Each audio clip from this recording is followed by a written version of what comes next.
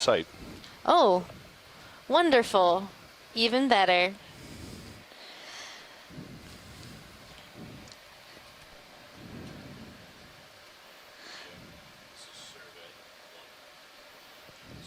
Another fun fact about Beethoven that I learned yesterday when I was reading our dive plan email, that Beethoven actually used to dunk his head in cold water before composing his music. Perhaps he's trying to channel some of that deep sea mystery into his music. I was just going to say, I do the same thing before all of our dives. Right? I wonder if Beethoven used salt water, though. You got to get in the mood somehow. All right, before we get going, I saw that also Asako Matsumoto joined us in the chat room. She's not on the line, but she's in Japan, so Ohio gozaimasu, Asako.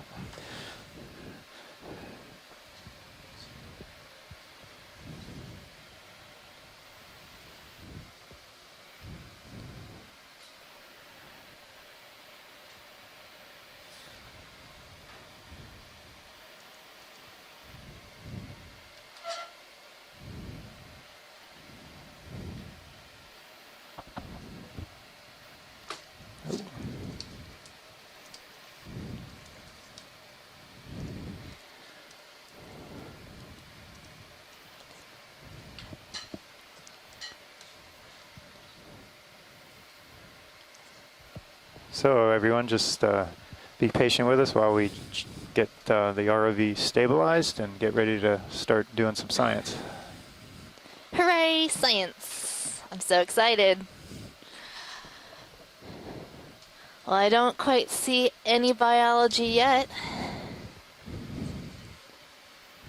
Hopefully soon.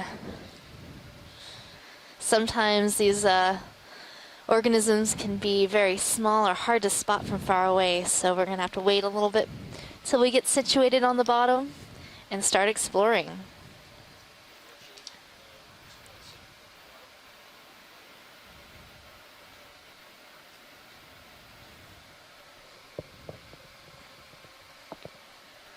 Roger that. Go ahead, Arvina. We have the vehicles on the bottom. Okay, thank you. Alright, then you can go ahead and put EXRV back on, John.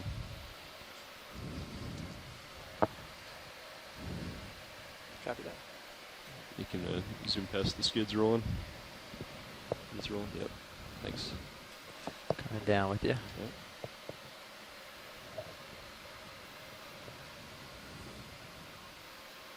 Looks a little barren.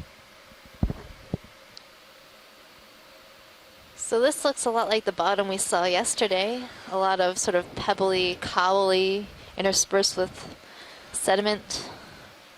The depth and high pack. Yeah, this one's a little less uniform. Yesterday we landed and it looked like it was kind of a consistent sized rubble and similar shape. These are variety of shapes, sediment, light sediment in between. 2534. Plus 3. Perhaps we're seeing this because we're at the bottom of that cone, and as we start transecting up that cone, we'll be able to see a little bit different types of geology. Yeah, from yesterday there was a dramatic change in the geological contact between the two types of substrate or bottom. So actually we're noticing a bit of a current coming from starboard to port, which would be roughly south to north. In case that's helpful for you. Okay, thank you. So we're noticing a bit of a current right now from south to north. We'll probably want to get a move in here pretty soon. I have general uphill sort of at 100. Okay, we can turn toward 100 then. Copy that. Nav, let us know when you're done with your So do you think this area would be a good place for rock collection, or should we wait until we get further up the slope?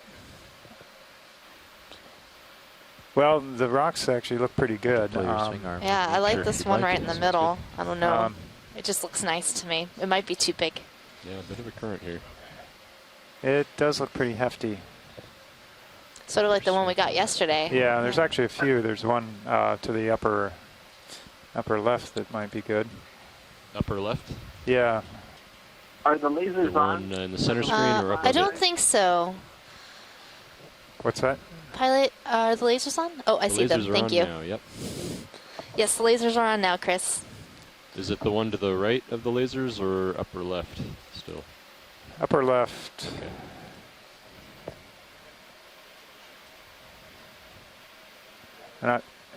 I'm not sure if that's 1 or 2 rocks or 3. Just moving ahead a little bit here, Jeff. Copy that. Yeah, one of those, but they may be a little big.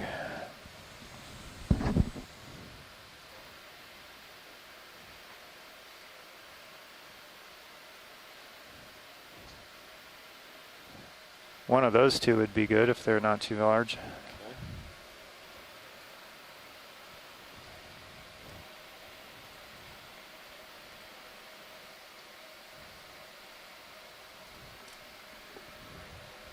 Okay, let's go full wide rolling. Thank you. So the ones that the laser is on now, or just to the right of it? There?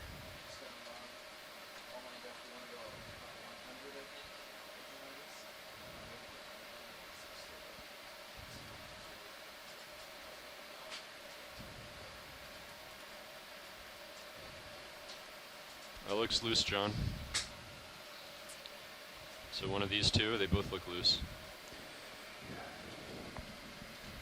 Yeah, how about to the right there? That To the one right? kind of sticking up, looks like it's on edge. Yeah, that one there. Above this one here or above it? Which Either one of those two.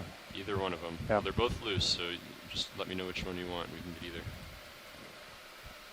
We can do a quick zoom once I set down. You can choose from there.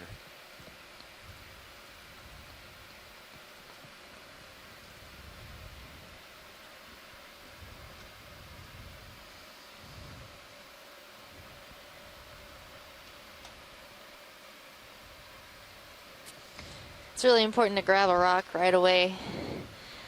That way, if we don't see one, we don't Yeah. have to worry about it. Yeah, we kind of waited a little long yesterday, and then we got into an area that they were all cemented in or volcanic or intact volcanic flanks. So All right, pilot. Sampling of hydraulics are on. opportunity. Okay. Would you like me to take mini? Sure. Put it Let's up do a on the quick screen. zoom, Roland, and then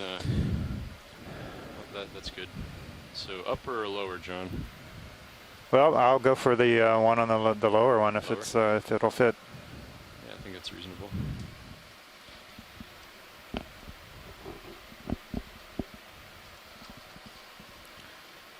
All right, your mini Zeus has the arm and the rock. Let me know when you want to adjust it. Okay. Should be fine. I guess I'll just go ahead and go with the starboard wing. Starboard box. Yep. Okay. Yep, So- it looks clear. Okay. You want me to move it in after you sample? Yeah. Okay. Okay. Force feedback is on.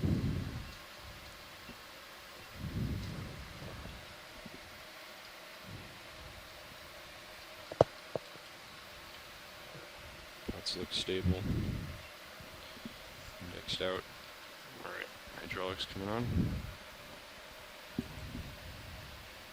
Okay, let's come out a bit, Roland.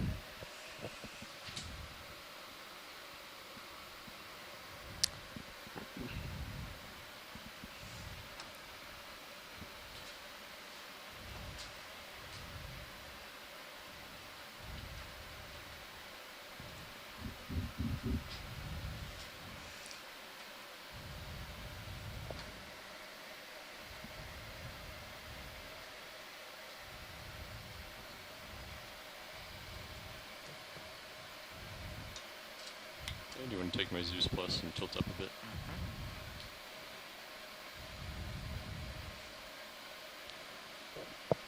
Okay, John, you want to zoom in, Roland? That's good, right there. What do you think? Oh, well, it's got a little sponge on it Right on the bottom there? on the bottom there. Let's take a nice look at that before we put it in the box. Go ahead, Roland. Chris, do you know what kind of sponge this might be? It's got like these little hair-like. Riley, do you mind if I adjust your starboard Oh, and there's upper? something else on it. It's The really, swing arm? Yeah. Yeah. really I'll light up interesting your box. spicules.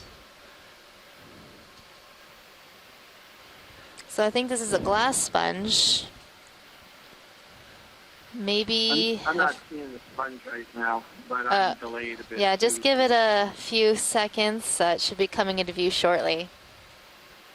It looks like a little tube, and it's got these sort of hook-like spicules sticking out all over.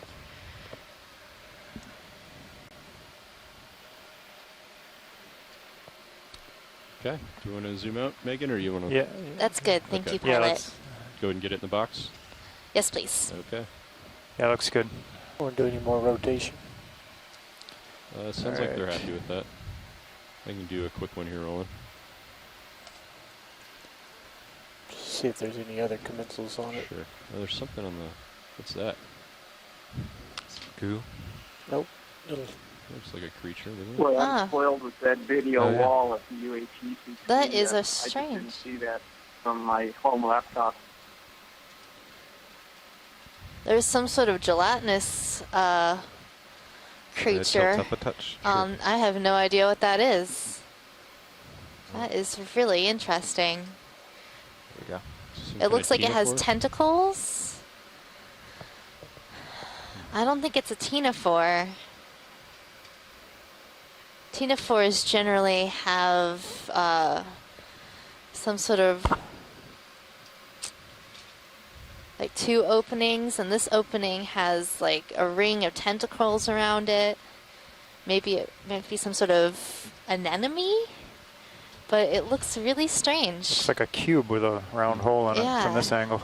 It almost looks like something like pelagic that would be floating around in the water column, but it's stuck onto this rock. Unfortunately, All right. I'm not sure it's going to make it up to the Okay, surface. I'm seeing the sponge now. So if you want to get some more good views on it, we can rotate it a bit. I thought I was on the 7-second feed, but that took a while to Let's see show if we up. can look straight down on the top of Anyway, it. it looks like, well, it's a sponge, You want me I to put think, these zoos down a but I've little? never seen anything like it. Got it. Yeah, we can always hope it'll come up intact with this rock. That's good.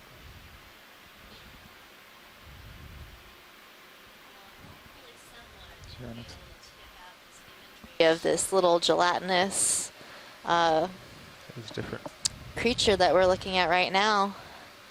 It almost looks completely empty, and I see a little amphipod, perhaps, Yeah.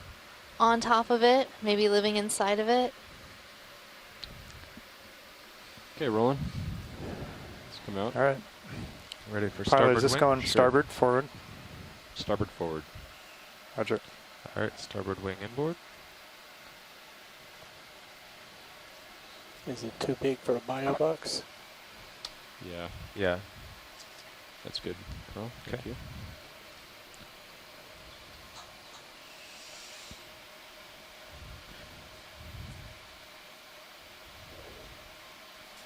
All right, I'm seeing the gelatinous creature It's now, no Andy and rock, but I have no clue good. I think either. it's perfect. It's First probably time I've seen 25 anything pounds like or that. so, That's so- pretty wild. I know, isn't that weird? I just can't think of what it is, but you know, you saw that ring of How do you like your lighting tentacles there? around the I brought that opening. upper in. It's good. Looks much So it better. reminded me of an enemy, but everything else about Back it out. is, you know, shouting, you know, some sort of other type of Nidarian.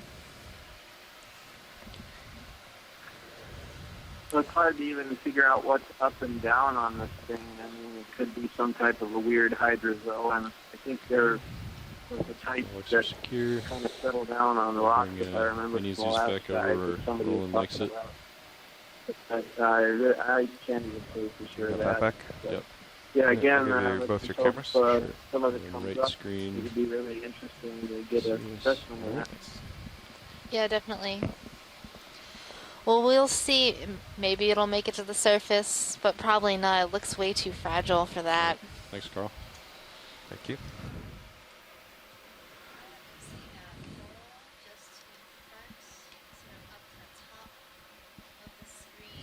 Mm, top of the screen. See the whip?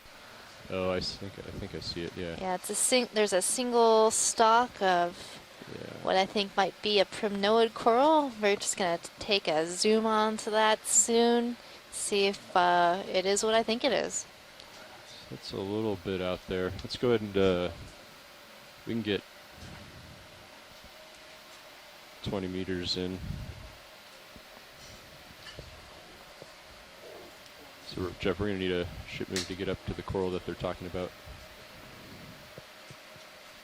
I don't think I'm gonna be able to get out there. We'll try. But 105 looks good to you, or 100? Either one, yep. 105 is fine. Okay. And I come down and give you a little extra. Yeah, room. that'd be good. Jeff, can you reposition HD2 when you get a chance? I will. Isn't that where you like it, Roland? Between the toes? Right now it's still angled, sort of sideways. Pilot's Okay. got it. How's that? It's getting there. Little, You want it right in the center? yeah. There we go. How's that? It's good. Okay. Okay. Lets us to see things coming, or Okay, altitude 15. I'm going to pull that about as low as I want to go. Yeah, that's fine. I think I can get to it here. And we should get that move going Yeah. anyways. Yeah, once he's done. He's still chasing numbers.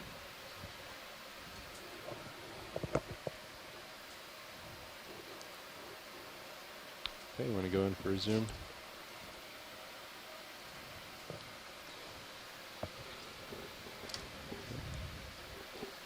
Now, co-pilot,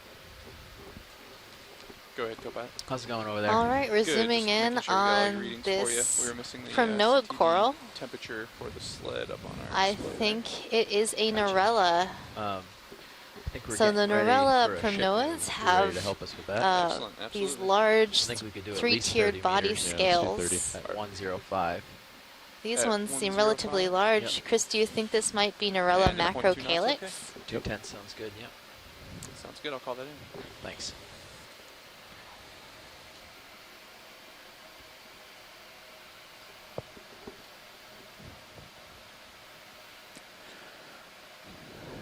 Okay, is that good for an ID, Megan?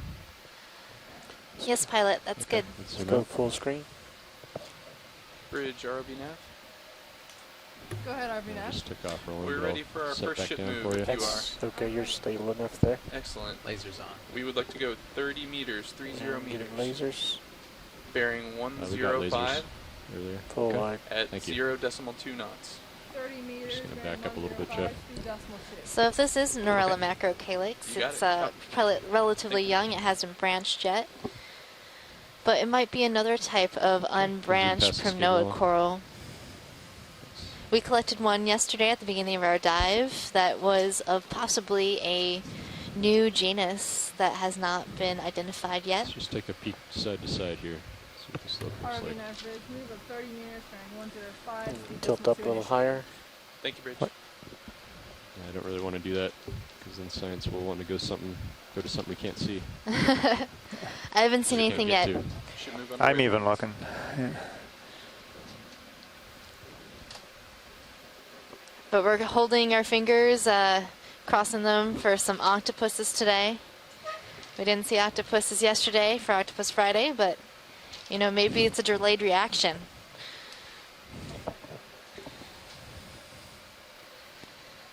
It's a rather large boulder rock there.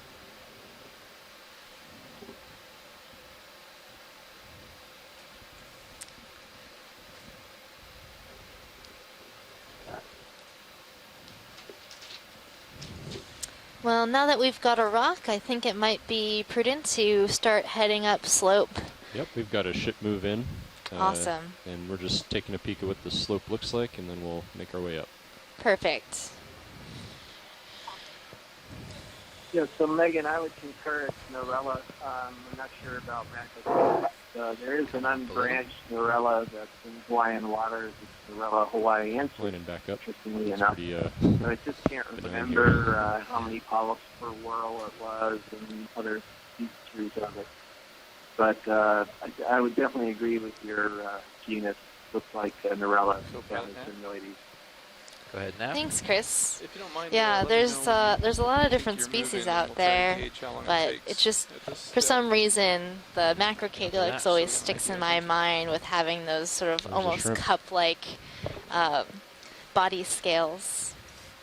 So it reminded me of it, but I'll have to refer to my animal guide to see if Want to zoom in? it Roland? might be that.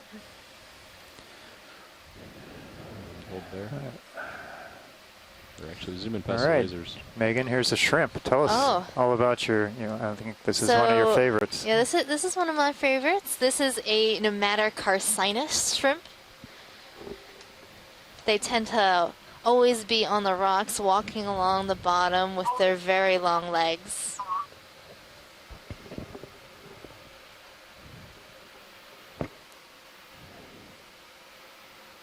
Do they also have long antennae? They do have long antennae. So that's what you see coming off the head and going up into the water. He's turned around for us, giving us a good view from multiple sides. So we see these very often at these depths, just chilling out, walking around, doing their thing. Now they're very hard to identify as species because we need to get a good look at how many little spines are on its rostrum, and that's the little projection between the eyes. Say we're just about Kind of starting looks to like a nose. And even with our amazing video, it's really hard to count the individual spines. So having a specimen is Roughly one 3 of the minutes very before you felt the move, I think. is almost required to be able to identify it with a lot of certainty. Yeah, sorry about that. Roland, let's come out. Sliding down slope. So what makes those your favorite shrimp, Megan? I just really like shrimps. Not only are they Something white delicious, floating but towards the they're vehicle just on the right. they're just so cool the way they walk around on the bottom, and then when they start swimming with their little pleoplods, they're just cool. What do you see, Roland? It just went under the vehicle. You saw something white? White. Sort of possibly one of those little worms. It's moving pretty quick. I think it's out of view. So for those of you who are wondering what we're looking at geologically, this is You kind see of it? a typical, what we call a Came talus in slope, or some people call it scree. It's Can't this hear you, broken Roland. rock. It came and went. Okay. Broken rock of, these look like they're of volcanic There's a origin spongy from thing at the lava bottom there. flows and pillow flows that are upslope. Zoom So past these the skid. can fall off just from breaking up over time. They can, you could have earthquakes, landslides, so on, and there are a variety of sizes. As you can see, sometimes they're more uniform, sometimes they're all one size larger. You see this on land too, at the base of mountains and cliffs, rock quarries. It's a jumbled collection of rocks, basically.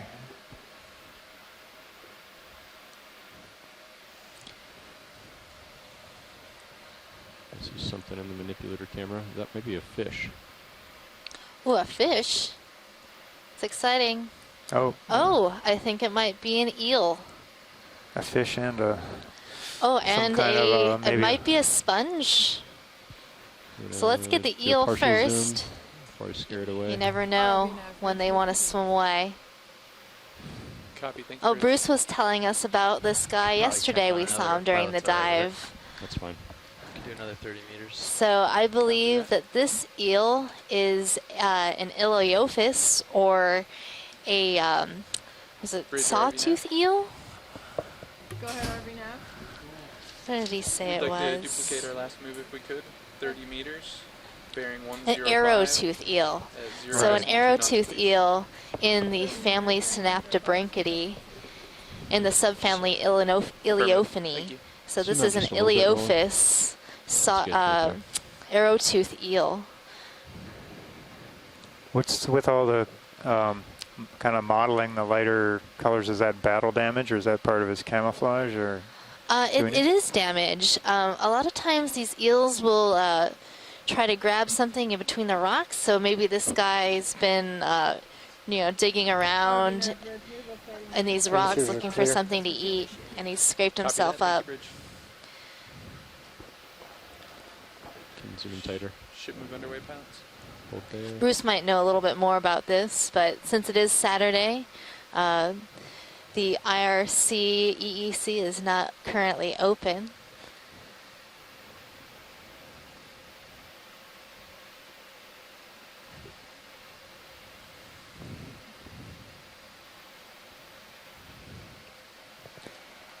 What do these guys eat? Swim out. Do we know?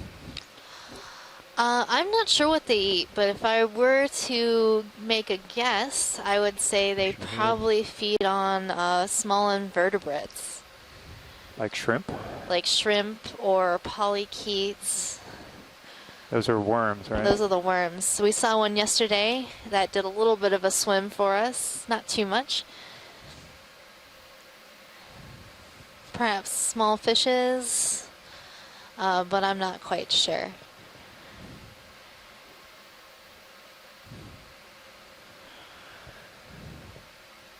What time did we get to bottom, John? were We on got bottom here at 9:40.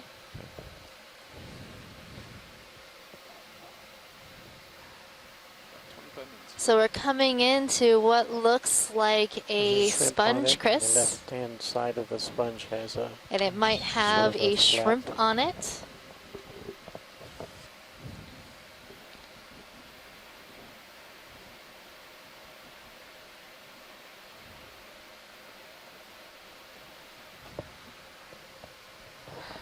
Now I think it might be a farinomatid sponge.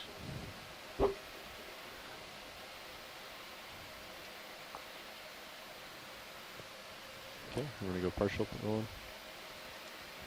Not shrimps. Hold there.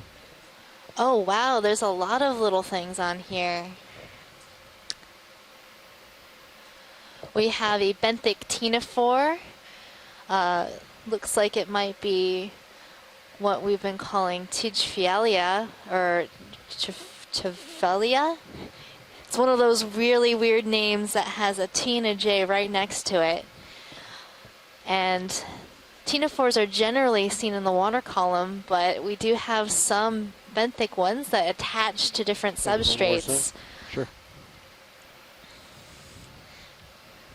Yeah, so this one does not have little, so the little projections you see coming out are how it captures its food. Those are its long feeding sort of tentacles. Can they retract those, or? I believe they can. Their mouth is actually on the underside of the animal that's up against the sponge right now. And so they bring in, sort of like reeling in like a fishing line. And those tentacles have a little bit stickiness to them to capture something. Go ahead. Ah. And then we have a hydrozoan in the family Tubularity, and that's this Actually, do you want to zoom in on that shell up there? Yep. little guy on the stalk. And oh, that's another benthic ctenophore. It might be being fed upon by some sort of gastropod or snail. Wow, we got quite a party going on Yeah, it's a party on the sponge. Okay, let's do full So specimen. I think this sponge, it might be Simperella. And then I'll push ahead. Can we look at the base of the sponge to Sure. see what kind of attachment it has? Zoom on the base. So you this looking, Jeff? sponge is 60 in the degrees on family camera. Farinomatidee. And I'm not, 65. it's sort of wedged itself in minute. between these rocks, so I can't see the specialized Cool. spicules that are allowing it 3 to to 5 attach meters. down into the substrate. But it does look to me like a Simperella, and hopefully Chris Kelly will be back shortly to give us a little more information, So a small coral. maybe Nav, confirm bottom my right. identification Yeah, of this just wanted to make sure you sponge. Keep an eye on the hard Roland returns, about sees 30 something meters on the out right from here. you. See what he's Oh seeing. yeah, let's You wanna look zoom at in what real he's quick? seeing. Is that a good range for you on the sonar? We can bring Sirius into 50. Copy that. I'm slipping, rolling. Come out a little bit. Looking at you, 80 degrees. All right. We just have a second here. I gotta push out. Go ahead.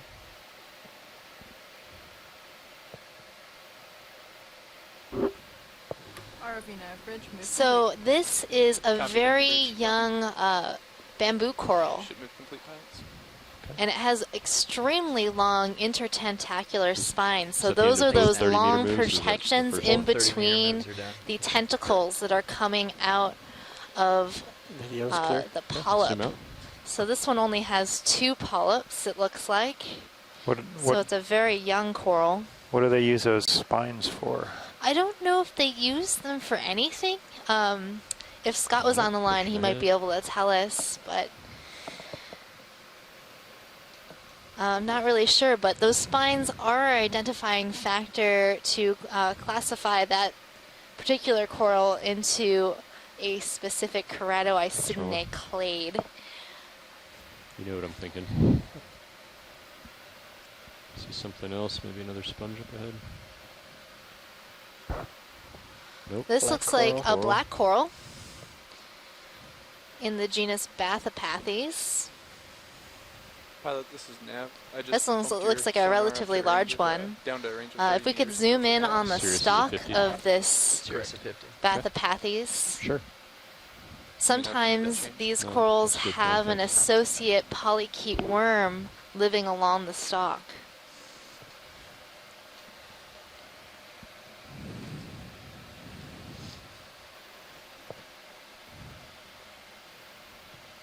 Can you bring up? Well, is the lighting better with the lower swing arms down like that? Have you So noticed, right or now, And it's where do good lighting on that subject. Bathypathes live? what do you Bring think? them up higher. if you want. On the Let me try it. bathymetry. All right.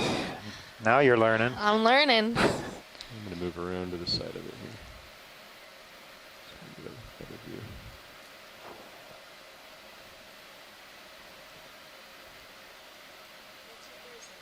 Obviously, if the lighting was better low, and we only put Oh. them up, it's going to be real steep. Okay. But I'll put them up. Right now, Just for now. decide Oh, if you there's like a it. little crinoid on the Can you rock. zoom in? Yeah, kind of. It might be a telecrinidae.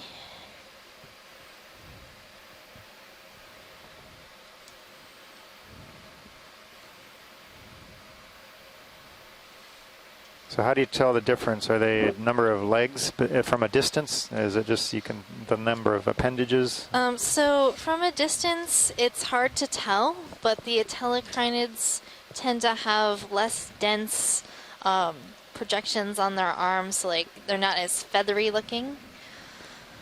I'm not seeing a polychaete on this stem. Can we pan down to the base? Sure, tilting down to the base. And there then it is. There's the crinoid. Let's look at this crinoid. So, yeah, see how spaced out the little feather like Look past you, projections but ahead are is on the safe. I'm pretty arms, sure I'm settling and in. I'm not really seeing the cirri, which are the little legs on that are on the underside of the crinoid that help hold it down to the substrate. But those will be relatively long and prehensile. Okay. Thank you, zoom pilot. out. Do you want to look at the top of the black coral here? I think we're good on this We're black good. coral. All right, Roland, are you happy? One full screen of both specimens.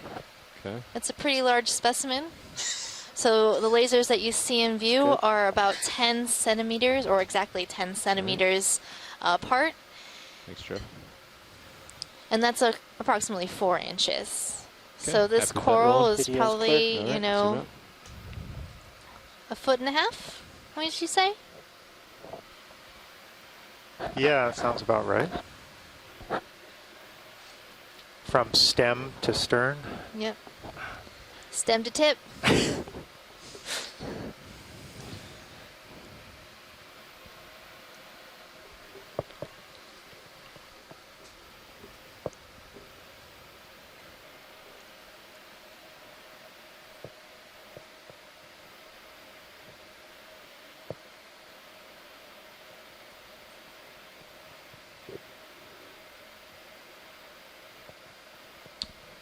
Quite a bit of current. Is it picking up as you come uphill? I don't know if it's getting worse, but it's definitely strong.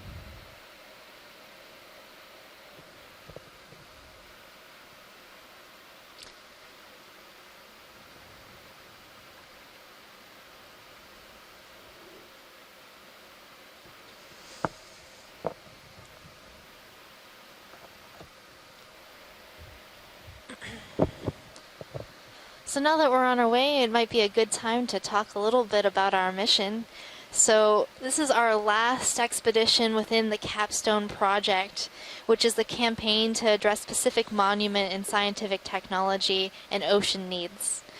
And it's a really great opportunity to explore all of our Pacific monuments. So we've been here exploring in the Pacific for, was it 3 or 4 years? 3 years. 3 huh? years. And we do this with our partners. A lot of partners and a lot of people from around the world have helped, add to the expedition and make it as amazing as it has been.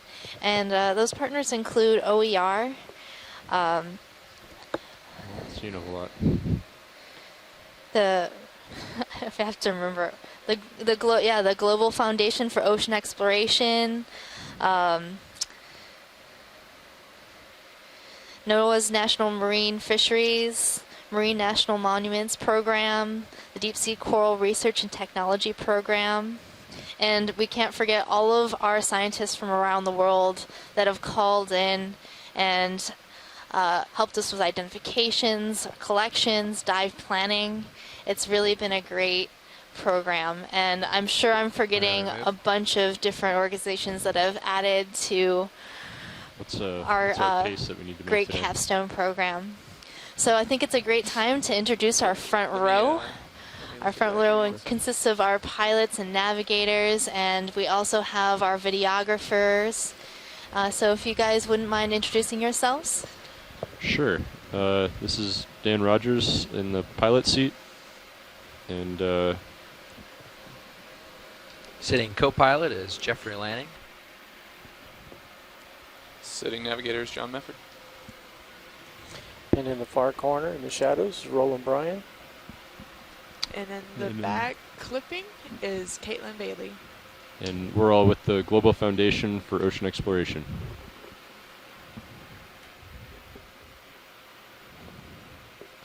Yeah, I probably want to get a move. All right, thanks. Yeah. Thanks, everyone. We should be pretty good on pace. And for we right also now. have a We've got about whole 500 ship's meters total, crew but that's we've got plenty of bottom time right now, piloting, so- maintaining, cooking, cleaning, painting, Would you like to do the launching same and move? recovering. So we have an entire ship's more crew the that same is perfect. keeps us going. Sounds good. I'll get that called in. Bridge ROV nav. Go ahead. We'd like to duplicate our previous moves. Okay. 30 meters, 105, speed decimal 2. Affirmative. Okay. Thank you.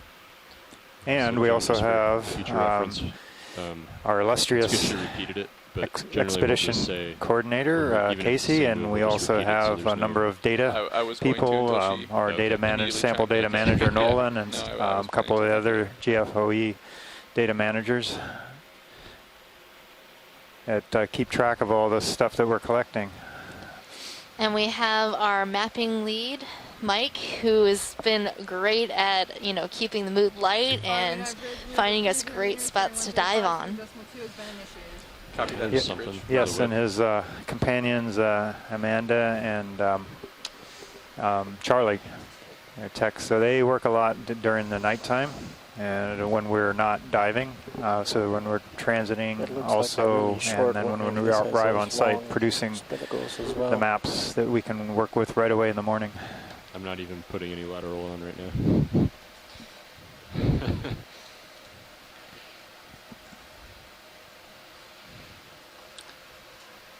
So we're seeing another coral. Could be either a bamboo coral or a primnoid coral.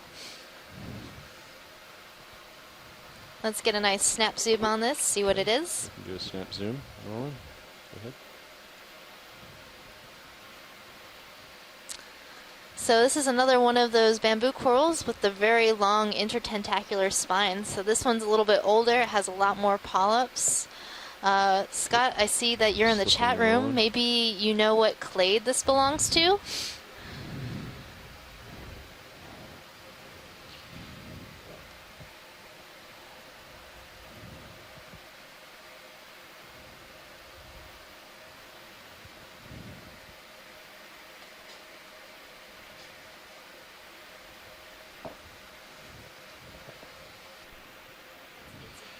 Okay, let's zoom out. And do your full specimen rolling. See your light pool, or do you want me to turn around? Get you. Yeah, you can turn a bit.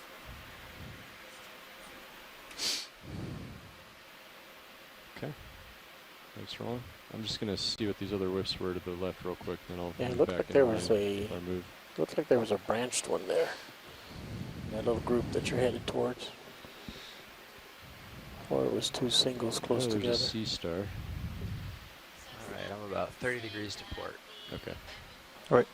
Your mic is off. We'll do Oh. a quick one. Quick zoom, and then I gotta line back Okay, up. so I see that Scott You're France okay. is saying that the bamboo coral that we just zoomed in on might be part of the bee clade.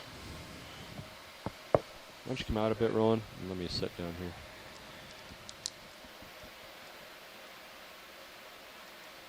All right, go ahead. Interesting substrate.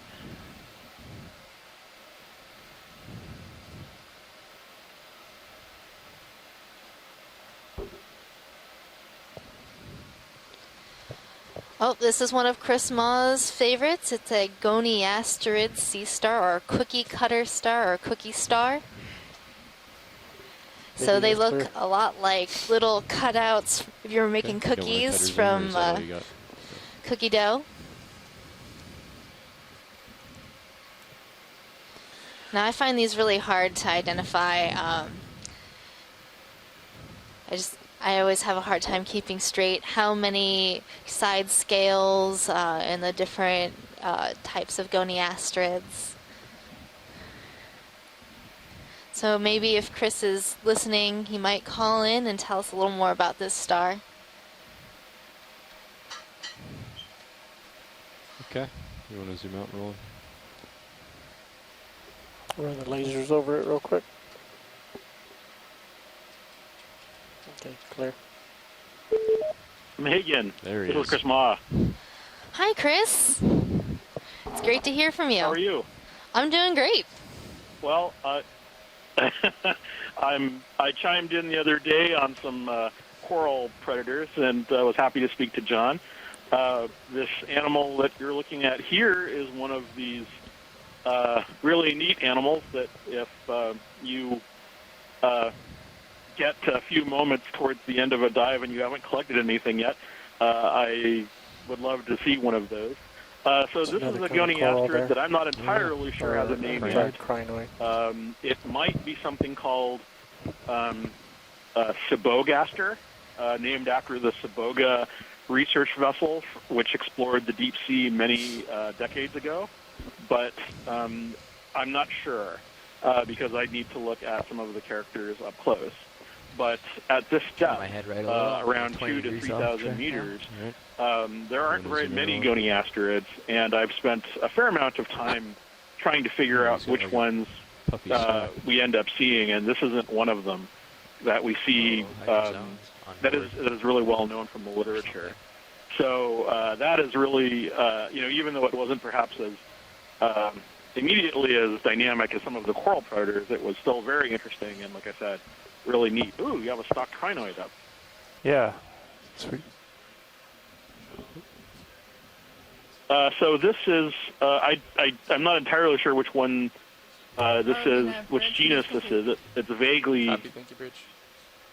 Bathicrinus-like, but I'm not sure. I probably am slaughtering that identification terribly.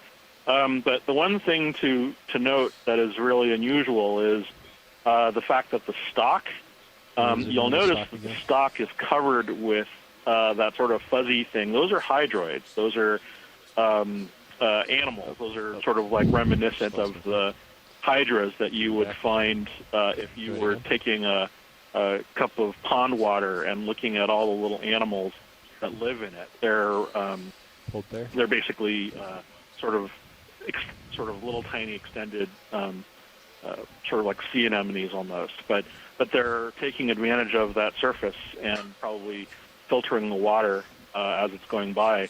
It's unusual for crinoids. I've never seen them. Excuse me.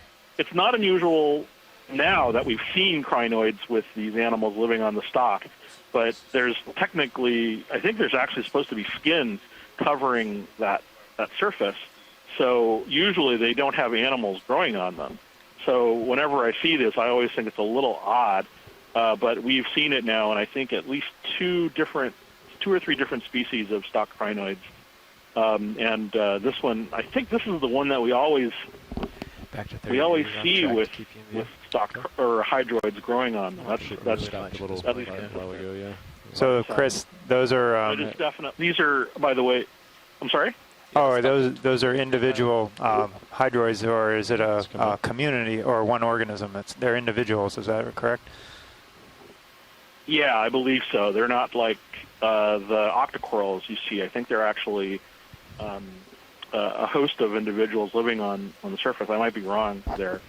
This is also just to sort of give a general introduction. The stock crinoid itself is the kind of older form of those feather stars that we see. Stock crinoids are sort of very ancient animals. As a geologist, I'm sure you're probably familiar with them because they always show them in paleontology textbooks. But there are fossils that are just like those stocked forms from the Paleozoic. And so they are often reminiscent of very old animals. Right. Chris, I was seeing some comment from Tina Molodtsova from, I believe she's at the Shirshov Institute in Russia, that it actually, she says that they are kind of common to have on the stalk, and that this would actually be a colony of hydrozoans rather than individuals, I believe. So. Okay. Well, I'm happy to acknowledge that I've seen a fair number of hydroids. Common is a relatively difficult word to define. But colonial, sure, that makes sense too. But I leave it to the people that know the stock crinoids a little better. Anyway, I will leave you guys to it, and like I said, if an opportunity to grab another goniaster on one of those rocks comes up, I hope a 2-for-1 presents itself. Okay. Yeah, before you go, Chris, I wanted to ask you a question, or maybe you have an idea about this. Mike was just showing me on the EK60 that there is a scattering layer. Now, this image is going to be on video feed 3. There's a scattering layer at about 150 meters off the bottom, and I can't think of why we would see that. Do you have any ideas? No, I'm not much of an oceanographer, I'm afraid. I could tell you a lot about phylogenetics and systematics and taxonomy and such, but I'm afraid I've never really been really proficient at a lot of the sort of more physical oceanographic things. Well, thanks. Maybe somebody else on the line or someone will call in and have a little more idea about this. But for everybody in the chat room, maybe you could chime in, take a look at video 3.3. Okay, zoom out. So this is Mike White, your friendly mapping lead for folks following along on shore. We're just sitting here. One of our new paradigms is continually running our EK60 split beam, single beam sonars. And what we're just seeing here in the EK18 or 18 kilohertz frequency, I'm going to send a screenshot, is what you can see clearly is this is the ROV as it descends towards the bottom. You want to think of the horizontal axis as time and the vertical axis as depth. So this would be the surface of the water. Here we have the scattering layer beneath the surface, you know, and at night this will migrate up, of course. These vertical lines here are the USBL, the ultra-short baseline, which the ROV team uses to track the ROV in the water. And what we've been noticing here is about 100, give or take 150 to 200 meters above the bottom is a relatively consistent scattering layer that was there before the dive and seems to be there throughout the dive. So if anybody on the line wants to make a comment about this, please. Otherwise, what I'm going to be doing is sending some screenshots to our water column experts that we have here at OER.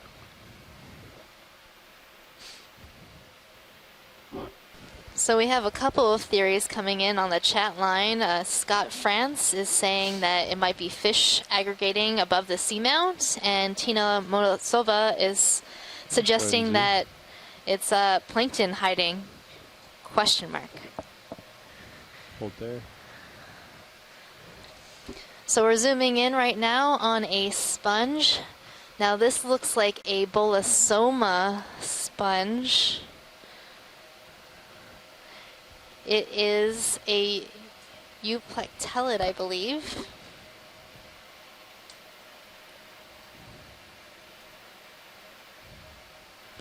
Looks like a mushroom. Yeah, it kind of looks like a mushroom. So if you were tuning in yesterday and at the end of the dive we saw a sponge that had a long stalk that looked like a mushroom as well. This is a different family. This is in the family Euplectellidae in the subfamily Bolosomini. Okay, And it's probably the genus Bolosoma. And they're stalked as well, but the base is coming up onto the atrial surface instead of the dermal surface, and those are the different surfaces of the sponge. The atrial surface is the inside, and the dermal surface is the outside surface. And those are just sponge terms to figure out where the stalks are connecting and what is the inside and outside. So here we're seeing another primnoid.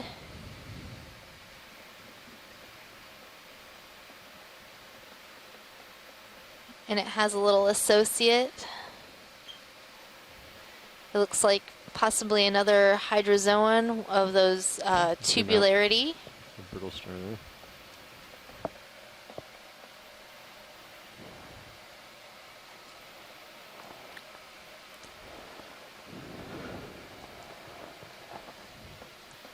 All right, and while we've had all this biology going on, we've moved into more of an intact flank instead of all this just talus, broken rock.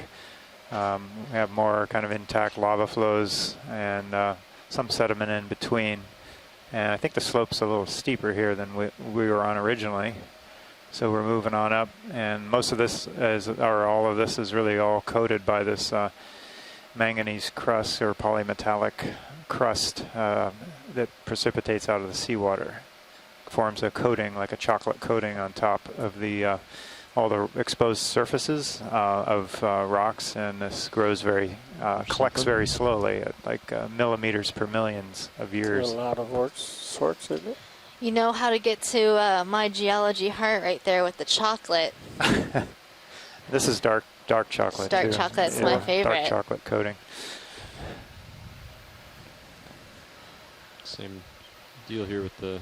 So I think this is the same type of stalk crinoid we just looked at. With the same hydrozoans. With the same hydrozoans along the stalk. So it is likely in the family Bathycrinidae. Did we have a genus ID? I was talking to Mike when we were looking at it earlier. No, I don't think we did at the time. I was, let me just look back in the for the crinoid itself, or for the... yeah, for the crinoid. No, I don't think so. I think Tina was mentioning about the hydroids, hydroactinia. Stocks up here.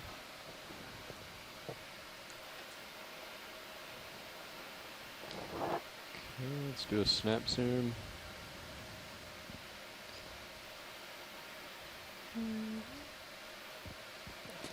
Pushing ahead. Something. So there's a possibility that that stalk crinoid might be in the genus Nomacocrinus. But Nomatocrinus usually has long filaments on the ends of its feather-like arms.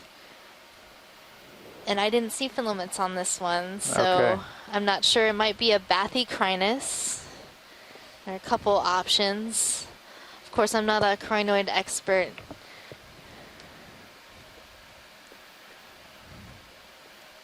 I'm guessing the Bathycrinus also lives on bathymetry. Would that be correct? That would be correct. All right, thank you. 2 for 2. 2 for 2. The geologist is getting into it. Did you Just a ask snap for- zoom. Okay. Oh, what do we have here? Is this a stalk of a sponge with hydroids on it? Yeah, it Wow. looks like a Like dead some stalk of a anemones on the top. sponge. Oh, we're seeing them all over. And anemones, a couple Oh, we saw anemones. this yesterday. Where And, there was a something here too. This yeah, a little clinger on there. So yesterday we saw a sponge stalk with cereanthids fine on out. top, and I think this is the same thing. Did you need a the closer look at that, Megan? Or No, we don't. I don't know if we need that. We can zoom in on that Yeah. later. now let's move on up. So that guy was probably a polychaete or maybe another benthic ctenophore.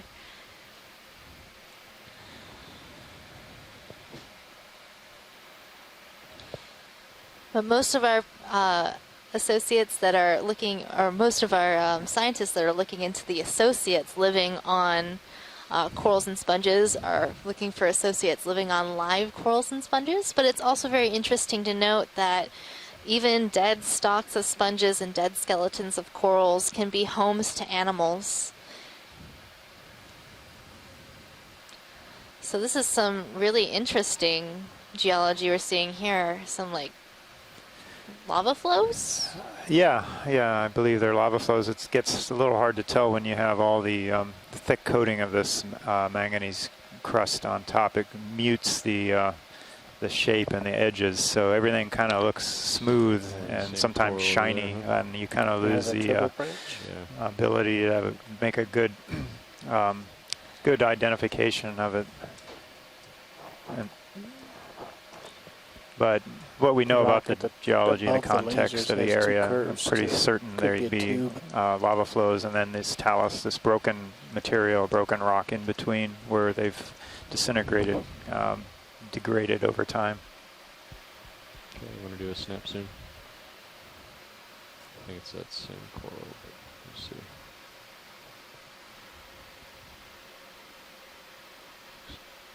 Maybe the polyps are closed up.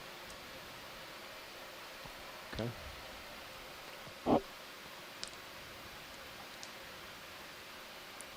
Well, look at the curved rock.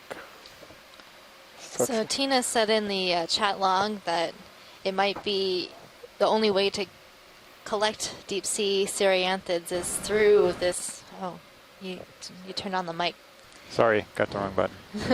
Is Let me know through when pilots would like to- collecting this dead sponge stock. But We're about since ready. we've seen this before, maybe we'll see it again. Lined up. You got your mic on.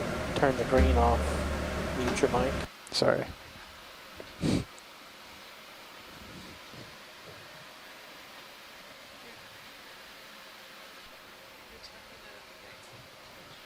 Do another move.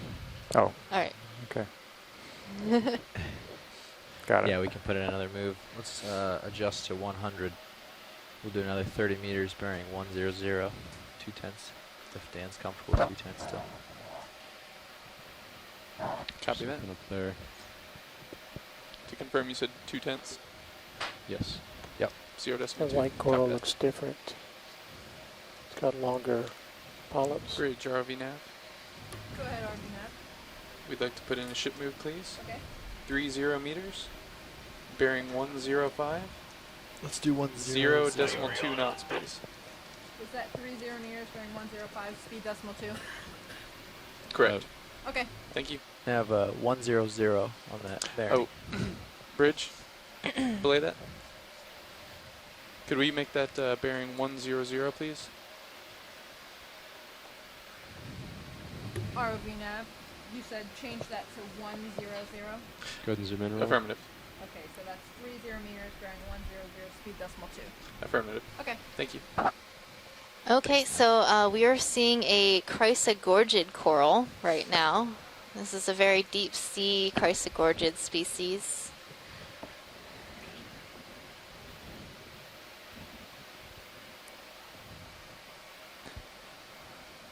Oh, and my computer just made the sad blue screen of death at me. So what's unique about these corals versus the other ones we'll see? Well, Anything? one thing is, you notice all the polyps are, again, all on the same side, and it's branching. So it's not like the chrysogorges we were seeing yesterday that were spiraling, like Iridogorgia. These might be See the current just chrysogorgia. Ready for full screen? Go ahead. I know we collected a couple deep sea chrysogorgids in the past. I'm not sure. Is anybody saying anything? Oh, Plurigorgia? Plurigorgia. Yeah, it looks Scott and relatively Tina. young. A juvenile. Okay, video's clear. Okay, zoom out. Yeah, so it's really great to have these onshore scientists participating. That way, you know, we have more input as to what we're seeing. They have more ideas about what to collect and what's important, how to ID them.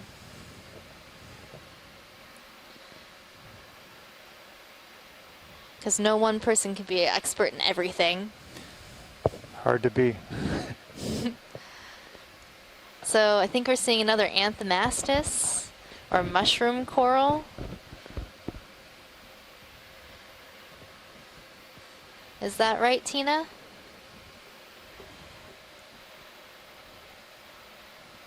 Go ahead and zoom in.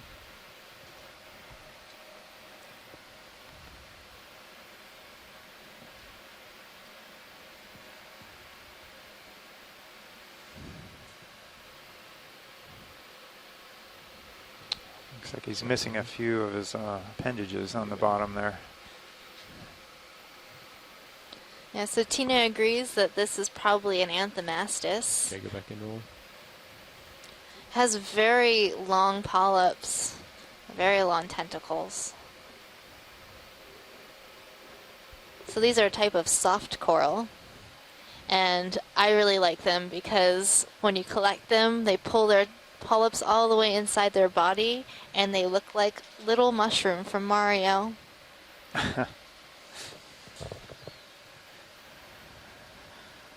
So with these ones on the right side of it that are shorter, are they, would those have been predated upon and grown back, or are they just... Yeah, I think this one polyp that's shorter over here got nibbled on at some point. He's definitely damaged and regrowing tentacles. That little polyp got. Video's clear. Okay, we're clear. Are there usually just 4 coming out, or they have multiple? They can have a lot more polyps than that. Okay.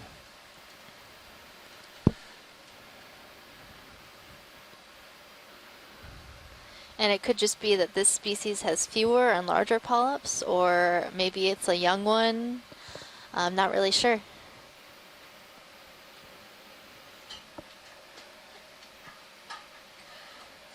Wow.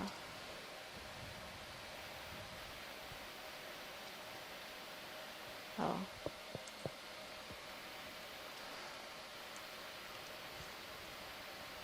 Get too much further ahead of you, Jeff.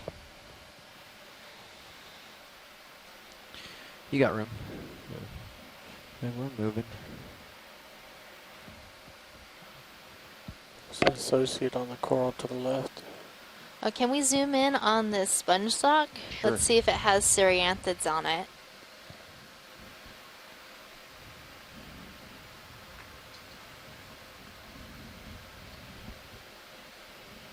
It definitely has some sort of brittle star Okay, go ahead. wrapped around.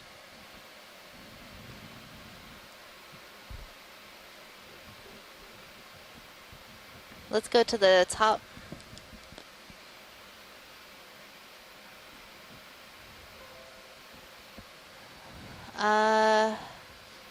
Not sure if those are cereanthids. But there are some sort of Cnidarian up there at the top. Guys in the chat room, any opinions? Got more zoom, or is that max? It's max. Okay. These ones don't look as nice as the ones that we saw earlier.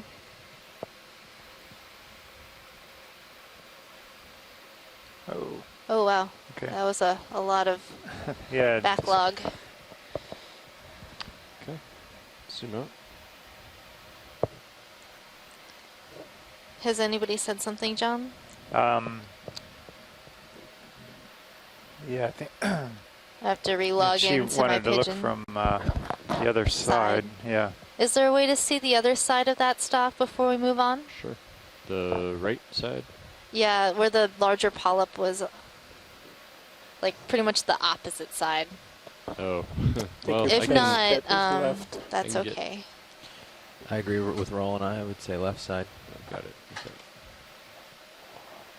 That top left anemone looking thing almost has a tube.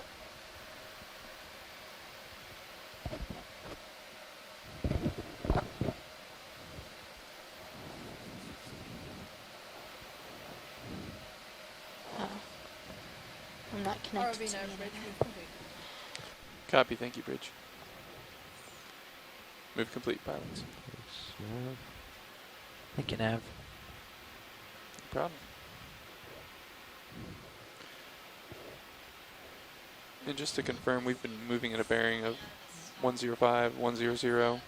Are we going to continue to swing a little further to the north? Yeah, I'm just gonna follow the contour best I can. So basically, we're Okay, looking go at the ahead, Roland. sonar. I'll take my get out of your ear. Sorry, pilot. You're right. You've got the sonar. You can see this sort of larger ball of yellow here. So I'm basically All just right. lining up my heading Sure, so that's facing the middle we are of that, zooming assuming in that's on a the different most, angle. like local high, and then wherever I'm facing when I'm lined up with it is It the looks direction like we'll go. So you can see right now I'm like there almost might- 190 there's a number or of 090 or polyps 085 on the top of this sponge we'll end up coming stalk. around a little bit more. Copy that. I can't see if there's that inside circle of tentacles that are Slipping. typical of cereanthids. And co-pilot, I'm sure you've seen, based on high pack, it looks Oh, like our okay. bearing to hit waypoint 2 would be about 77 Seven again? degrees or so, 75. So it's our hunch Okay. that it's probably not Just a Yeah, so cereanthid. we'll keep crawling around to that, it seems. Copy that. Sounds good. But yeah, we generally just follow local high for the ease of the pilot. Makes sense. And it keeps the slope in front of you, which keeps the view interesting. So I'm thinking we should probably move on.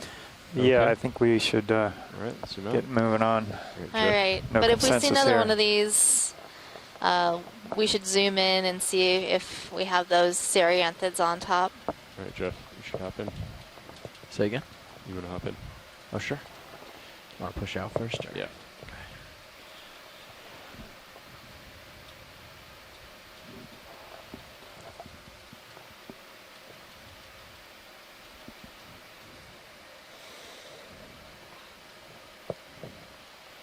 So the comment by Scott was that they look like they're probably small anemones rather than these cereanthids.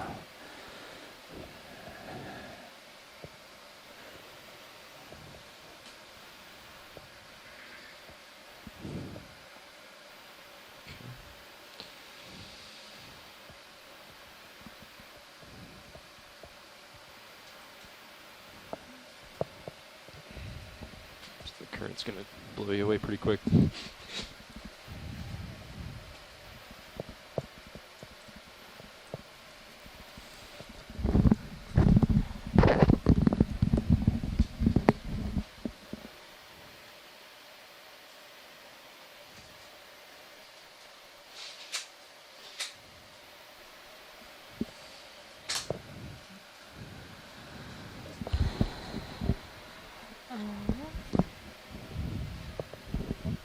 Thanks, Roland.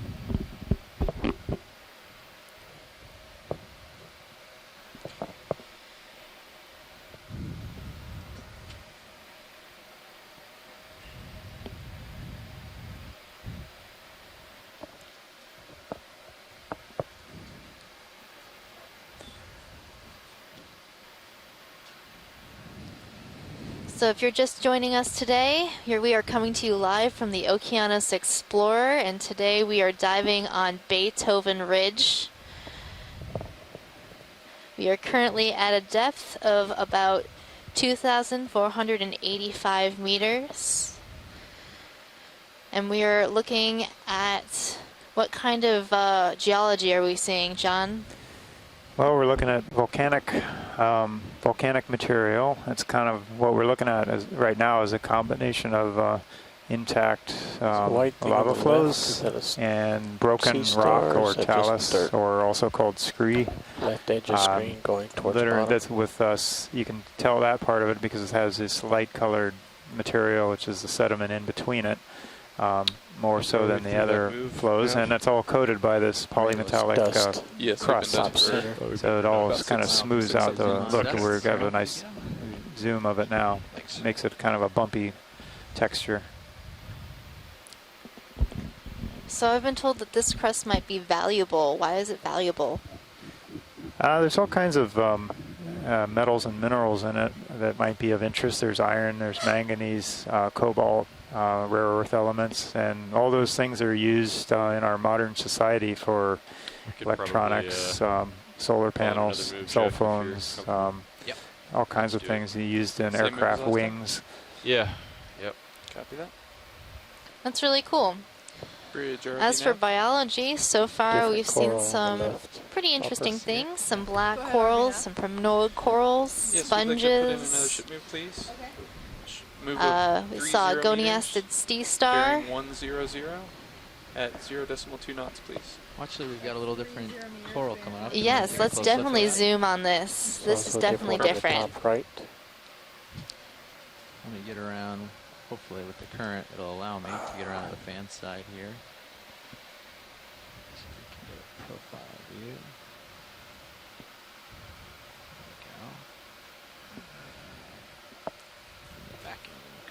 Not usually. ROV nav bridge move of 30 meters, bearing 100, speed decimal 2 has been initiated. Yeah, copy, thank you, Bridge. You're welcome. Ship move underway, pilots. Thank you. Starting from here, video. Okay, Jeff, you need to lift your mic up a little bit. In a little bit. I can't do it like this second. Yep. All right, well, this looks to be like a corallium, or a corallidy coral, or a pink coral, or red coral, depending on, you know, how you'd like to give its common name. This is likely the genus Hemicorallium.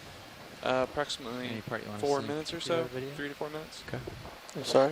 Any part you want to see in particular? Can we see the top of one of these branches? We'll zoom in closer on one of the ends, sure. Max zoom. Max zoom, okay. I can fly in a little closer then. You want to come out. It's just a good perch for a profile view. Get in real close for a view of the ends here. So this is a pretty deep living species and genus.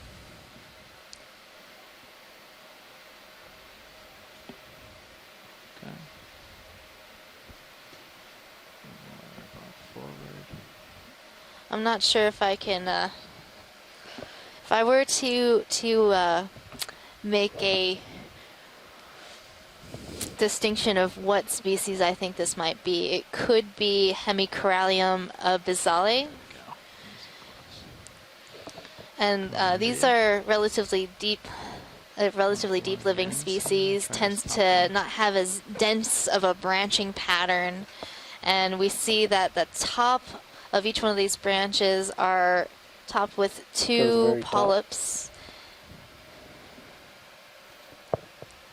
And we've seen Hemicorallium bizale in the Northwest Hawaiian Islands. So if this is indeed the same species, there might be some connectivity between the Northwest Hawaiian Islands and our musician seamounts.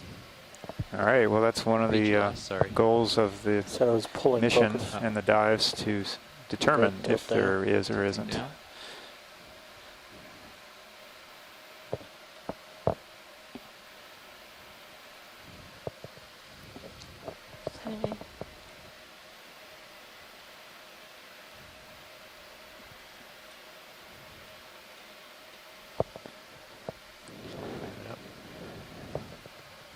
Oh, look at the bottom. It'd be really nice looking at that. Is there a specific Yeah, there's a good distinguishing polyp lower characteristic left. you're looking for here, other than the Shows color dual and? that she's talking about. Well, the color usually gives it away as Okay, to what definitely move it species now. and or Yeah. as to which family.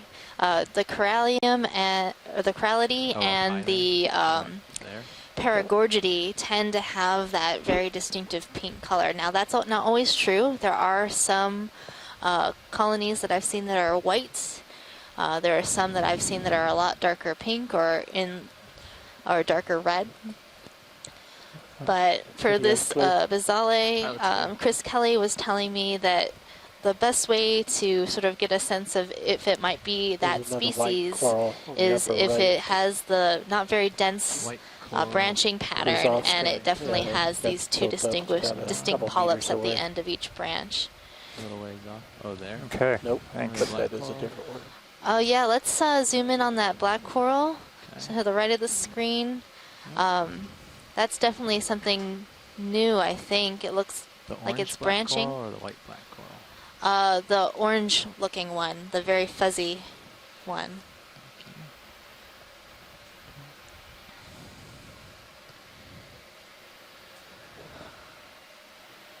So I find black corals also pretty difficult to identify, but fortunately we have some onshore Oh, yeah. experts.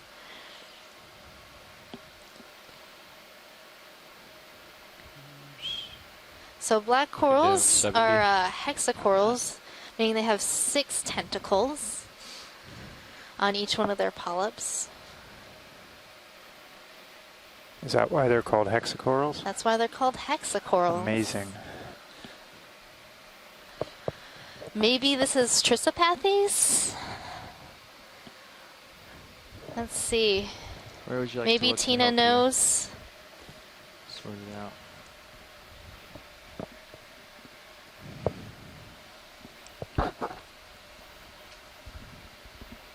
Go for full screen. Copy.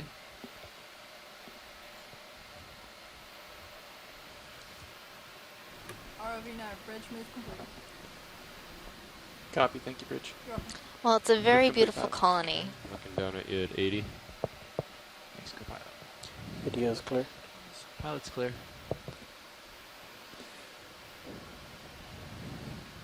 There's a Yeah. dead sponge stock. Can we take a quick snap zoom on the top there to see if there's any Cereanthids, pilot? Yep. It will have to be a snap because I'm Yeah. trying to keep up with the ship, but we will get it.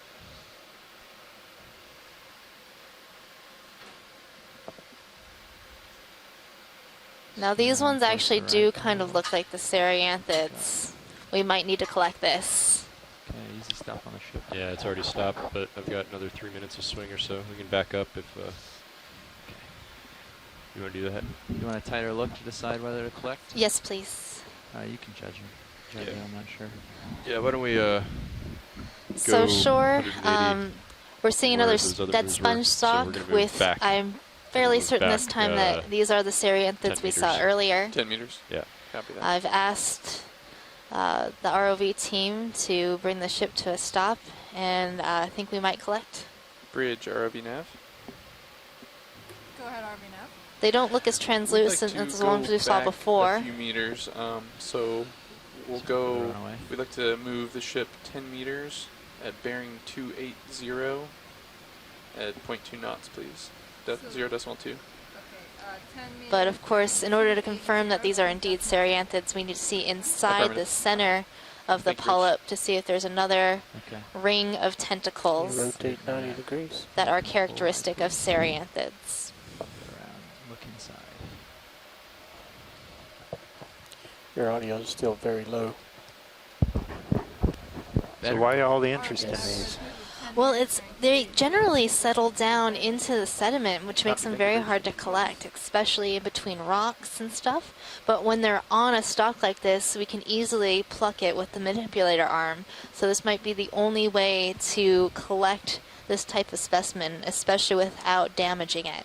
How tight of a zoom do you need Would to get they into the just center? jump out of the stalk? And We Looking need for I think, a additional pretty lower tight tentacles. zoom. We just need to see if there's tentacles on the inside. So I think we have a good view right now if we can snap in. zoom. RV nav, bridge. Go ahead, Bridge. Hey, we were just ramping up a little bit, so I had to decrease the speed to decimal 1. I wanted to just let Does you it know. look like a second ring of tentacles that, to you, thank you. John? I see some smaller ones in I there. see I some don't know smaller if you tentacles on call the that inside. a ring or not. Pilot's the bridge informing That's that they one have of the to smaller move it 0 ones, I decimal 1 believe. knots. Yeah. Copy. Ah. Shoreside. Scott, Tina, Asako, what do you think?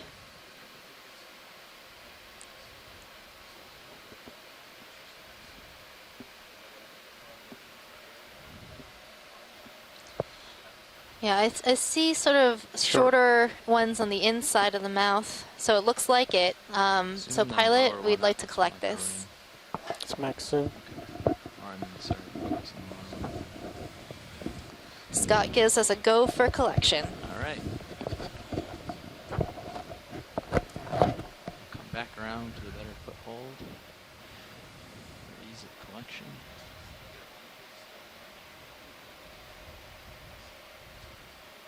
This is pretty Ship is exciting. backing up. Being able to collect a Serianthid Still waiting on that. intact That move, inside though. a It's looking sponge little stock. close right now. All right. We don't really have a lot of specimens of these deep sea Serianthids because they're very fragile. Grab and go then. Probably another minute or so until you feel that move, co-pilot. I think we'll be So, all right, Jeff, shoreside, what would but- be the best way to preserve this specimen? In formalin? Or should we do one in formalin, one in alcohol?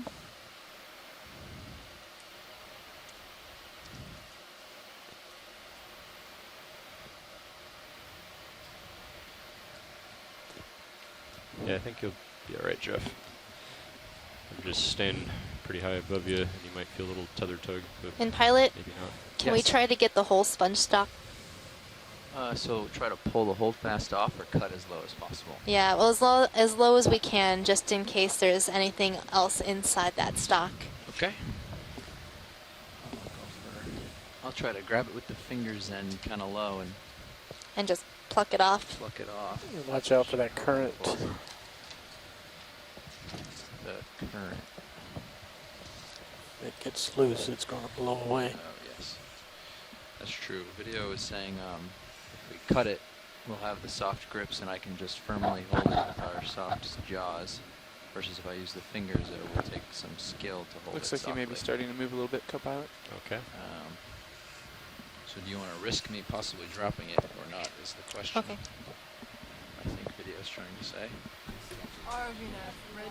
Move is just about complete. Copy, thank you, Bridge. You're welcome. Move is coming to We spun completion, up? pilots. Yep, spun up. And Also looks like a everything's glass ready to sponge, go. which makes it I brittle. assume the port bio for you, but Okay, arms come in line.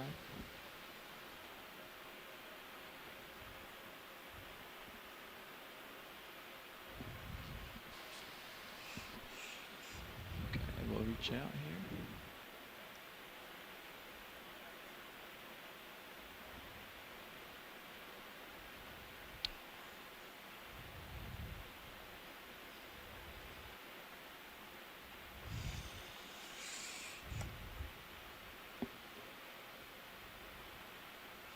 Okay, let's get the minis just up here and lined up. all right.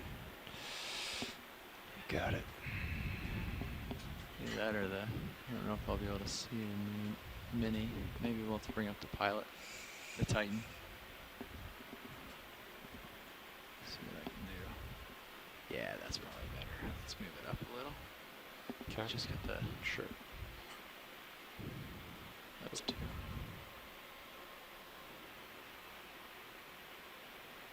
There he is. Okay. Can you help me keep an eye on the Sirius camera, John? On it. Thanks.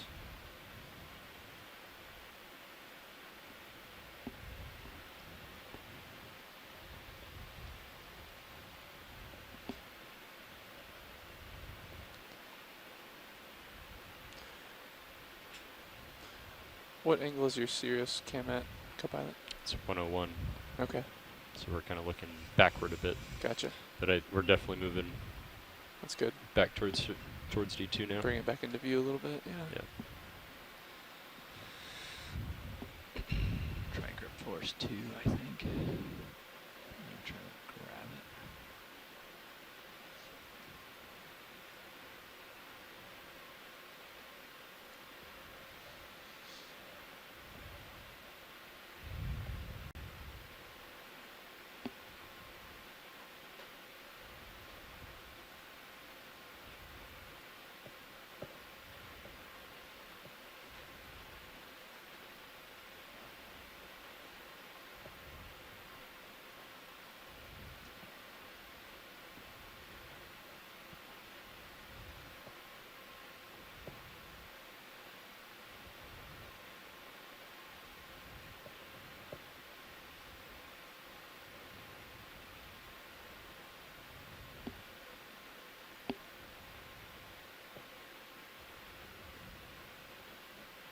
Okay.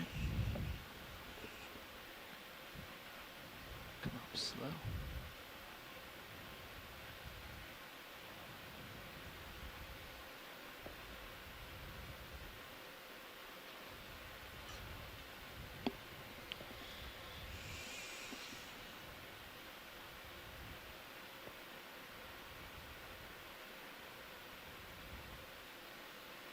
Okay.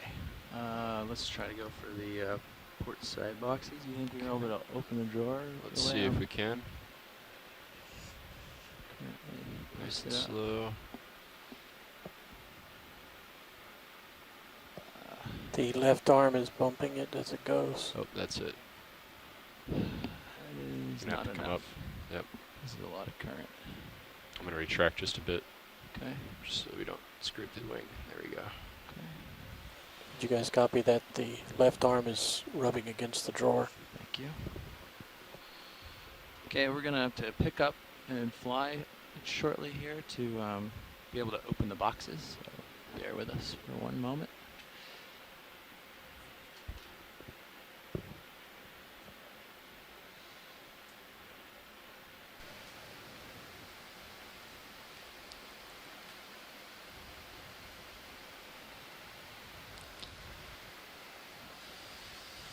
Okay, so we've picked up our sample. Right now, pilot's getting into position to open our bio boxes.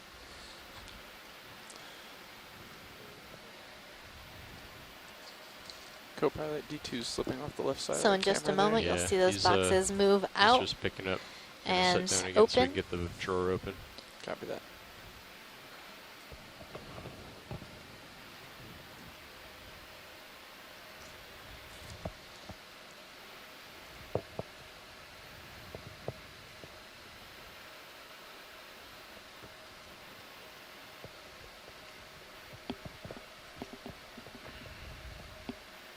Steady enough for now.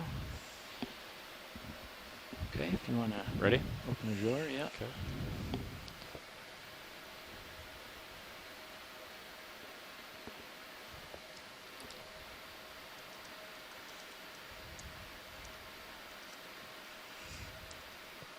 Fully open.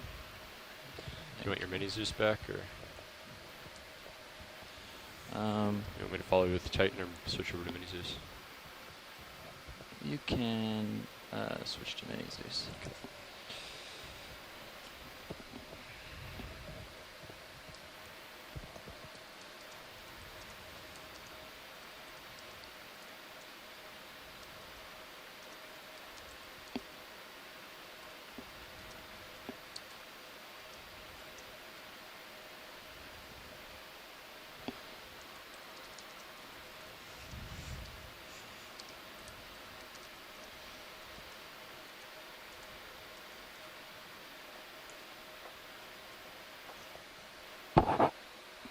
Okay, I'll try to delicately drop it in.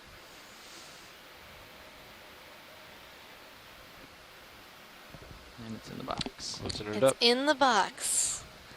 Great job, pilot. Yeah, I see it. All right, that I'm gonna means move the that I shilling out of- can back out a bit. collect. It's official. We have collected the specimen.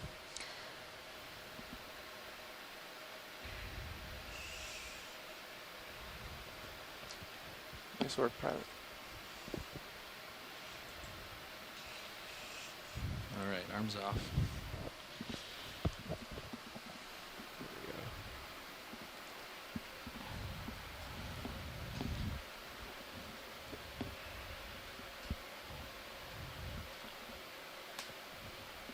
And do you know drop a target for that? Yep, I already have that marked on HiPAC. That's specimen 2 bio in Fort Outer Box. All right, let's get your line back up.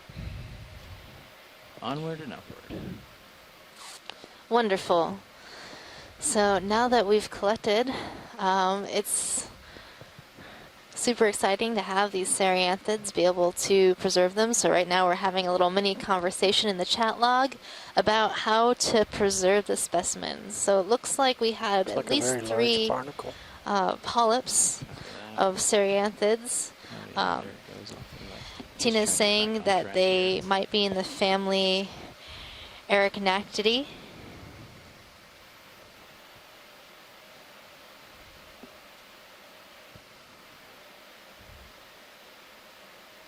Got your toe in Sirius. And we're going to possibly preserve 2 polyps in formalin, and that'll allow us to see the different structures inside the polyps, and then 2 in alcohol, or 1 in alcohol, and get genetics.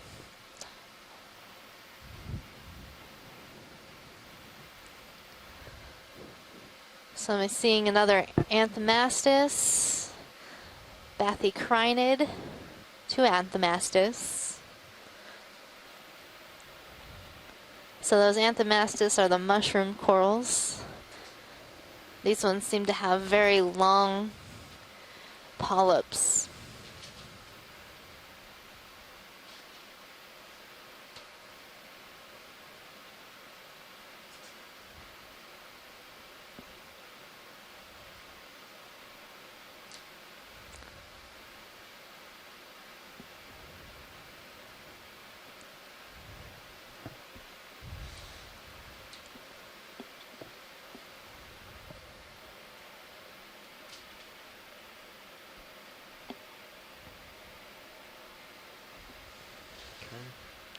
Got you to comfortable 60 degrees. Great.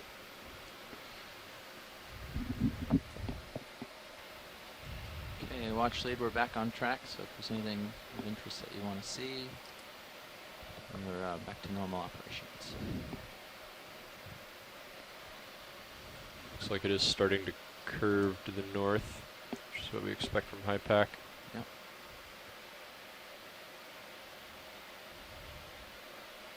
So pink thing on that coral, big rock on the lower left. You see the fuzzy? Right over there now. Yes, let's zoom in on that little fuzzy organism on that rock. Yep, trying to find a good perch nearby, and we'll get a good zoom on it for you. How's our progress, Nav? It's got 2 planes to it looks like. Looking See good it so from this far. angle. We need to average about half a knot or so. I'm going to make an update. Half a knot? Correct. Or I'm sorry, half half yeah. a tenth? Yeah, of a half a knot? tenth. Okay. Apologies. Yeah. Yeah, so 0.05 knots. I'm going to do an update now that we've backtracked a little bit. Okay. Come on in. So from this angle, when we're zooming in, we have a chrysogorgid coral, Lobster. and there seems to be an associate on one of the branches. Appears to be a squat lobster. You can see his claws.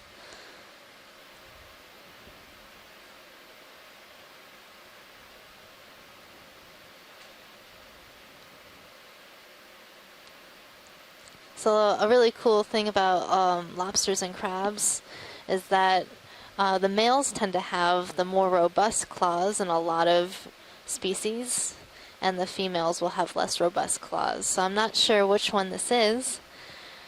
It might be Can you take your camera? a Uroptychus. Nope. Okay, I'll just tilt up a little here and see.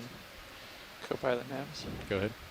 We still, have about And this might be 230 another minutes of bottom time left and need to maintain. Scott is slightly saying over, the skeleton is 0.05 gold, knots. so it might be a Chrysogorgia.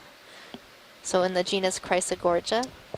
If we were to make a direct Asako line is for saying waypoint Plurigorgia, 2, so there's a little, approximately you know, full species, please. 374 meters to go. Okay. So it's hard to tell. I think we're actually seeing 2 separate colonies. I think this left part is a that are branch right off next of to it. each other. Well, I can spin around and get a look at the holdfast, but it looks like it's branching right there. Oh, is it branching right in the middle? Yeah, right behind, or right off the back of the squat lobster. It looks like the branch to all this is. Oh, that's very interesting. It looks like a different, double side planar. view. Try. Then, Yeah, I just didn't want to lose this yeah. perspective. Pointing it out. I could get to the right side of Yeah, it. that's the best view. Okay, come around to the right. Oh yeah. It's going to darken it a little with the rocks, but that's okay. Make for kind of a cool view. Alright, come on in. Well, that'll give us a good view of the squat lobster. I only see one holdfast in there. Yeah, only one holdfast, so it's a chrysogorgid with 2 parallel fans. And this squat lobster does look like Uroptychus to me. It is in the family Chirostylidae. The Chirostylids are known for having these long, slender arms. You can tilt up to it. There's another, And he has a very short rostrum, and that's the little projection between his eyes. And this little creature might be an amphipod, so a different type of crustacean. Please pardon the interruption. Your conference contains less than 3 participants at this time. If you would like to continue, press *1 now, or the conference will be terminated. I'm the only participant. Oh my goodness. Full of this perspective. Yeah. And then move on. But it looks like a pretty large amphipod to me. Amphipods, in most cases, tend to be relatively small, but in the deep sea, they've been known to get to be pretty large. That's some good imagery from science. Of course, if we were to try to collect a coral like this, most of the time these little crustaceans will bail. They're pretty smart, and I just, the way the squat lobster swim is great. Alright, you want to come wide? Yep, they just sort of do this little puttering, little squish type of move. They open their tail and close it really fast to sort of zoom backwards. I don't know if I'd feel comfortable swimming backwards. Oh no, just in my other camera. Like a Well, at one point there were a lot of sponges in this area. We've seen a number of dead sponge stalks. Here coming to view is another dead sponge stalk that's, you know, coated with some brittle stars. They're just all wrapped around the stalk.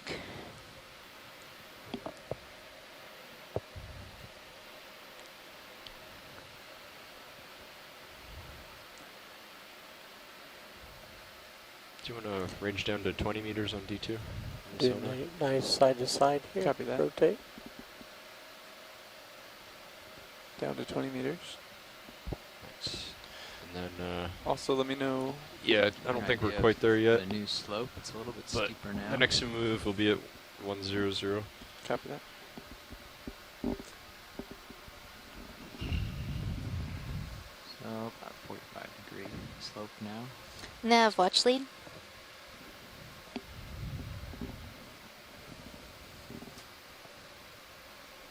Go ahead, watch lead. How far are we along our transect? We started at about 500 meters from waypoint 2. We're approximately I'll get a movement when he's done. 375 meters out at the present time. So about a quarter of the way. Thank you. All right, Nav. No problem. Now facing towards the south. Let's go ahead and get a move in toward 100. Pink thing on the upper left. Ooh, a fish. Fish. Copy that, There's co-pilot. frogfish. There's an eel at the bottom right.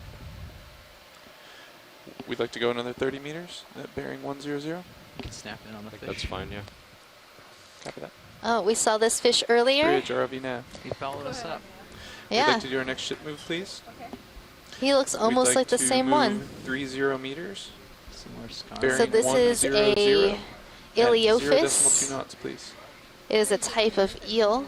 Speed decimal 2. And Affirmative. Bruce was telling Thank us you. yesterday that its common name is the Aerotooth Eel. So Bruce Mundy is our fish expert over in the Pacific Islands Fisheries Center, located on Ford Island in Honolulu.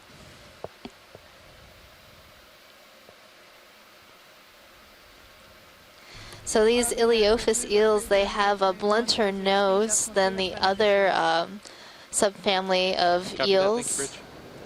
I think he's getting a little Keep going up, confused you're by gonna our get that lights and running into toadfish. the rocks. Say it again, Roland.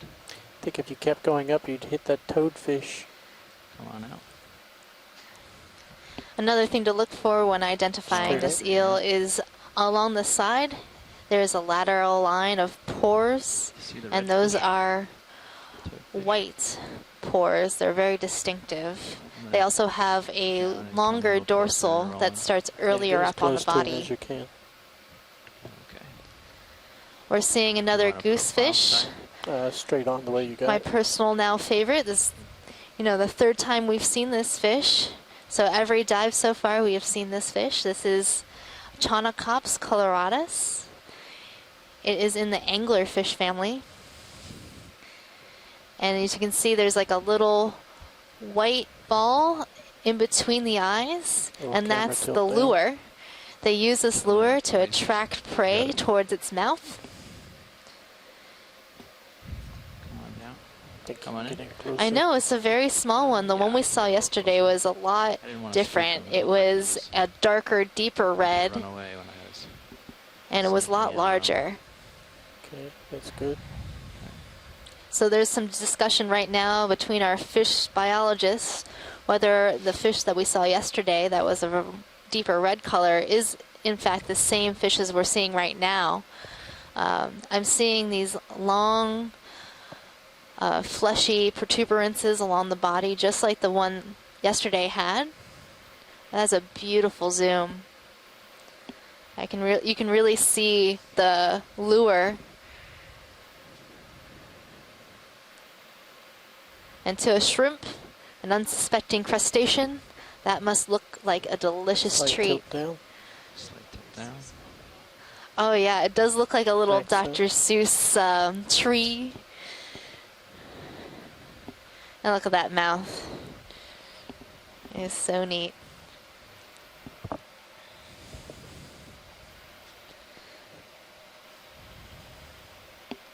This one hasn't been phased yet by our staring at him and hasn't swam away. But the first time we saw this fish, it did swim away, and you could see Looks like I'm on the move. the gill vents, and those are actually located near the tail of this fish, which I Pulling didn't out. know. Usually, with most fishes, you see the gill slits right behind the eye, out. but in fact, they're behind the leg-like fins.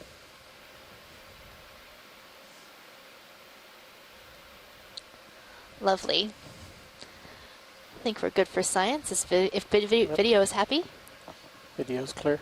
Pilot's clear. A big coral up ahead of you, Jeff. I see that. Video swapping out. Thanks, Roland. Oh wow! Let's check Thank out this you. black coral. All right. This is very interesting. It looks like a Bathypathes that has decided to branch sideways. Try to get the branch point. Maybe Tina and Asako might be able to help us out with what's going on here.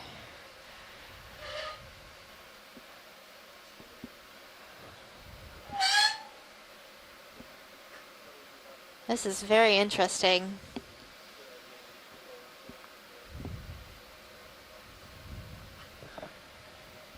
Okay, video, you can zoom in.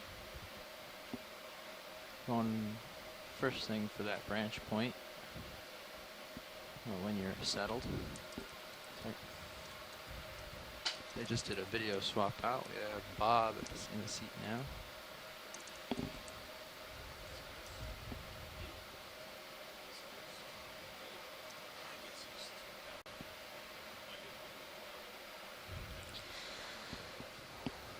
That is really, really interesting.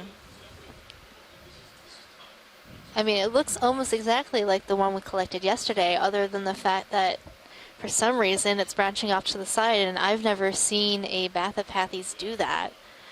I'm not really sure why it would start branching this way, but this branch point is really odd to me.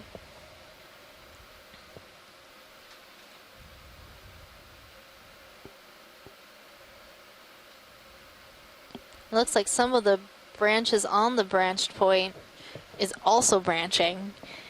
So I'm not sure if it got damaged and it started growing in the wrong direction, or this is something we've never seen before.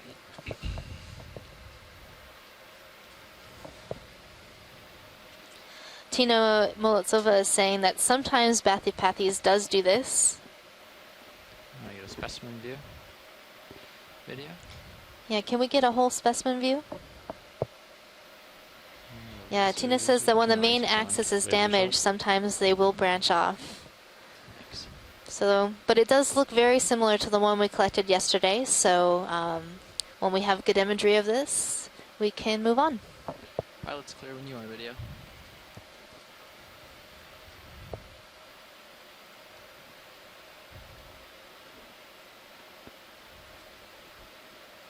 Okay. Awesome.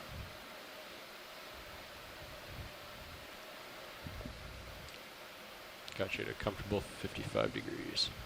I'm going to do a short little drift test here. I think the current has calmed down at this depth. Okay. I'm looking at 2,450 meters.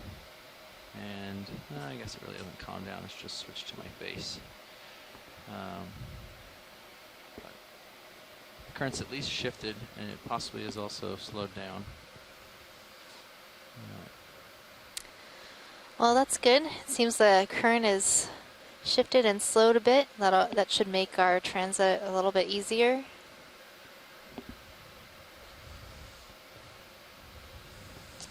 I'm really hoping to make it to the top of this cone feature.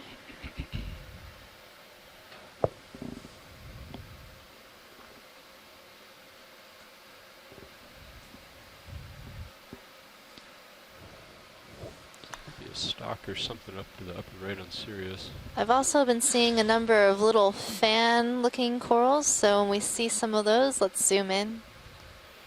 Something real Oh, large. and there is another fish to the right. It's probably it looks almost like the same eel. Back for more. And then I'd really like to get a view of this coral dead ahead. It looks like a hemicorallium to me. Okay. ROV nav, Rich. You're okay with Maybe this just about complete. this fish? You know what it is? And Yeah, we're good with this fish. Ship move is coming to completion, pilots. We're going to come to this large you. boulder.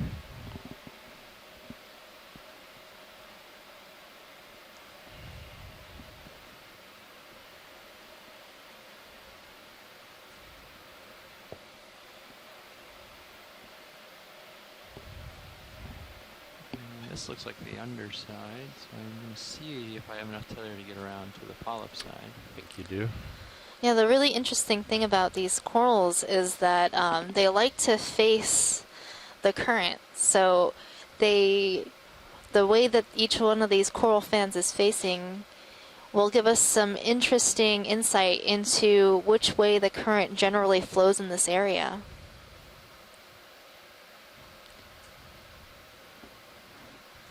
There's also a squat lobster, it looks like, on the backside of this coral. And as we're getting closer, I'm fairly certain that this is hemicorallium. It's quite a large colony. This genus grows pretty slow. Something like this might be upwards of 100 years old.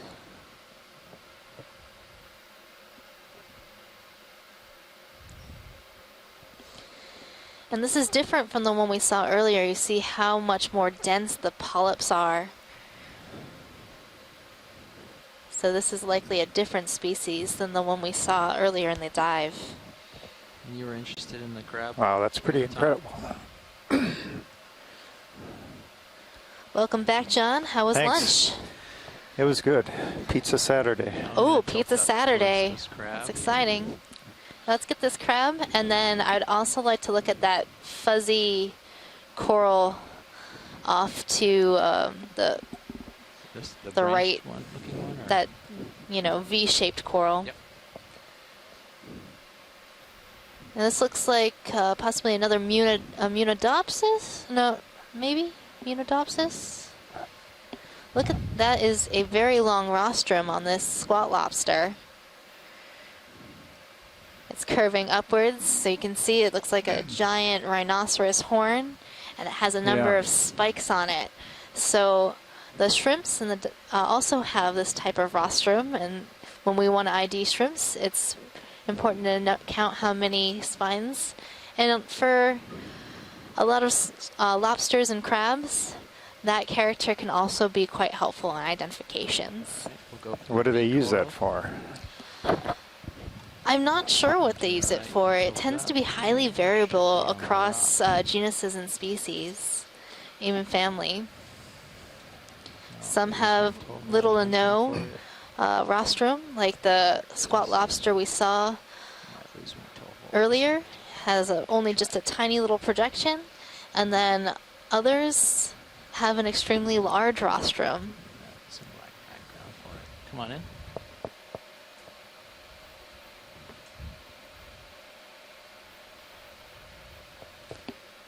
So this is a primnoid.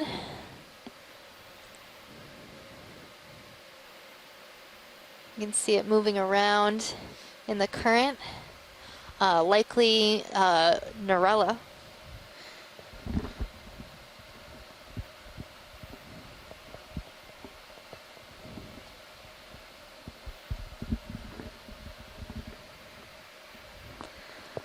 Yeah, rock.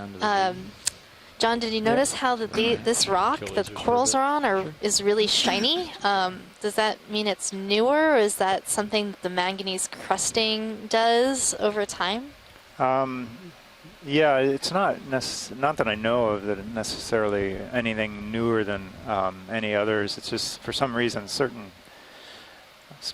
parts of the crust are kind of shiny, or they look like they're polished. I don't really know why. Excuse me, I don't really know why that is. It looks fairly thick on this outcrop, the crusting, and when I first came in, I noticed this feature was looks like a big Get out of here.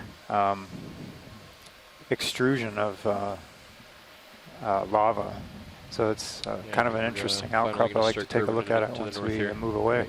Up to the peak. All right. All right. Good for science on this coral. Cool. Let's get out of here then and keep up with the train. All right, laser's back on.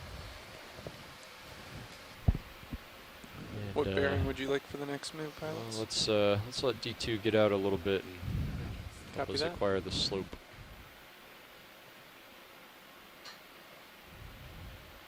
Yeah, but you are going to want to come around. Yep. Still, so I'll sidle port a little further before I push out. Yep. All right, Megan's heading out the door to get some midday meal, and hopefully keep you entertained with some of the geology and along the way, and see what we can do with some of our onshore scientists as far as the biology as we go.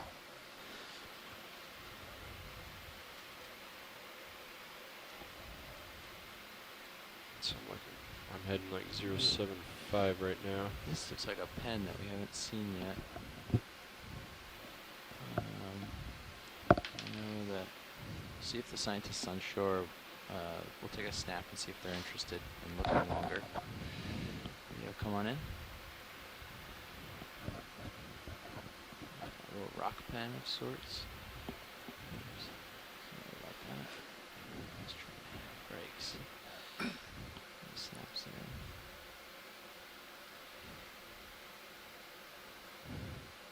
Yeah, I don't think we've seen this yet.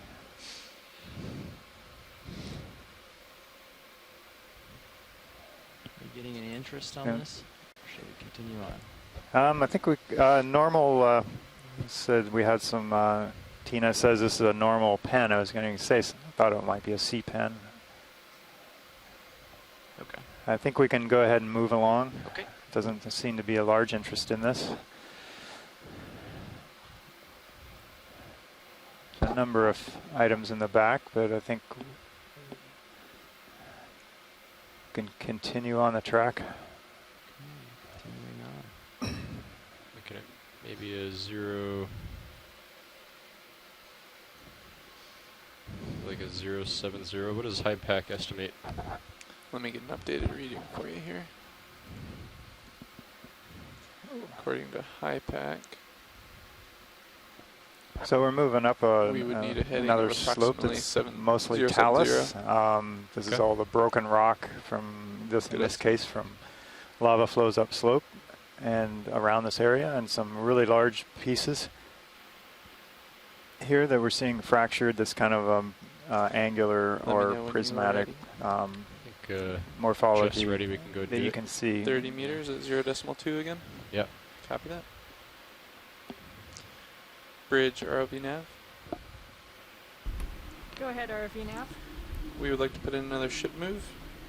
Okay. 30 meters, bearing 070. It's kind of At 0.2 unstable knots. surface, as you can imagine, so it doesn't provide a lot of long-term stability or a good substrate for large coral colonies or sponges to grow and evolve. Camera's at 30.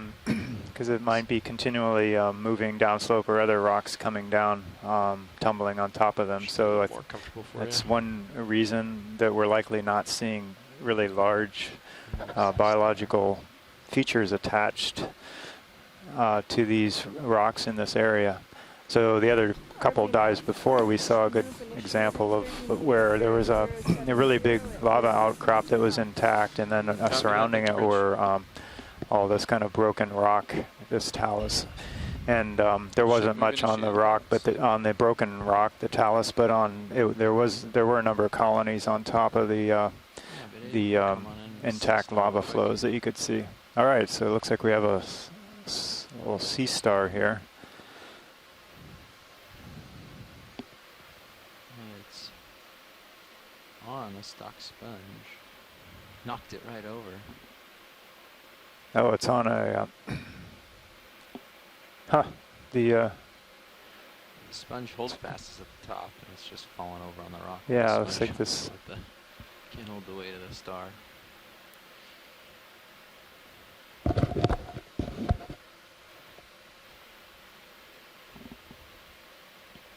Yeah, there's a comment in the chat room about the sea star's kind of full. He's pretty much eaten away at this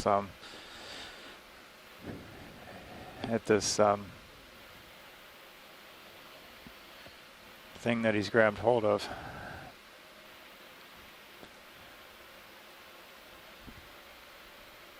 Okay, I think we got plenty of that. We'll continue on. All right. A minute or two before serious moves. Okay. We can move along.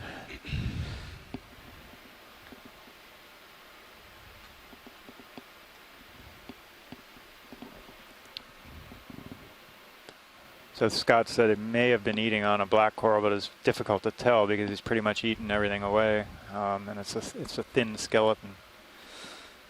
And there was looked like a snail on the end of that near the Yeah, stalk. we wouldn't go too much further out ahead yet. Being off.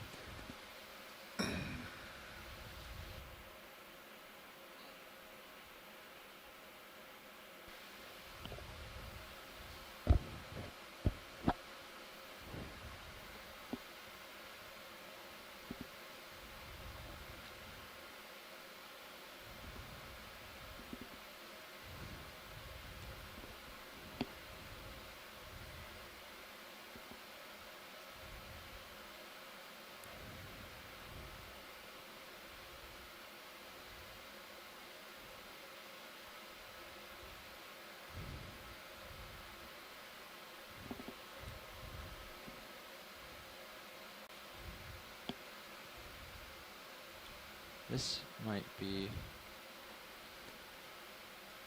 a Scleractinian. Or at least some sort of coral or an enemy. Come on in, video.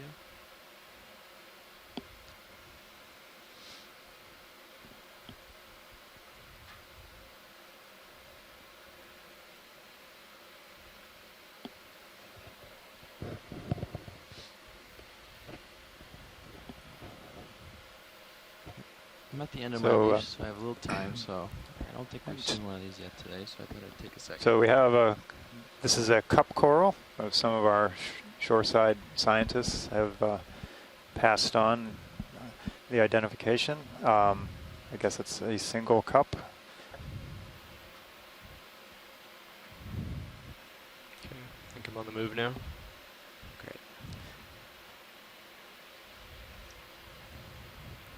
Great.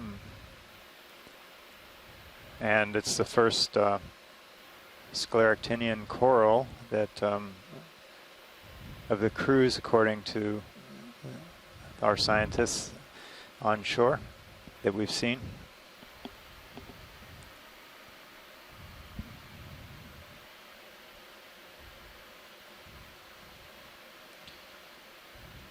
All right, we got a second, and we'll continue on.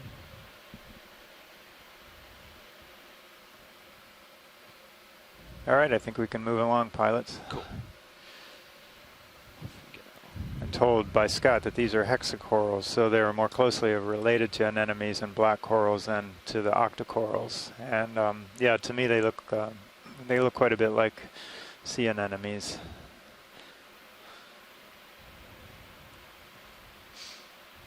So for those of you that have just recently joined us, this is the Okeanos Explorer, NOAA ship Okeanos Explorer, coming to you live with some delay from the Musician Seamounts.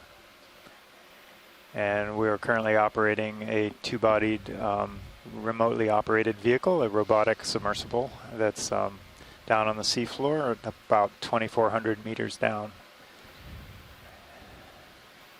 Heading got pulled off a little bit. Coming back. 070. Looking good there, pilots, and I think we're going to leave the next shift in good shape, making good time. Awesome.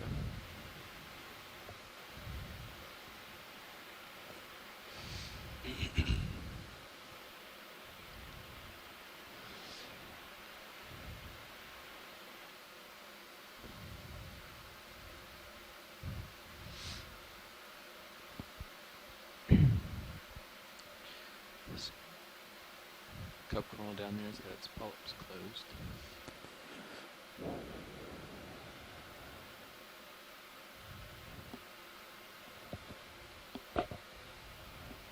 So now we're moving into some larger rock outcrops, some bigger, much larger, more pronounced lava features. There's a group of fun guys. And basically probably a more stable surface for a lot of these organisms. So we may be seeing some larger colonies or just larger stalked sponges as we move up, things that are older and been around longer. These rock forms look like fractured pillows or lava lobes that you're seeing in front of us, and that probably contributed to the talus or the broken rock that's down slope from what we've been traversing until now. These are well coated with this polymetallic crust that I've described earlier. It coats the features, it precipitates out of seawater at a very slow rate. Try to make it. But over millions and tens of millions of years, it can build up and kind of mute the features, mute the edges, so everything looks kind of rounded. And it gets a little bit difficult to identify sometimes as the crust grows.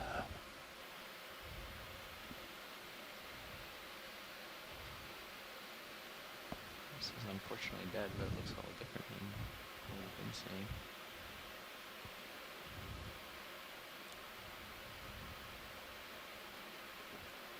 So this looks like a dead sponge stalk in front of us.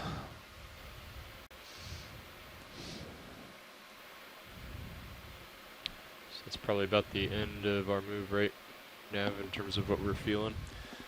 I believe, about yeah. 5 minutes, and we felt it at about 50.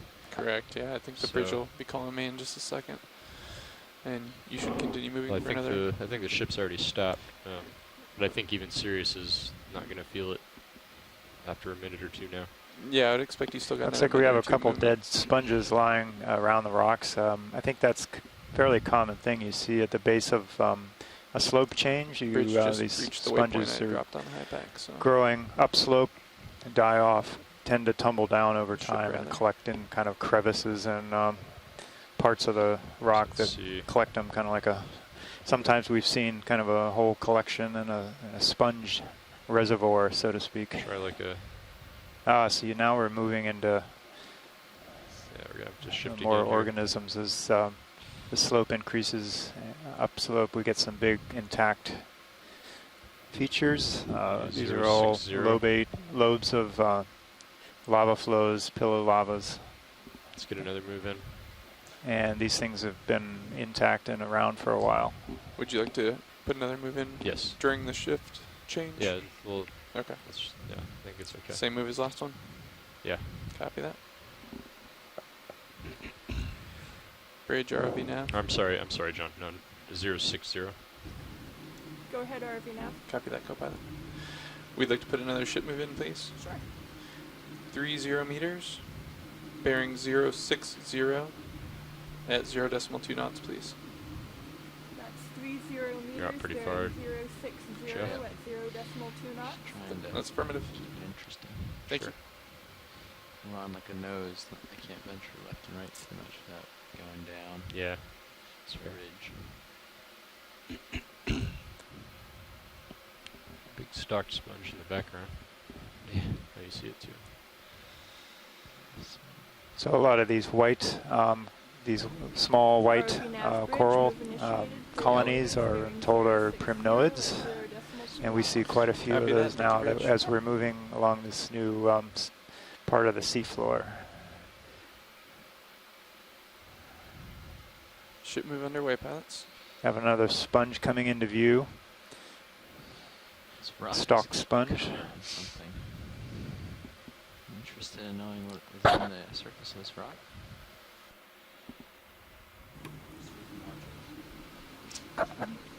RV nav bridge.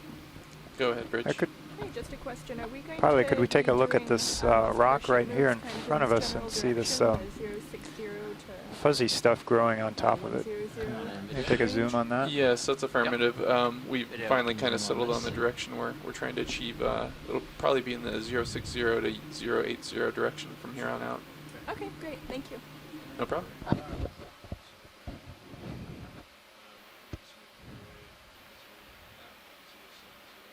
All right, I do not know what this is. So These are carnivorous sponge. I made that up. That's my guess. kind of looks like lichen on a rock on land. I'm just going to touch down here. Get a little bit more stable shot. At least there's some interest.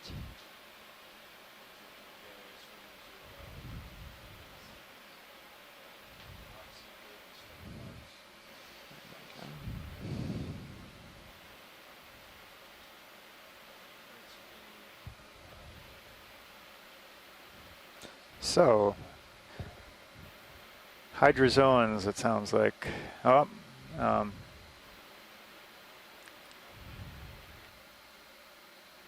yeah, we kind of have a debate going on here in the chat room. Hydrozoan colony or cnidarians, polyps being visible.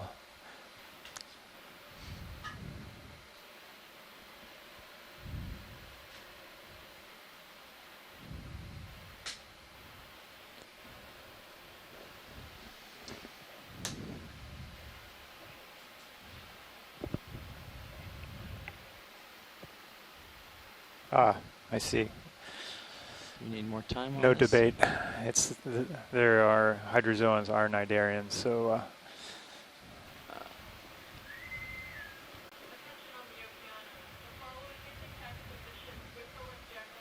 Okay, video. All right, pilots, I think we can move along.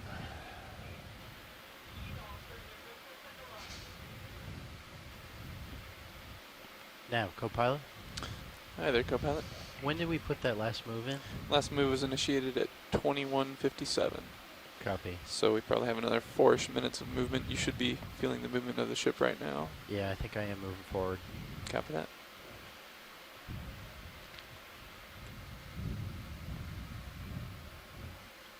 Was that at 060 now? That's affirmative.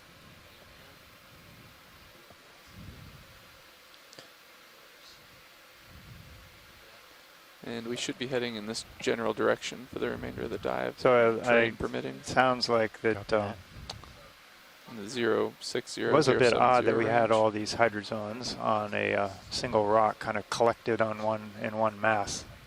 So there's something unique there. All right, we have a sponge coming up, stalk sponge.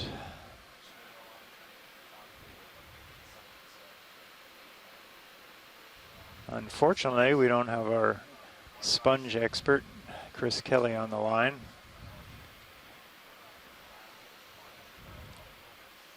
So we'll probably just do a flyby of this.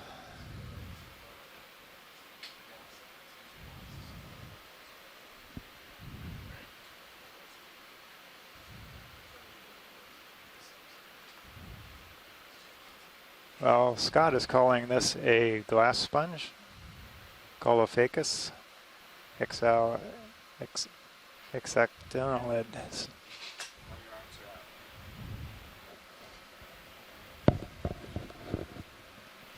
All right, watch leads. Just a quick pilot change. So you want to look at dead center. Is that correct? That's what I've gathered.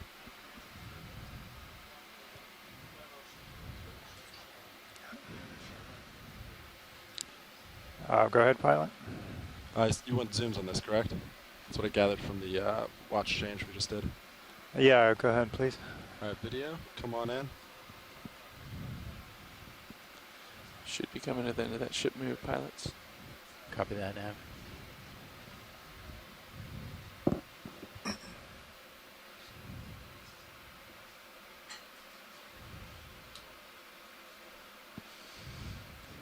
All right, Scott's changed his ID, glass sponge bolosoma.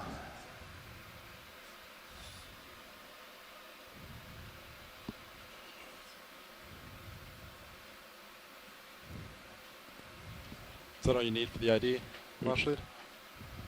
Yeah, that's fine, pilot. We can move. All right, video when you're happy.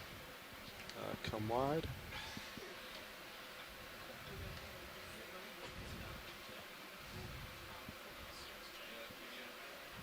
All right, so co-pilot, we're moving, what's general direction?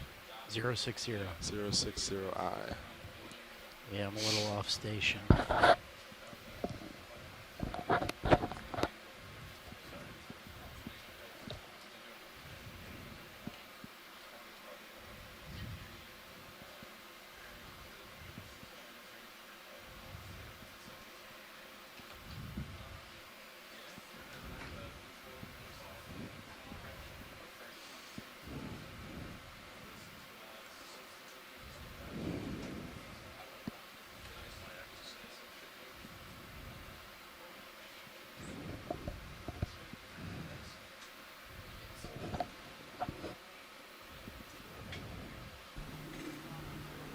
ROV nav bridge. Okay, we moved out of that rather intact lava flow area, which had some pretty interesting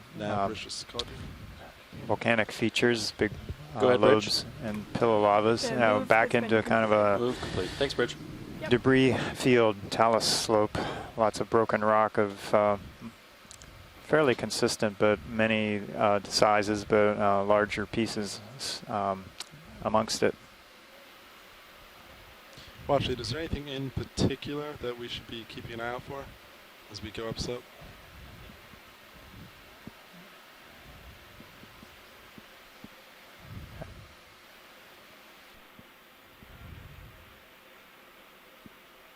All right, no, that's all right. We can work with that. If anything sticks out from your end, just give me a shout. And we'll get good views on it.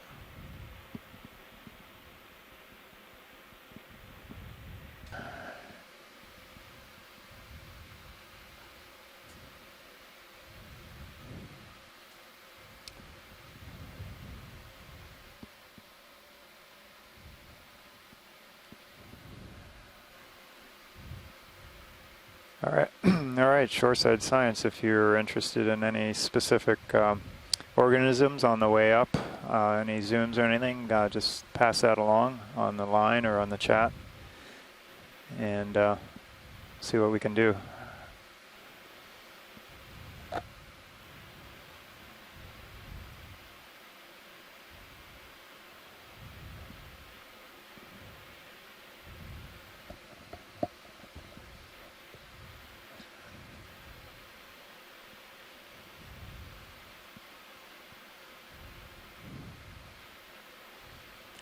Yeah, when was end of last ship move? Whiteman Bridge called, so maybe 2 minutes ago. How long? 2 minutes. Oh, 2 minutes, copy. Yeah, I guess in a couple minutes then. I think goal was to make some ground. Looks like I got us ROV distance 300 meters away from the top.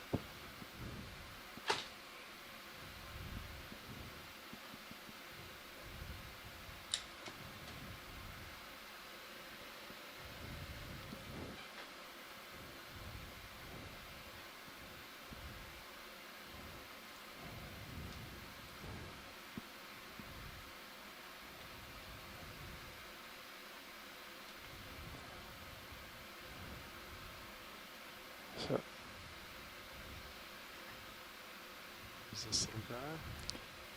Peter, you want to do a quick zoom on this?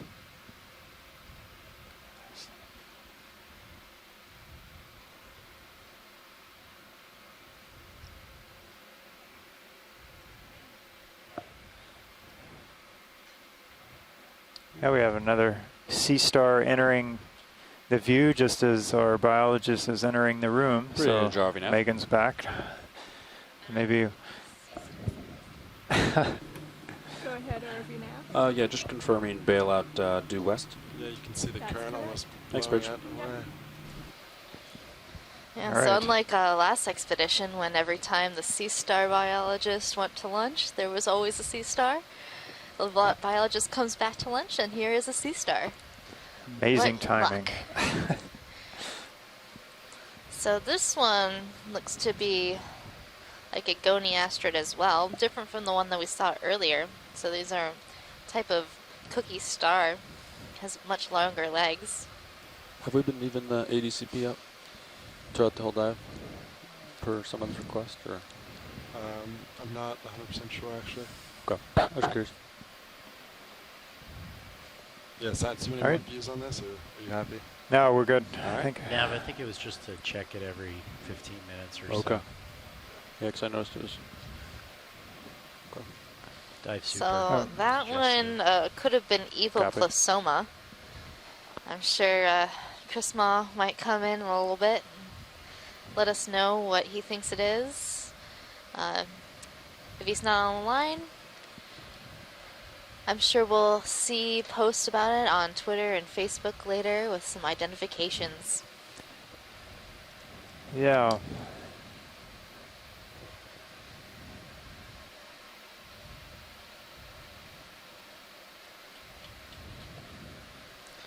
So was there any interesting biology while I was at lunch? Oh, we saw some dead sponges and a couple live ones. Were they stalk sponges? Stock sponges, glass sponge, I think Bolosomia. That's what Scott ID'd the one as, Bolosoma. We're definitely seeing a lot more corals in this area. Yeah, we got into an outcrop with a lot of big lava forms, and it kind of just went up as far as like the primnodes and other organisms all over it. And Yeah. then we kind of moved off that into a Talus Slope, and now we're back onto more of an intact flank, so it's picking up again. Looks like we have a Stauropathes right at the bottom of the screen. Take a couple minutes. And yeah, you're still kind of Oh, we did have a Around request. I front, asked not what super people far, wanted to but see. Tina had asked to see a close-up of the another rotator's at 38 anathemastus Yeah. Okay, I'll call as that. we move up slope. Sorry, Sam, Is did this you wanna one right zoom? here good? In the middle of the screen? Pretty driving That's a nice anthemastus. This one has a lot more polyps on it Go ahead, than the one Yeah, ready we for a zoomed move. into before. Same Yeah, as we saw last. a couple of these on the way up meters, that had a lot bearing more 0, polyps 6, than 0 that. degrees. That one that just had Speed, 4. 0 to 2 So knots. Sorry. Copy that. 30 Science, is that a meters, bearing Zoom 060. request? Yes, please. Let's zoom on Copy. this anthemastus. Video It's a good coming copy. in.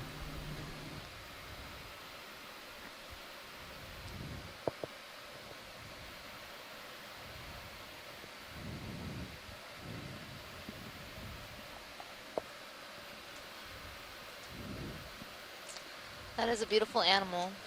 ROV nav bridge, move initiated. I think we're good for 30 science. meters, bearing 060, 0.2 knots. Move initiated. Good copy. Thank you, Bridge. Tina would like to see a bigger one. Not quite the size you're looking for.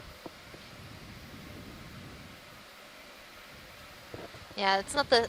If we see a really large one, let's zoom in on it. But I think we're good for this one. All right, copy that. Video when you're happy, come wide.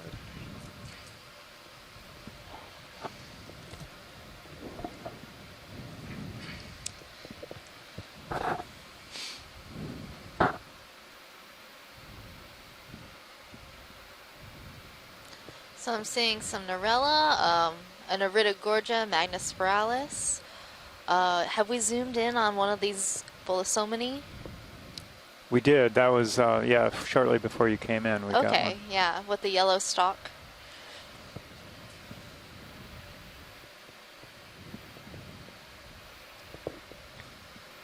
Oh, we did see, I guess, a hydrozoan colony on a rock, which was, I guess, kind of unusual. Just while you were out.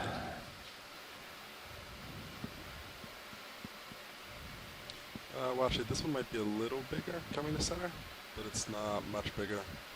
Just want to pass over it. Yeah, let's pass over it. There seems to be a lot of the same kind in this area. Copy that.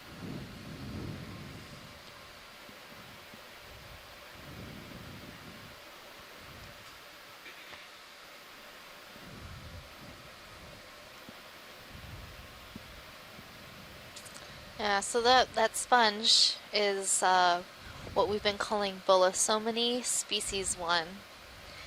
I think it looks sort of like ET, so in the lab we've dubbed it the ET sponge. Kind of has that double barrel look to the head of the sponge.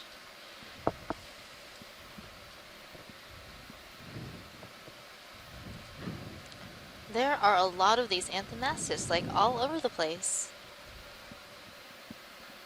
Yeah. They really It's pretty like your incredible. rocks, John. I guess. They're really enjoying them. I guess they are.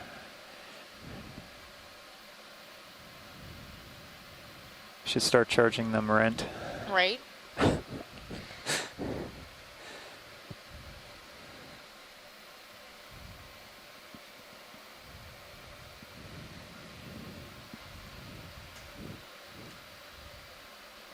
Looks like the ship is about halfway through the move, so you should start feeling it. It's a lot of next small couple stuff, minutes. though. They're not. small I haven't stuff. really That was seen a anything 30 big. meter move.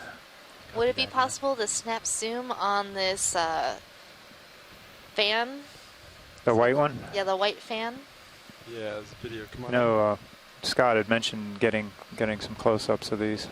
Do you want me to just a snap, or do you want more in-depth views of this one? I think a snap will be fine. There's a bunch of stuff right here we'd like to see. Tina would like a side of those anthemastus, like a side view, if possible. Yeah, copy that. That way we can see the stalk really well without the polyps getting in the way. Yeah, this looks like another Narella, maybe Narella. I don't want to say dichotoma because the stalk of this coral still has some polyps on it. And dichotoma is known to have fewer polyps on the stalk. All right, moving on. Was that good, Science? Sorry. Yeah, can we look at this black bottle brush? Is The it brownish, bottom right, center? yeah, the Right brownish one. Yeah. And then grab a side view of one of these Anthomastus. So we probably want them set down here, right? Yeah, setting down would be probably the best. All right, video, come on in.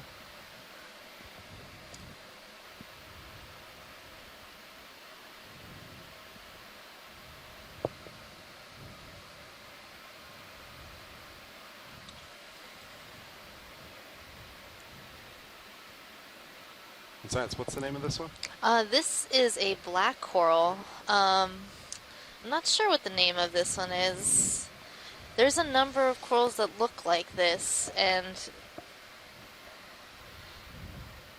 I can make a few guesses.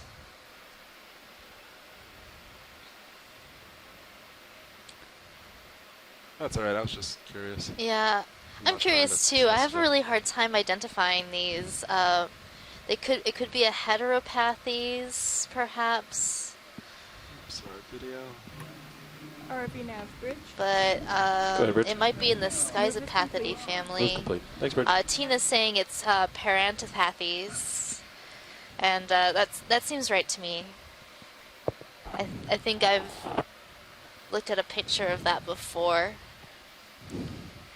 So I was just guessing heteropathes because I knew that it kind of has a sort of stalk, but now that she says Parantopathes, that definitely seems like a way better identification. Of course, she is the expert.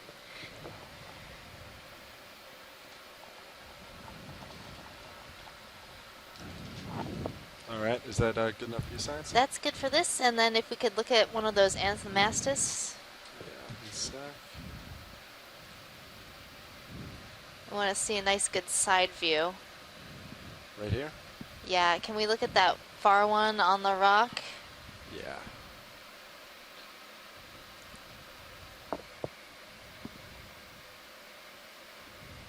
All right, video, come on in.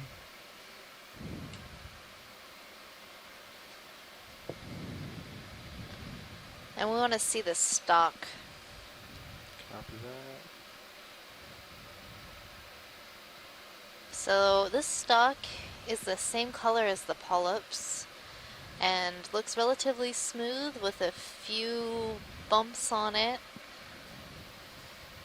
Tina, is there any reason why it's important to look at the stalk of this coral?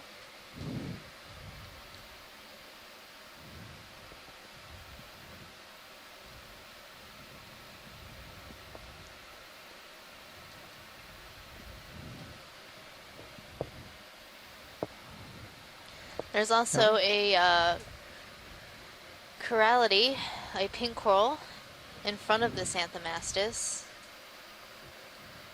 It's likely the Hemicorallium abyssale that we saw at the very beginning of this dive. Of course, it might be something Yep, pretty good. different. Starting to, definitely moving forward now at a good pace. Copy that. What is it attached to this rock as well? Or Yeah, I think it's attached to the rock What was as well. The ship's It's just got maybe 2.5 branching out minutes. towards- Oh, so you probably have okay. maybe Got it. 2.5 or 3 minutes left Copy that. of serious move. Copy. All right, Science, any more views in this? I think Right. that's good. Thank you. Tina says those little bumps on the stalk are siphonozoids. What are siphonozoids? Can we size it up, video? Is that good? Are they a reproductive structure? All right, compile, I'll push forward. Copy that. All right. That was a popular rock. It was very popular. That's the social rock of the deep. You know, it's better to be close together.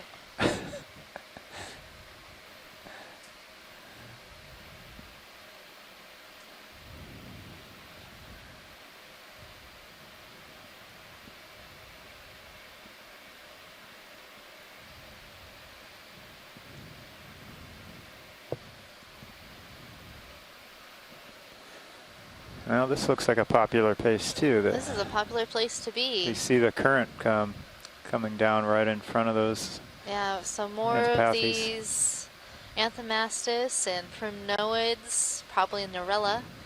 And then I saw a sponge in the background that I'd like to get a look at. Is it in view still? Or? It's not in view, it's off to the right. Oh. Right. Yeah, you can see it in Sirius. Oh, There's see a two, number of them. and then a big dead one. Is that a? That That's does a big look one. dead. Big and two, actually two, or parts of one. It's a large column. That is a huge dead sponge. One dead center. Is that what? So yes, please. Might have some good stuff up top Center. when we get there. Yeah, I mean, if Chris Kelly, if you're still listening, what are these dead sponges? They kind of look like that turbocharger shape that we were seeing on that sponge the other day, but it doesn't quite look like it to me.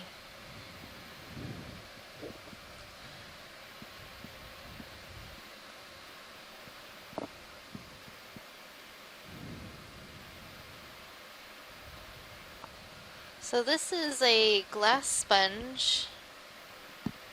It might be a Hydroids sponge. Looking at the way that the folds are coming together and how it has these certain holes. Sponges, these glass sponges have these holes in their body to help push water through the sponge itself. Right. And the animals, this is a colony of animals, will feed upon any particulate matter that goes through the sponge. So they're creating, you know, flow through the animal. So who's causing the water to flow through these So holes? that, well, yeah, within this colony, there's a bunch of different individuals that have different jobs, and there are certain individuals that help push the water through the sponge by creating a current flow. Okay, that's an interesting adaptation. All right, Science, you happy with this? Yes. All right, video when you're happy, come wide.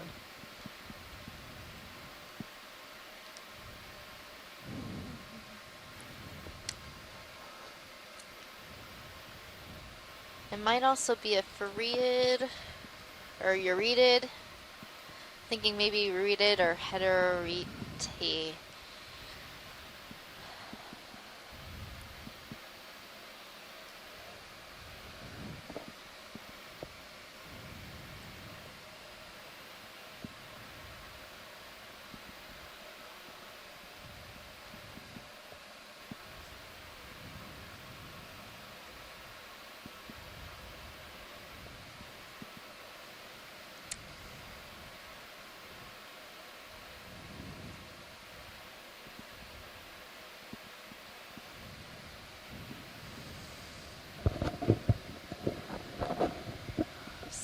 Some more Parantopathes, Abolosomini. Could we get a zoom on this really dense looking fan off to the upper right? Yes, you can. Make my way over there. That looks a bit different than what we've been seeing. Yeah, I don't remember seeing any fan shape, more This is with like a candelabra perfect, yeah, ones. it's like, yeah, most of them are more candelabra-y, but this one's very dense. Again, I think it's still a primnoid in the coral in the family Primnoidae, but this Copy is a different genus. Yeah, it should be. Sirius should be settled out right there, I believe. All right, video, go for zoom. Copy. Yeah, I'm not really noticing any forward movement. Yeah, I think 8 minutes ago the ship stopped, so. Should we put another one in then? So I'm thinking this might be Maybe. Paracliptrophora. So he's kind of far out, and it'll take a couple minutes to get going. You can see that the polyps on this Sean, if you're coral comfortable. are a lot Okay with it. smaller. So on Sirius, you can see pretty far. Yeah, if you have. And the branching is very close together, and it's branching near the base, and then sub-branching further as it goes up towards the 060 top should of the be colony. Copy. That's where you're facing. Okay. Bridge, RV nav. Go ahead, RV nav. Yeah, ready for a move. Range 30 meters, bearing 060 degrees, speed decimal 2. Copy that. 30 meters, bearing 060, speed decimal 2. Good copy. Okay, move initiated. All right, should we move along? All right. We happy should with that move sense? along. All right. Video, is there anything else you want from us? I was trying to count how many branches there are. So there's been a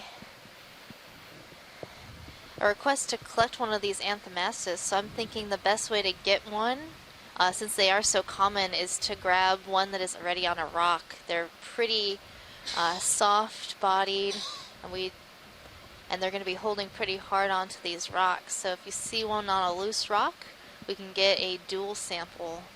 Okay, copy I'm not that. sure if we'll be able to pluck one off with the manipulator arm. Yeah. But they're so common around here, so just keep an eye out. For one on a nice rock, copy that.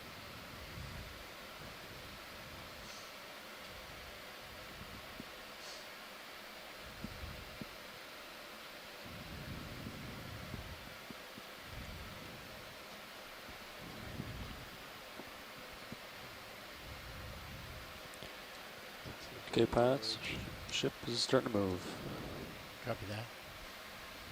All right, another dead sponge stock.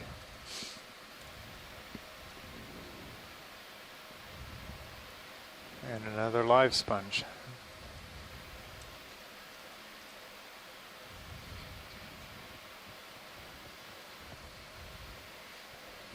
This is another one of these Yeah, bolosomas. the Bolosomini species 1 is what we're calling that. It has this very distinctive, like, lemon yellow stalk. Is that the only one that's yellow like that? I think somebody mentioned that earlier in the It's chat. not the only one that's yellow. So Okay. there can be other ones that are yellow, but we also don't know, we haven't had an identification Some in to the water species column. of that Yeah, one. see it? I think we have some sort of I think it's coming jelly right Oh, yeah. coming into view.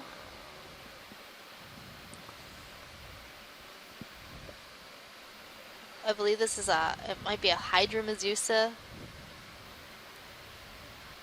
Unless it's spherical, in which case I have no idea. I think it's too close now, video. Sorry. Oh, and it's gone.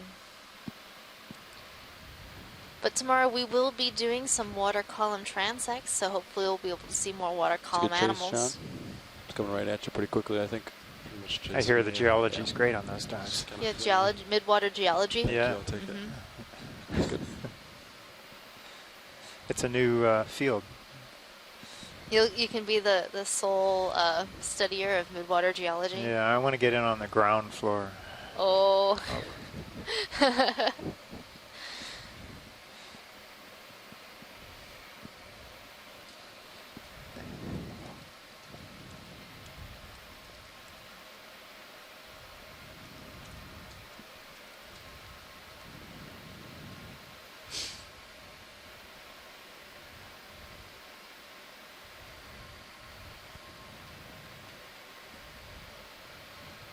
This is quite an impressive Outcrop, rock outcrop. yeah, Just this is a really really nice. massive feature, really thick flows.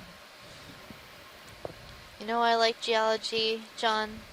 Why is that, Megan? Because when we have really great geology, we usually have really interesting biology. Wow, that just sounds really good. Like, look at all of these corals all over the place. See, the corals, they like really good geology too.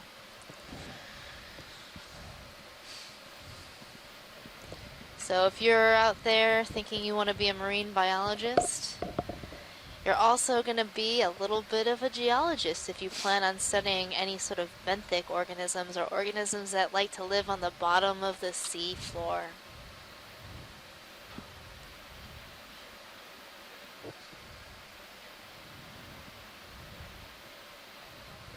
That's right. A lot of the mapping we do, besides just helping with the dive site, is to determine if areas might be good for organisms. Most of the organisms we're looking at here are like the hard bottom substrate, the hard sea floor to attach to. So we typically look for that in the sonar data. We can tell areas that are hard and soft. Soft being kind of the sedimented areas, like you see these sediment Maybe a local patches, these depression? light-colored patches in between the rocks. Off to the right. Yeah, and in fact, I was a explorer in training aboard the Okeanos Explorer last year and learned a lot about mapping, which has really informed me about these operations that we do with the ROV and helped me in my research and understanding where we might find coral communities. Let's see, 25. So 6 minutes ago, I called the move in. That's so right. This is your third you should trip out actually here, right? Yep, this is my third time. What was the beginning of your move? I really love this ship. Should start We have a moving great soon, 30 crew meters. aboard. Oh, there's some really interesting sponges over here. And some Copy pretty that cool bridge, corals. move's complete. This looks like a, I think I looks see. like a chalice. Yeah, so this looks like polyopogon to ship me. is done moving, so It's a probably type 5-6 of minutes sponge ship called move coming polyopogon your in way. the family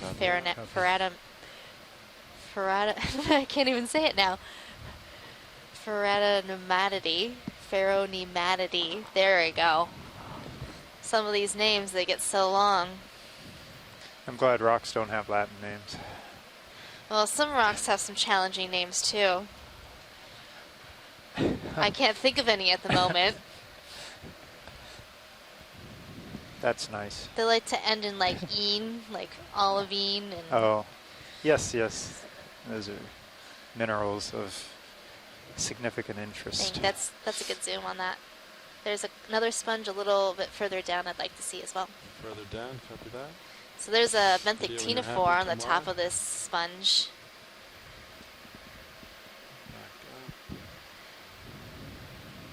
Yeah, that little translucent one. Is it still That's down? right in the middle. Oh.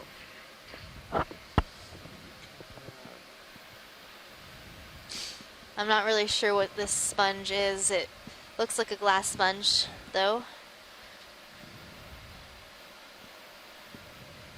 I'm trying to determine if it is three-dimensional or more of a leafy-looking sponge.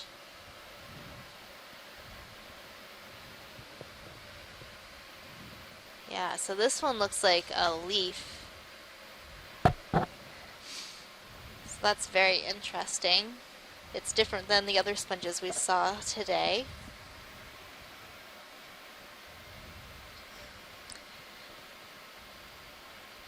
So it could be a euretid. They tend to be leafy in some locations. Conolasma might be a good identification of this. Too bad Chris isn't online to tell us a little bit more about what this might be. Some of the characters we're looking for include the different surface texture, and of course to identify these sponges we need to look at the spicules. So spicules are the little glass pieces inside the glass sponge that make up the matrix of the skeleton. And every different species of sponge has a very unique set of spicules. All right, We're good for science? Video. When you're So happy. is that growing into the rock there? Is there a base that's attached in? Yeah, like the base is horizontally? probably attached to the rock. And it probably chose this location because there's a current coming happy through, video, come on and it's by. allowing the water to pass through the fan of the sponge. This is on it. Oh, no, that's right.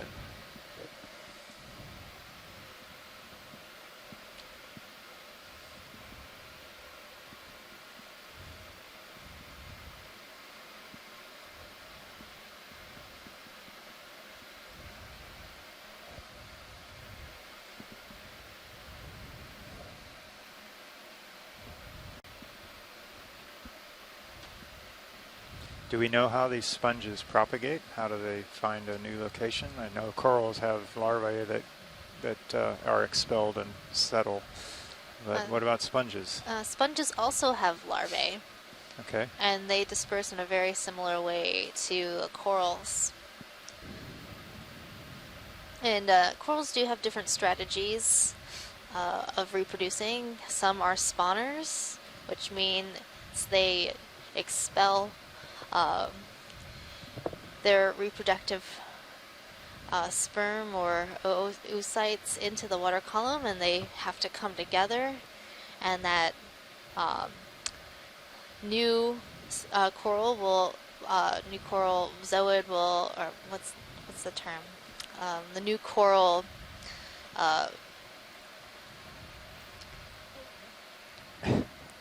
Trying to help you. yeah. Why am I asking the geologist for the biology term? I can't remember. The candelabra. Is this rock loose right here at the bottom of the screen, you think? With the Anthemastus on it? Yeah, it would be a right there. There's rock. one Latu on it. I was kind of eyeing that one too. Do you want me to give it a poke? Yes, please. Yeah. Copy that. Now with Copilot, we're in a good spot, right?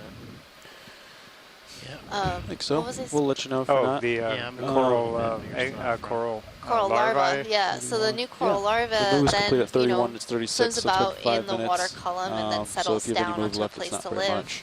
Okay. So I'm Otherwise, comfortable now. We'll keep an corals eye on can it. be brooders, which means they have their larva start their lives think we've been noticing, inside what, the 5 or 6 tissue, minute delays and then on that, so. once it gets to be mature enough, it is poke then it with a expelled pilot? to go find I'll a spin up new the place to HPU. live. Thank you. Can't quite get my time there.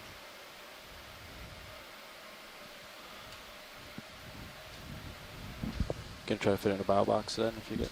Yeah. Yeah. Obviously.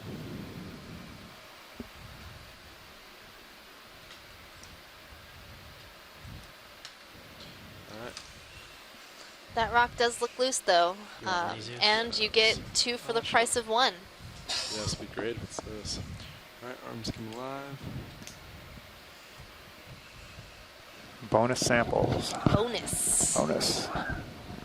It's always good to have a secondary sample of these guys, because if the one gets damaged, you can also keep one intact, and one you can open up and look at the inside of this coral.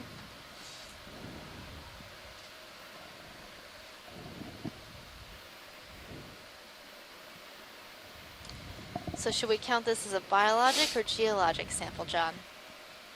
I think it should be counted as a biologic. Okay. You need another rock? It's loose. It's loose. All right. I think you'll Let's want grab it. Yeah, I think you'll want this in your bio box, right? Yeah, we're going to need it in the bio box. So you don't. Of course, yeah. I don't think the Anthemastus will bail on us. Okay.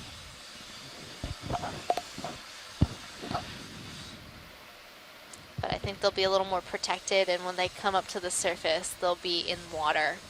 So in our geo boxes, there are holes that let water out, but in our biology boxes, the animals stay in their nice cold water and will stay fresher longer after we come to the surface.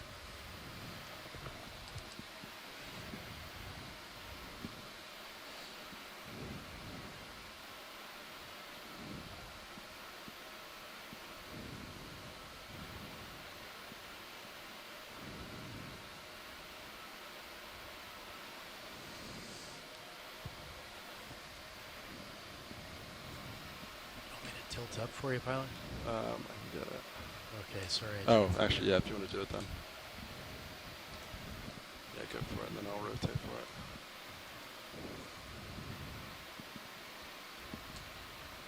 Alright, Biddy, if you want to get zooms on this.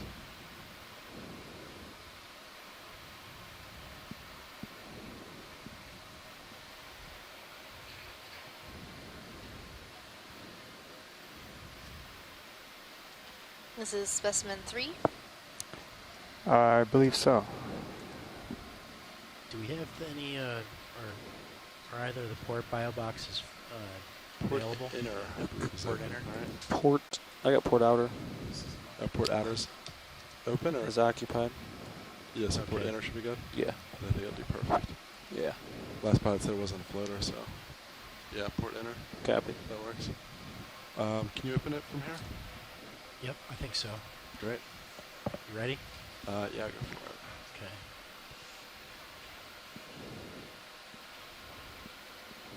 Coming out.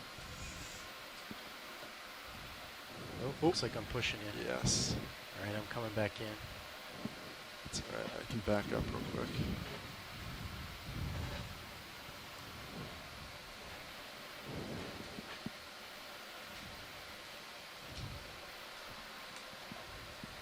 One second, watch these. I just have to back up to get the drawer open.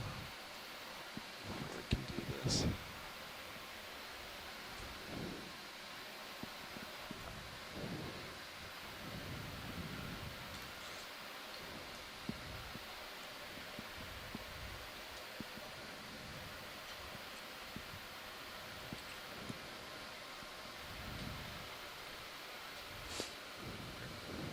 I'm going to put the mini Zeus in the port bio for you. Copy that. Alright, that should be All right, try and come better. out again. Coming out slow.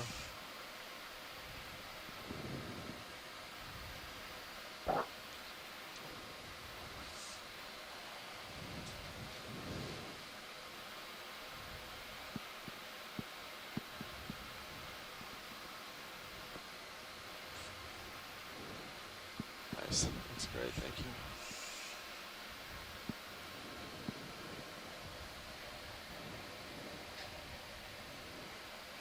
Looks like it'll fit nicely in there.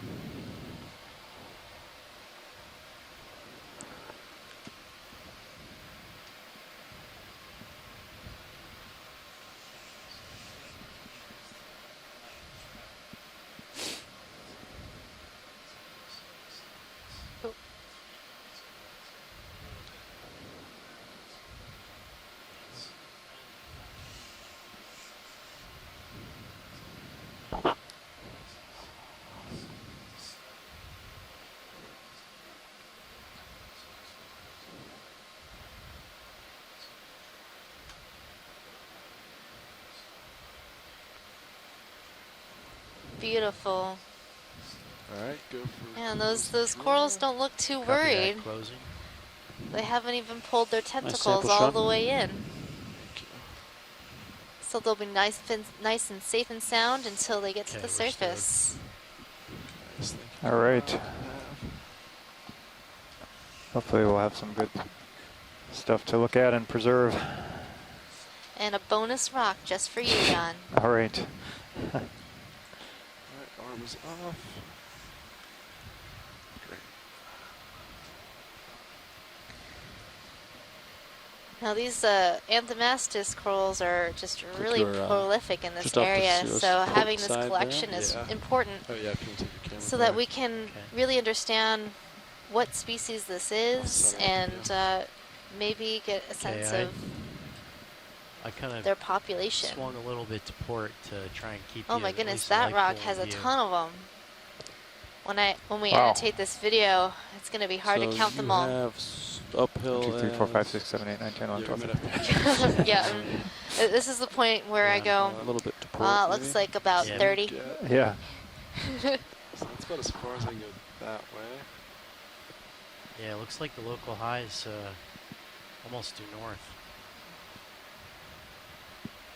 Yes, and then upslope right now is From Sirius to global high, I got 070. So maybe we go kind of northbound and then turn right, probably. So yeah. This does You seem to got be a it. more 40. spongy dive than yesterday. it's Spongy. It's spongy. Say again, Pyle? Keep seeing a lot of really interesting instruction. Is sponges. good with that? There's this Yeah. big white sponge. Yeah, I saw that earlier, one 40. like it. 040. Yeah. That I was 40. wondering that- about you what was comfortable going with on with Yep. that. Co-pilot's comfortable. Good. And the thing with those is I'll do 30 meters. 040. Okay, I'm at 040 well, now, I pilot. know a little bit about Copy. them because Good Chris driving now. has been teaching me a bit about these sponges. Yeah, with like a move of 30 this one looks pretty meters, interesting. bearing 040 zoom in this degrees, side? speed 0.2 knots. Yeah, I believe so. Let's yeah, let's zoom in. Definitely a glass sponge. It could be this Hydroids that we saw, I think earlier, or it could be something else. This is really interesting. What are some other? It could be a Ferriid or a Euretid.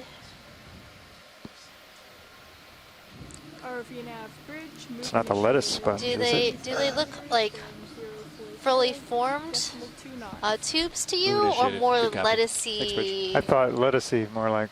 Well, there's some here that That look look tubey, more tubey, but most of them I thought looked. look lettucey. Yeah. So the lettucey-ness of it makes me think that it is a Euretid.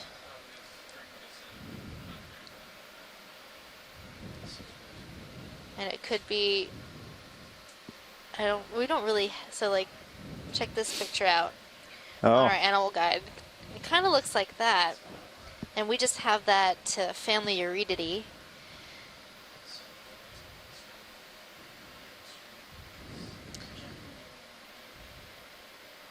It's very interesting, that's for sure. It could also, well, it doesn't really look vase-like, so it's probably not the Perifragella that we saw, I think, a little bit earlier and yesterday.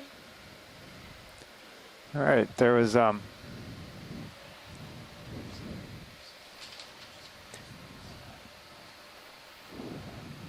Megan McCullough mentioned that there's a urchin to the left of the sponge.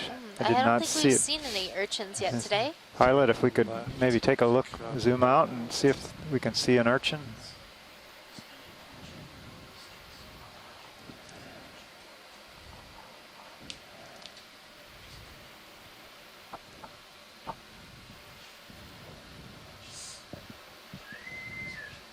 I don't think I'm seeing any. Are you seeing any?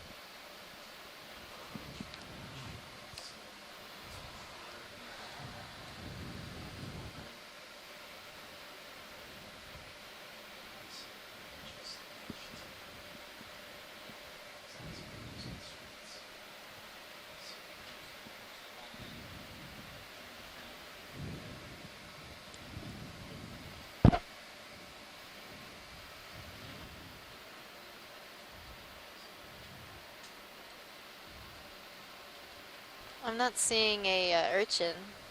Yeah, me either. Maybe it was a high-speed urchin and he Yeah. scooted away. Yeah, All right, I guess, is there any reason to see the inside of this, or we can move along? We can move along. Okay. All right. All right. I'm going to recenter a little bit here. Copy that. I was getting pulled off a little bit. Oh, but she my says oars like are right there near now. the sponge. Well, I think It's probably, yeah, we're moving away. probably tugging you. I suppose maybe it was pretty small that we didn't see it. Okay, I'm rotating.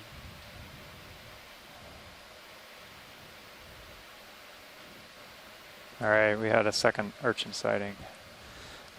So the fact that we see all of these Anthomastus suggests that there's a lot of local recruitment. Scott was saying that perhaps these Anthomastus corals have crawl-away larvae, and they settle very quickly away from their parents. So these might all be related to one another, and that also implies that they have internal fertilization. That sounds rather antisocial. Well, they just want to be close to home, you know? Yeah, okay. Nice, big, happy family. Guess that's east. It must just be, yeah, a local depression. Local. Yeah. Yeah, we'll keep going up and see what we see. So we're getting into a little bit more dramatic topography, more bumps and hills and valleys and little small chasms. It's kind of more interesting in that way, but still kind of a massive lava outcrops. Not a lot of detailed features to see. It's all covered by this manganese crust, so that doesn't help things. Serial should start to move here. But at least it's given us something to climb over and something for the organisms to attach to. And we've got a lot of fuzzy stuff along on these rocks. Well, we saw that earlier while you were at lunch, but not to this extent. Yeah, is that the hydrozoans? Yeah, in that case, though, they were kind of isolated to one single boulder of medium size. And they're like all over these outcrops, these peaks. Well, that means that this must be a really great place for biology. There's just every surface is covered with something.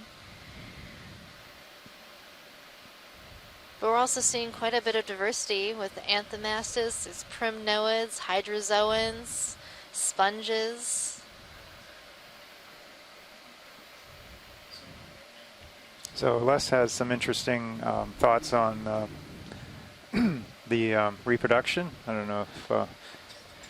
Oh yeah, so looking in the chat log, Les is saying that if you see several large, massive colonies, these colonies all of the same size, that would suggest that there was a massive larval settling event where they're all recruiting at the same time.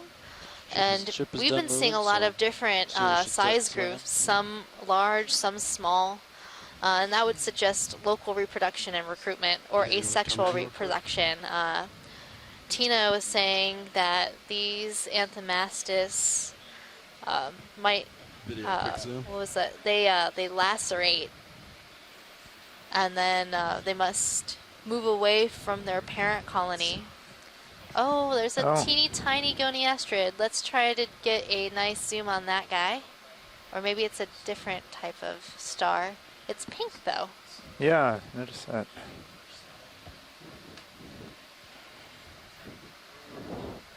So I think these hydrozoans are similar to the ones we found stuck onto your rock that we collected yesterday. Oh, okay. We had to pick those off carefully with the tweezers. Mm-hmm. They're very fine and very small, but these ones are very densely packed and a lot larger.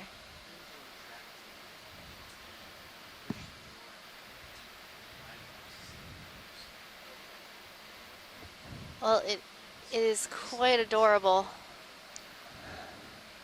And it is definitely a goniastrid sea star. And I would love to collect it for Chris Maw, but I really don't think we'd be able to get something that small on this rock. Yeah, I think it's centimeters. Yeah, that would be just too hard. Yeah. But we'll get some good imagery, and hopefully that'll help Chris out in the future. I think I saw some of these at the souvenir shop before we left. Right? Yeah. We'll just get him a ceramic one and see if he can ID it. Video whenever you're happy with that. Yeah, we're happy with that. Great. Thank you. Now, if that little guy was on a rock or something, maybe we could have grabbed it, but the cookie stars from these depths are not very well known. And so Chris Maw at the Smithsonian's been working on identifying these and learning more about them.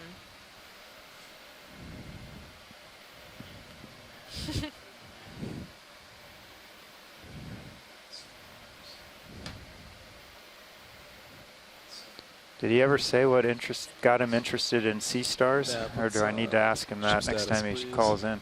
I think you should ask him. Okay. Sounds like you've heard the story. Yeah, well, you know, he did do some schooling in geology, and then just, he's a convert, you know. Yeah, well, those he came to the squishy side. The squishy side. That's probably his first experience with the slime star. He began on the crusty side. Oh my goodness. Look at this forest of anthomastus. They're just everywhere around here. Oh, look at these outcrops. My biology is obscuring your geology. It is.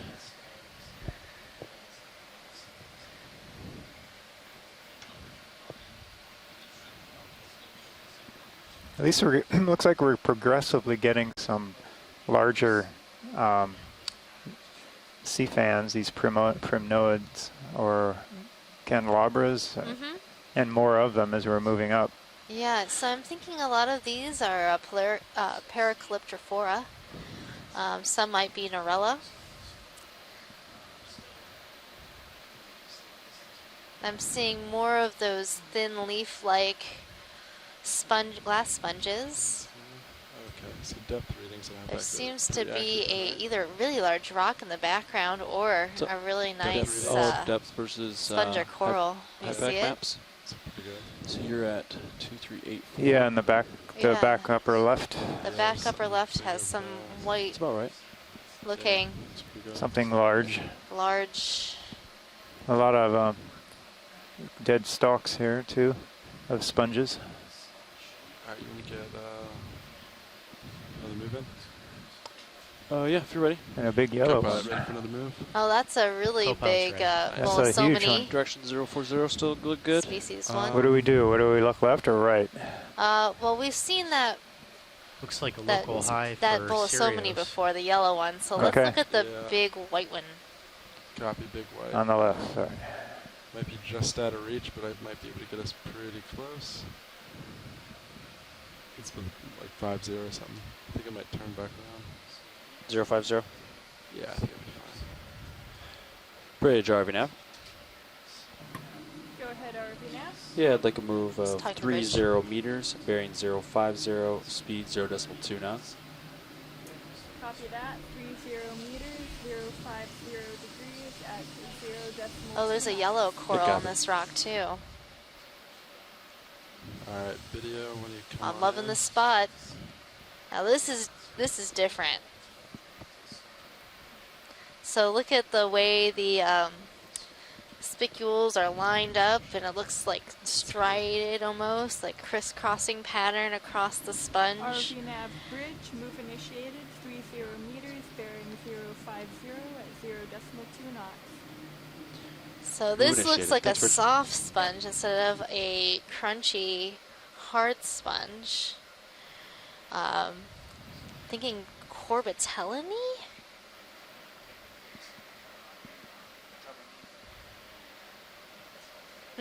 Yeah, I'm telling you. Your conference contains less than 3 participants at this time. If you would like to continue, press *1 now, or the conference will be terminated. It sort of reminds me of that Co-pilot, I called that move giant in at sponge 050, that we so saw just a little in the Northwest starboard, Hawaiian Islands. Just thought I'd let you know. Copy. Thank you. Yeah. But it's not quite right.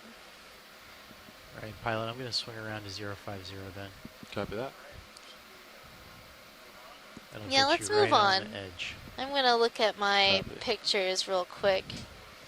And co-pilot, I just called the move in, so you got about 4 minutes, 5 minutes until you start moving. Science, are you happy with those views? Yep. Great. Yeah, so the best I can go with that is probably Corbitellini. Perhaps a new genus. And so Corbitellini is the family Euplectellidae, and that is a glass sponge. Now this one just seems not very consolidated, and usually these things are more of a vase shape, but this one is quite large and just flopped over. Very interesting. Yeah, it's unusual.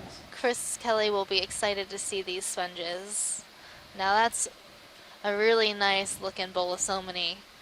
Look how yellow it is. Yeah, he's yellow all the way to the top. So again, this is what we're calling Bolosomini species 1. Or she. Do these sponges have genders? Well, they might actually be both. Oh, I'm not sure. how convenient. How convenient. Cereos, the brightest star in the sky. What about corals? So some corals can be both, and some corals do have genders. Interesting.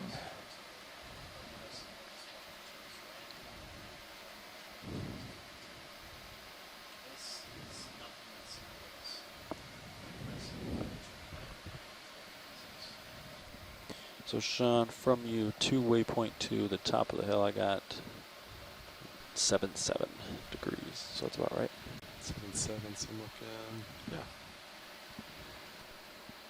Should be pretty good. Copy.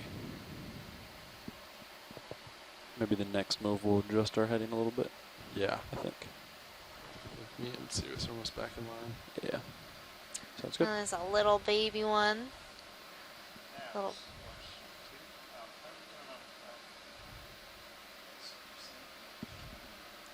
Was that? Watch it. Oh, he did. I couldn't hear. Must be turned down. Oh yeah. Here we go. Go ahead, watch lead. Yeah, I was just wondering how Yes. Looks according to my estimations, we'll make it to the top. No problem. We're right on schedule. Yep.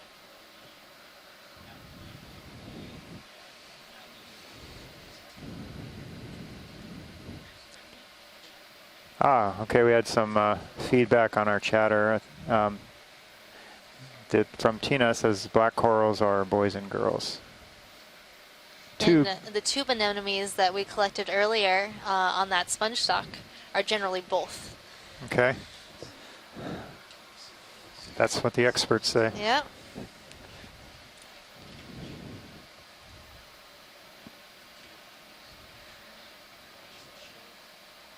Now, if you're both, what would be interesting is, are you self-fertilizing, or do you have to find a partner in order to reproduce? I do not know the answer to this question. That's my question.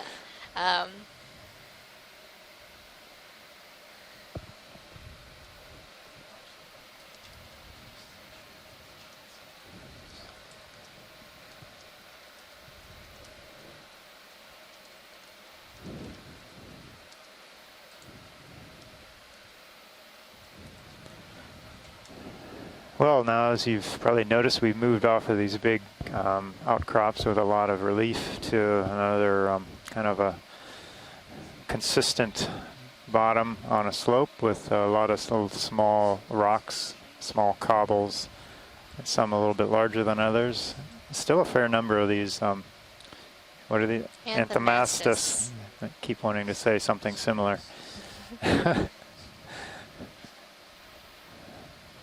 But yeah, it's not as dense as when we were in those giant outcrops. Yeah, no, see, it looks like they preferentially pick the larger cobbles, at least the ones that have survived, right? Unless these are crawling ones, as Go ahead, Bridge.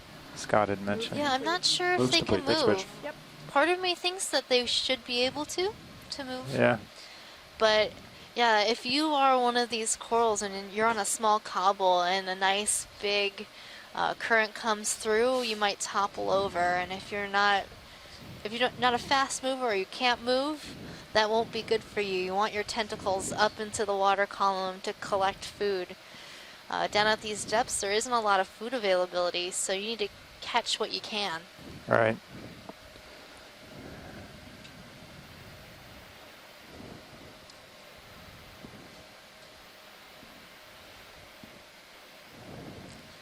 And Scott is saying that larvae that settle on smaller cobbles may not survive as they grow. Right. And thus, we're just left with the ones that landed on the big ones or got to the big cobbles or big rocks. So. It's the circle of life. Yeah. So it's the three pigs analogy, right? Mm-hmm. Don't live in a straw house. Something like that.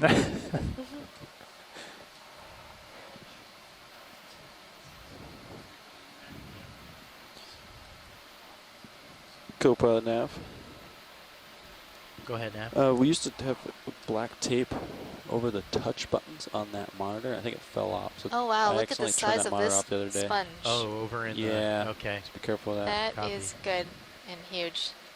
Like, look at the lasers. They're 10 centimeters apart. You can almost barely see them. Yeah, I remember that during the This mode, thing like, is a trying couple to turn meters them on long. and then calibrate it. Yeah. It looks like part of Wow. it's dead, but there's So I'm still a getting lot pulled of off a little bit, alive pilot. I'm bits. swinging around. I think you're still in pretty good position. I'm off station. It's quite the colony here. It is.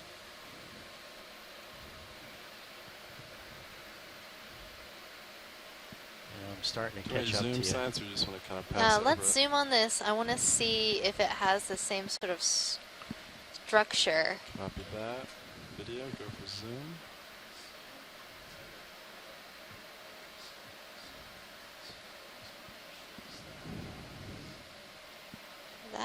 That's interesting.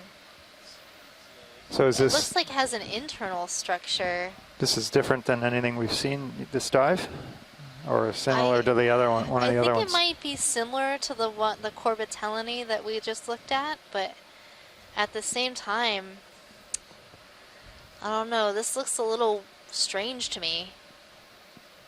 A little bit like the Languinility ruffles that we saw. I think that was dubbed the minivan sponge. It was almost as large as the ROV. Was this the one, the largest sponge ever? It looks a little bit like that to me, but that sponge didn't have this surface patterning in the same way, which makes me think it's still Corbitellini.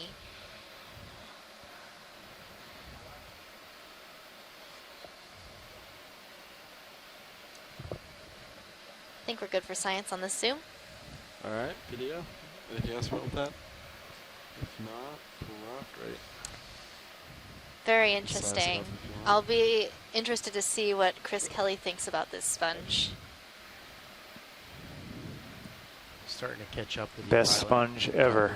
Yeah, I'm not sure if it position fell right over or it started growing like that. But there's definitely this back end is in the process of Looks like that's dying, living, and that's and this is and yeah. and it looks like it's getting colonized by other sponges. I think he's confused. It's a very confused sponge. Okay, I think you're done moving. You guys ready for another move, or maybe change the heading a little bit on this one? Or? Let me center and let's see where we want to go. Yeah, it seems like local high is a bit, closer to what you were saying than a 7-0. Okay. Yeah, so from Sirius to the top on high pack, I got 075. Yeah. But that's global. I'm looking 7-0 right now. Okay. That looks pretty upslope, and I'm in line with Sirius. So maybe 060 for Sirius? Or do you want to do? Yeah, we can split it, right? Okay. Be good. Okay, I'm pretty much already there. So if you're just joining us, this is Megan Putz. And John Smith. We're from the University of Hawaii, and we're here coming to you live on the Okeanos Explorer at Beethoven Ridge. We're up in the Musician Seamounts, which is located north of the Hawaiian Islands. 30 meters, bearing 060 degrees, speed .2.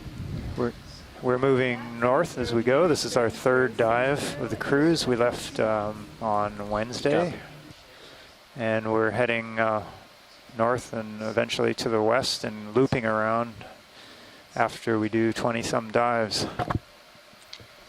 Right now we're on a small cone feature at the top of the Beethoven Ridge, and we're transecting up to the top of the cone to see what's at the very summit of this ridge.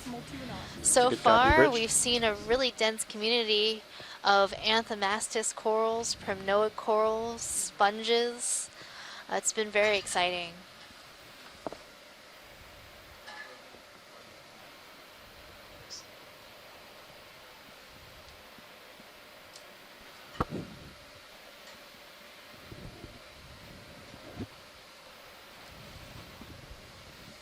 And we've seen a variety of geological landforms, like what we're seeing now, Talus Slope, which is a bunch of broken rock of various sizes, sediment in between. Seen some pretty dramatic lava flow outcrops, pillow lavas and lobate lavas, and just some big massive walls.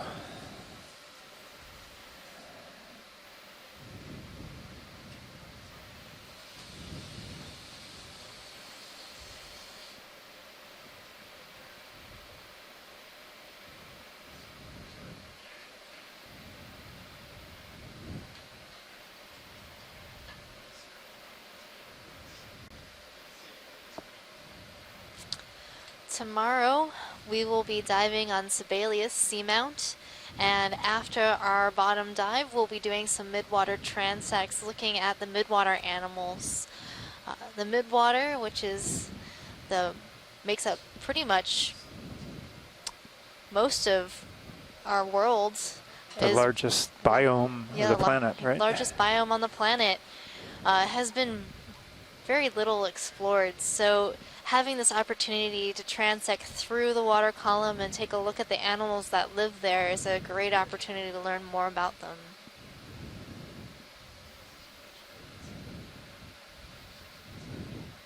It'll be a jelly-rific dive. Sure will. John's going to become the first midwater geologist. That's my goal.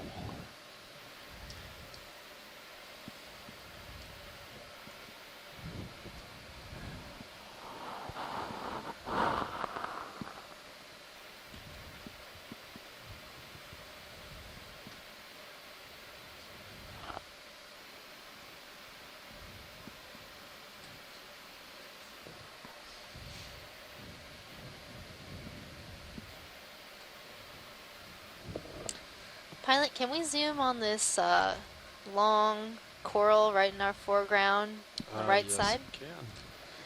I want to see if this coral is a bamboo coral or another unstalked or single stalk primnoid. Alright, video, go for zoom.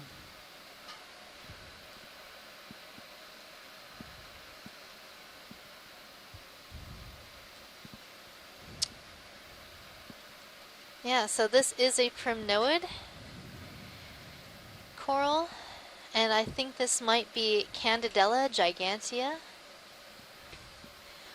To tell this coral from the other primnoids we've been seeing, there are these little scales along the body. Candidella is known to have many small body scales, sort of overlapping, looking like fish scales or dragon scales.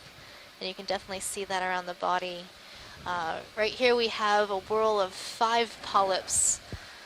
So every time there's a grouping of polyps, it looks like there's about 5 that are going around the outside of the center stalk.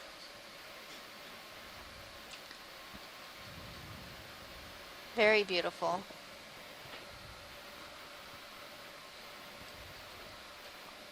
Why is it gigantea? Because the polyps are quite large. Good answer. Are these spiny things inside the? Are these little? So those are spines? part of the That's body scales. Okay, those are the scales. T is saying that sometimes you can get up to 6 polyps in a whorl.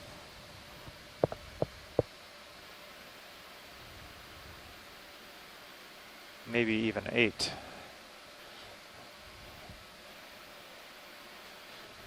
That's a very crowded whorl. You happy with that science? Yes, we're happy with that. Thank you. Alright. The best of both worlds. I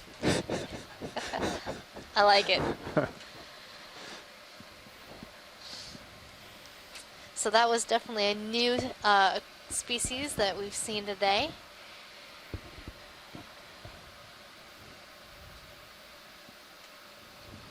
And new for this expedition so far.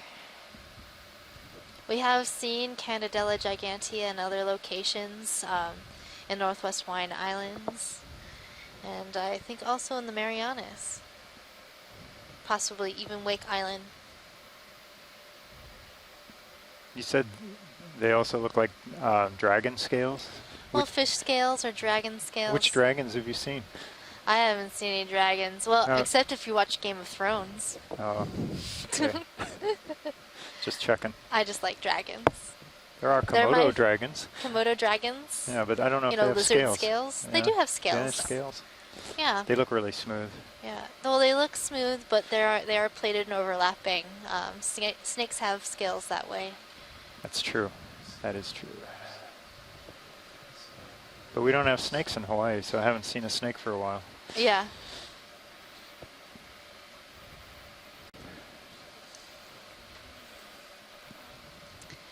I'm very appreciative of not having snakes in Hawaii. Yes. You know, you can go walking in the woods and you see something that looks squiggly on the ground and you know for a fact that it's not a snake.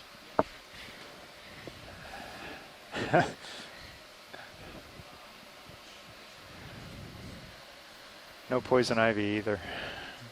Also thankful for that.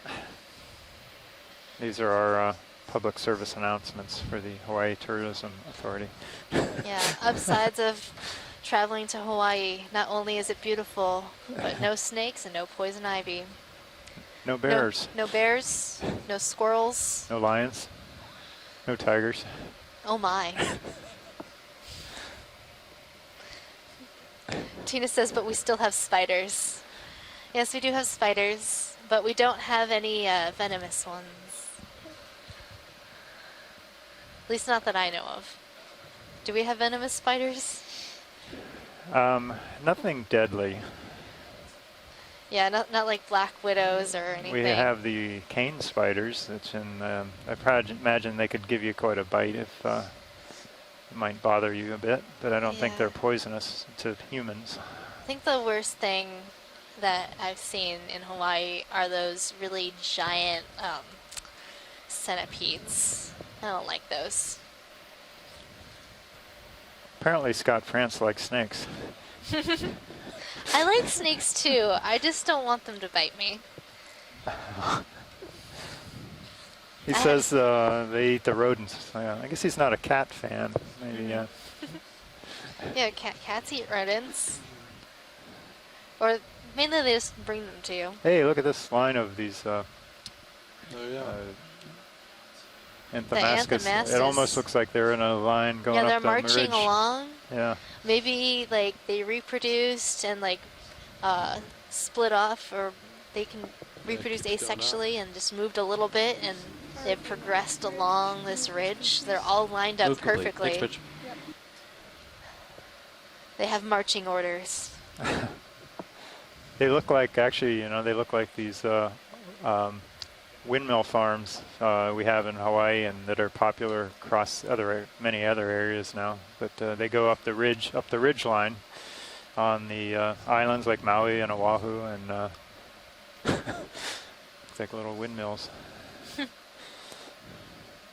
Wind turbines, I think is the right description. I got a good view of those when we were headed north, looking down at the North Shore. Oh yeah, on the cruise? On the cruise. It was quite cool to see them from the ocean side.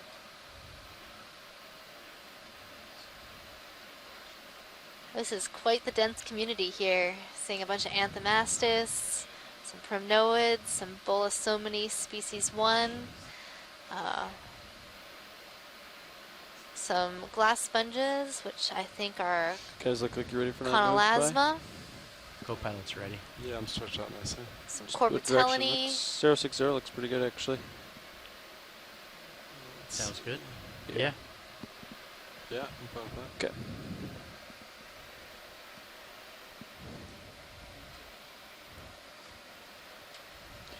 Bridge RV nav. Go ahead, RV. Yeah, I'd like to move, same as last. Range 30 meters, bearing 060 degrees, speed 0.2 knots. Copy that. 30 meters. Big Yowler off to the right. Yeah. Good copy. So much sponginess. Move initiated. Thanks, Bridge. Yep. Now these Bolosomini, they're actually quite soft. So once we had one that we had tried out, and it was very soft and, well, as you would expect, spongy. You know, and some of these glass sponges are quite crunchy. They have a thicker density of their spicules. They can be quite hard. Kind of like a, I don't know, cotton candy past its due. Mm-hmm.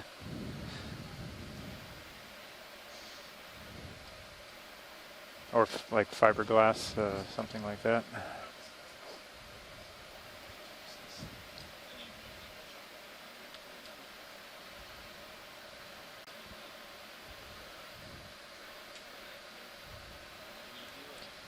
we've got a water column animal. Do you want to go for this? This little water column. It's a jelly.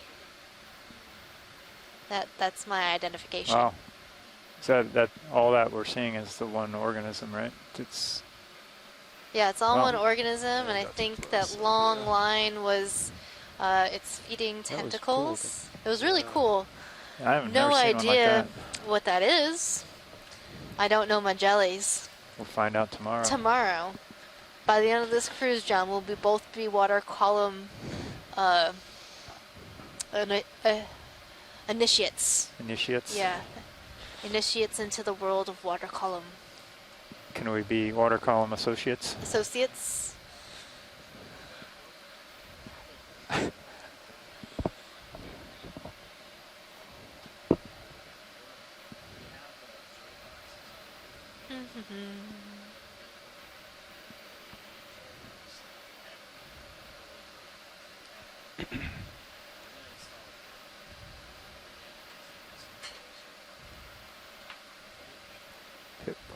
Oh, check out this like broken pillow right here, John. Yeah, that's kind of a classic example. You can see the whole intact sides, the cylindrical part. And then on the face of it, I call that a fractured pillow. So that basically just broke off for some reason, whether it just weakened over time or got shook up or got hit with another rock or something. But we see that fracture pattern where you see those kind of spoke-like radial grooves.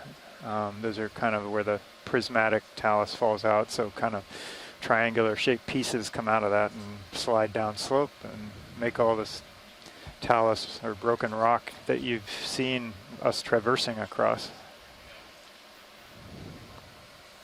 Tara suggests that we should be water columnists. I like it. Water columnists. We're water columnists. That's only if you publish on the data from the water column. Yeah, well, we are going to be writing our dive report. Okay. Would that be a columnist enough? I don't know, it might be a creature feature. Creature feature.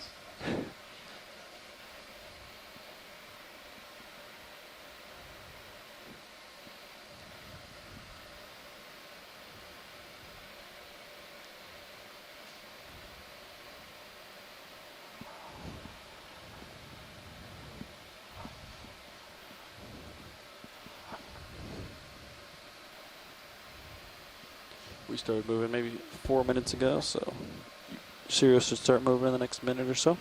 Copy that.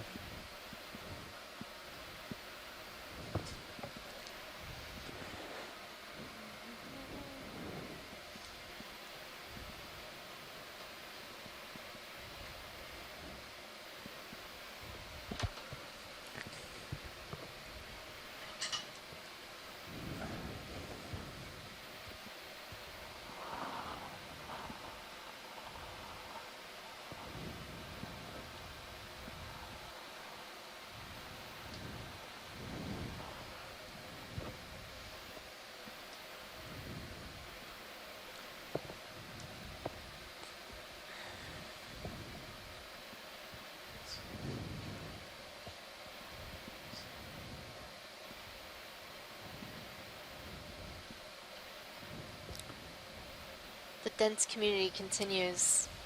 Yes, and more fractured pillows. So the slope looks like it's picking up a little, steepening, and you're seeing a few more of these fractured pillow faces.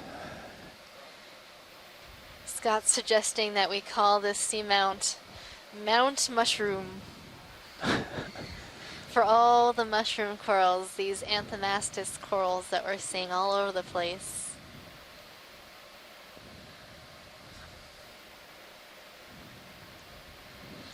This is the cone of mushrooms, mushroom cone. Cone of mushrooms.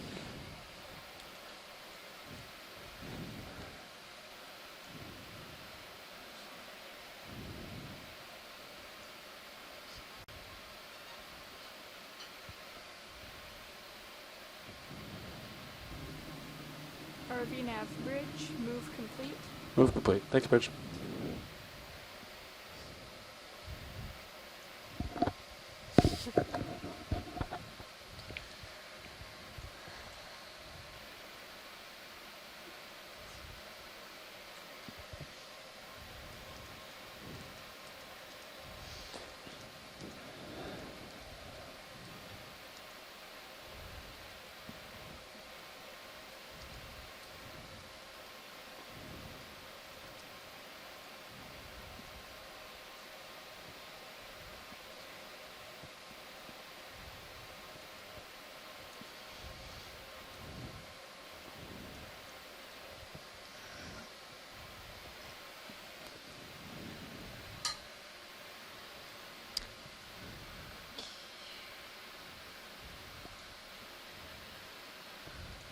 The sponges are picking up.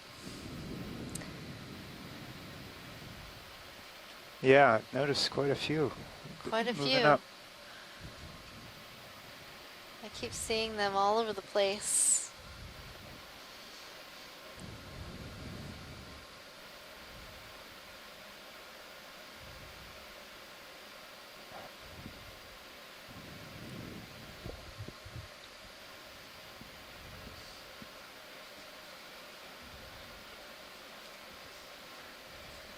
So I've seen a number of these Corbitellinae colonies that we've been calling Corbitellinae new genus. They're these vase-like colonies that have odd projections on them.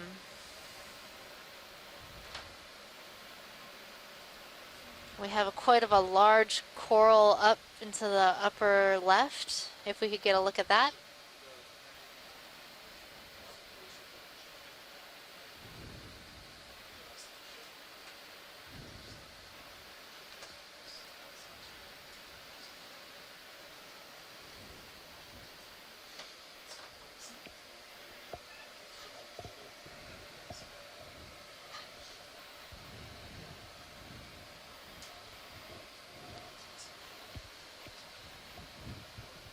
Now this actually looks like it might be a rosellid.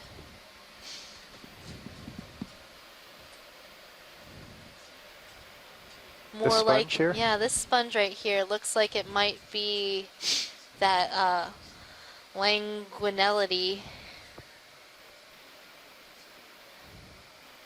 Languinellidae. Languinellidae. Trying to figure out how to pronounce it. Science, you want zoom on this? Yes, please. All right. Video, go for zoom. Oh, it has a sieve plate on top, but it is quite fuzzy. What do you call that on top? A sieve plate. Sieve plate. So it's sort of covering the opening of the vase.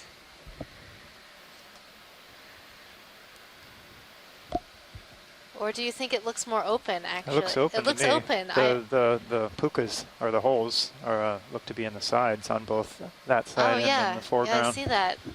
Yeah, so it isn't closed. I was gonna say, I'm like, oh, these are supposed to be open. So, yeah. For those of you who aren't familiar with the Hawaiian term puka, that means hole. Looks like it does need a, it's got a little 5 o'clock shadow around the edge there. It needs a shave. There's some hydrozoans up top, and then it has these ready dense for you to call in another move? areas of still looks good to me. spicules sticking out from the sides, making it What do look you guys very think? fuzzy. Yeah, sounds good. Yeah. All right. Do we? Are we done with this one? Yeah, Megan? I think we're good All with this happy? one. Great. Video, if you're happy, come wide. We'll keep exploring. Bridge RV now. Oh, that's interesting down there. Oh yeah, can we look at this There's a little other Sails vase last next to it? 30 meters, bearing Yeah, 0.60 to the 0 left. degrees, speed 0.2 knots. All right, video, go for zoom.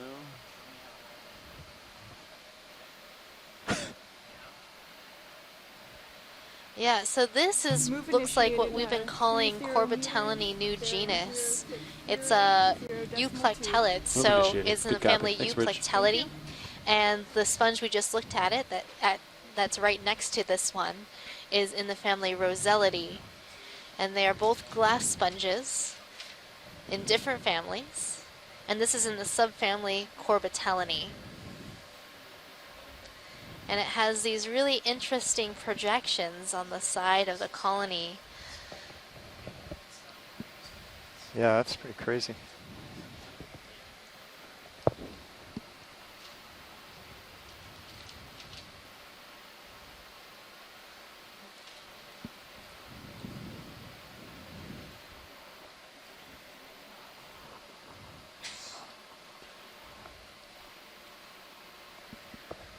We're good for science.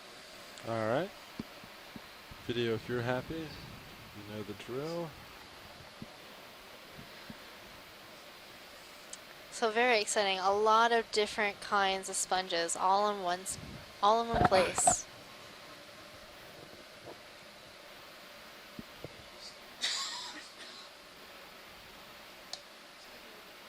Okay.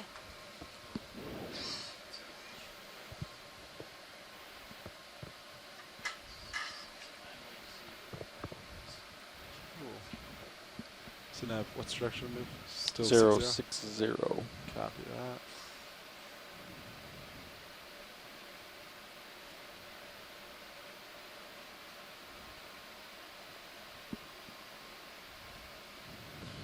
So it looks like we have a Bathopathes where the top half is dyed out, and there might be some barnacles and maybe a crustacean and other crustaceans along the stalk that's empty now.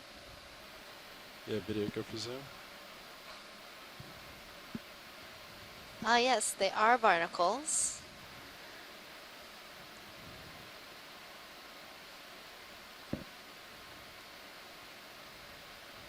So these are stalked barnacles that are connected to this Bathopathes skeleton.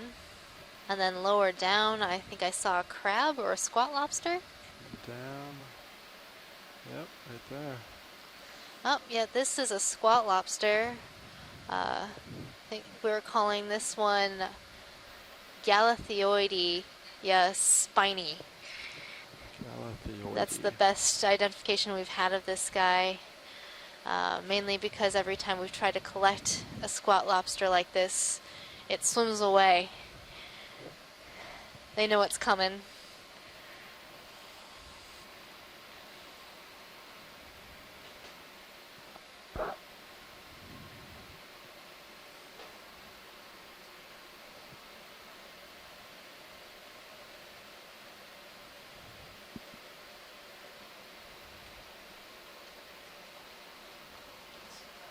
All right, science, anything else on here? I think that's good. All We're right. good to go. Video, if you're happy, come on out.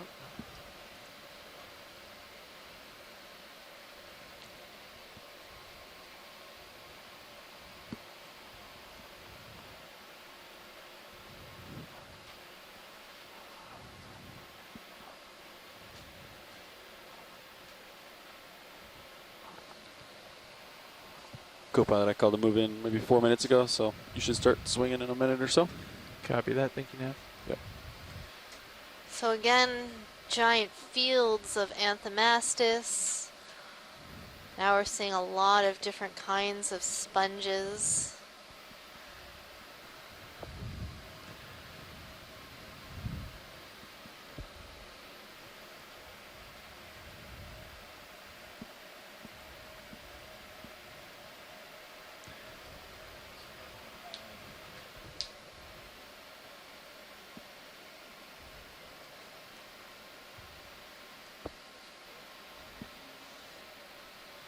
Oh, I think this is a Relicanthus.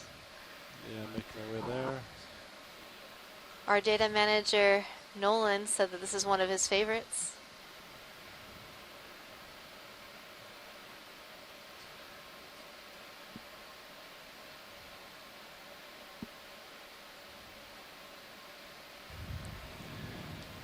All right, video, go for zoom. So while this might actually look like an anemone, it's in its own group. Sorry. It's in the family Relicanthidae, and it's not as related to an anemone as you would think. It's really interesting that the tentacles on this Relicanthus are Go ahead, Bridge. spirally looking. I Move's haven't complete. Thanks, seen Bridge. that look like that before. Yeah, it's a nice one.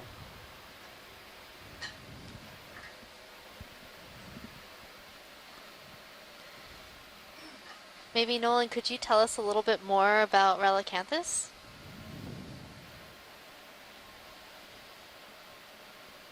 Yeah, pretty long.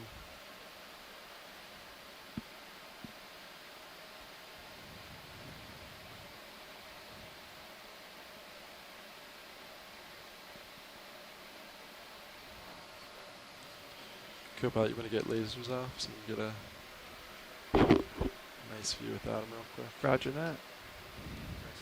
Oh. There Nice. you are. Thank you.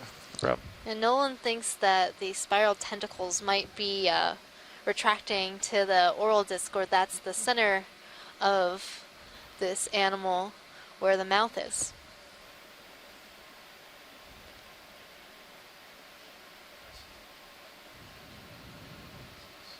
All right, science, you happy with that? Yep. Great. That's pretty amazing. Video, if It's you got pretty what cool. you need, let's come wide. I really like them. The long Copilot, please tentacles are get just lasers back on. super neat. Roger that. Nice.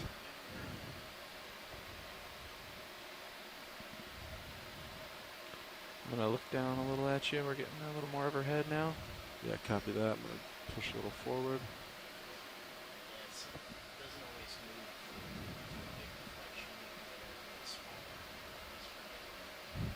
This is quickly becoming a sponge garden. In the contest of sponge versus coral, I'm not sure anymore who's winning. That's right. We didn't have enough participation early on to have that wager. But I'll carry it through from yesterday. It Looking seems good, like pilot. as we get Got a close to the 45 top degree of this angle on you right feature, now. Nice. we're seeing more and more different kinds of sponges. Yes, those We saw that one. we saw that tall sponge before. That's Right. Poliopogon. The one that looks like a chalice. And then that round one that was near the bottom, that was also a Poliopogon. Do you want any zooms on anything? Can we look at this sort of fuzzy colony in the bottom right? Bottom right. I think this might be a Chrysogorgia. Right. Coming around right where the lasers That are. one? Yeah, I think so. Yep, All right, that's the video, one. Come on in.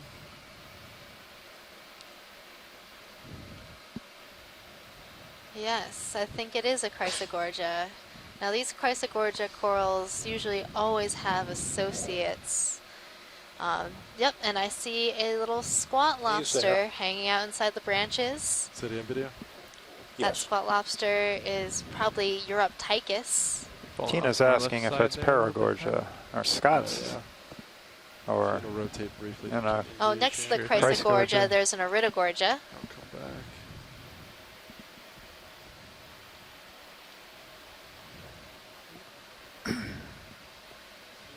So those are both Chrysogorgia corals in the same family. All right, science, you happy with that? Yep. All right, video, come wide. Yeah, and Copilot, you can just, as I come back, you can kind of copy that. Readjust. Oh, it's getting hard to see the rocks. I Heading know. about 10 degrees right now. I'll follow you back to 60. Awesome. Oh, can we I'm sorry, look we're, at we got a this heading pink 30 right now. coral on Okay, the left copy side? Oh, sorry. Sort of pinkish red. Pinkish red. It's now coming into the center screen. It's up a little bit, I think. Up a lit from the Side- lasers. yeah, You're we're kinda looking at the catching profile at of it it. sideways. It's now on the right side of the screen. It's right by your Oh, right there's another Oh, one. there's down. another one. So Right now in the middle. Is it dead center? yeah, yeah, I can go for I believe that and the Alright. one that we just saw are the same. Video, go for zoom. even I would agree. If the geologist agrees, Is this the one you want or the one to the left? the one Like a further bubble up, the coral, pink possibly. one. To the it's just to the left if you Left, zoom. yeah. That's it. Right there. There it is. There we go. There we go. Okay, yeah. Ah, yes, it is a bubblegum coral. Hard. Bubblegum. Why is it bubblegum? Because doesn't it look like bubblegum? It's a very pink. So this is a Paragorgia. Okay, I think you guys are ready for a move. And then on top of this which coral, one? we have I had an Copilot. Oh, astro he's at 3-0, okay, schematic sorry. Yeah, let's let sea Pilot get star streamed out in or front of bubble us. or not basket star. That's all right. Boy, that's tough to focus.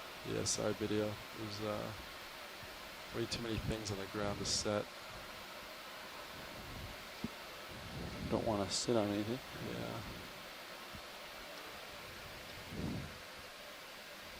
Scott says Alright. it looks, when the polyps retract, the tips of each of the branches look like a bubble gum ball. Ah, okay. All right. Are we good on this one? I think we're this good zoom? on this one. Move on up. So this is definitely the first time we've seen a Paragorgia today. Video. Awesome. So it's good to get nice video of that.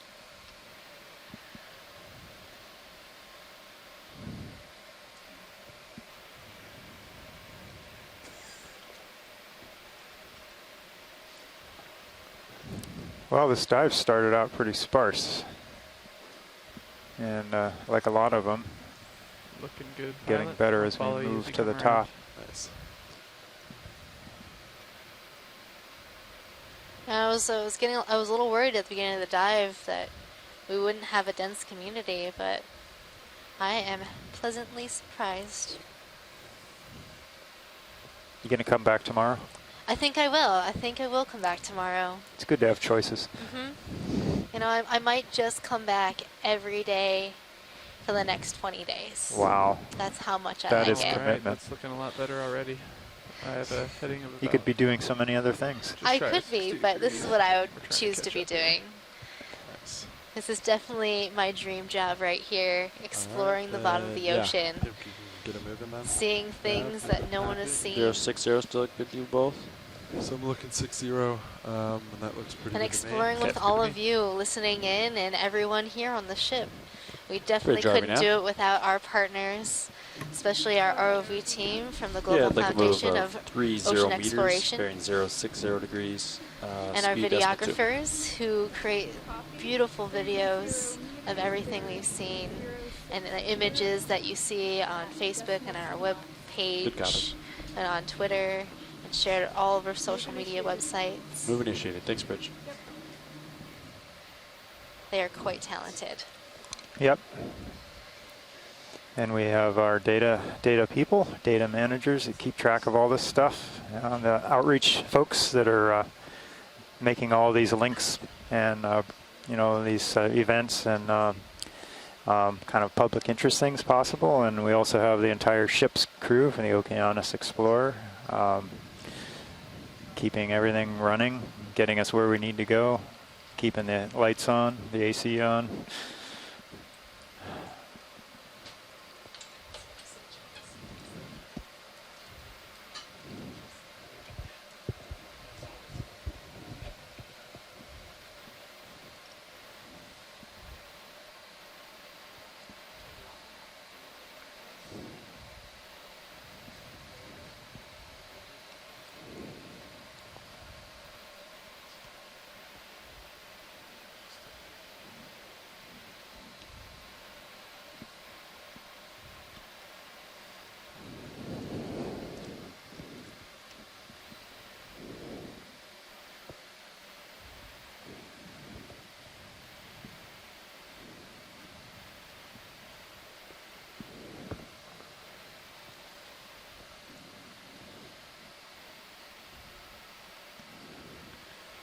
Looks like you have a little tether left, Pilot.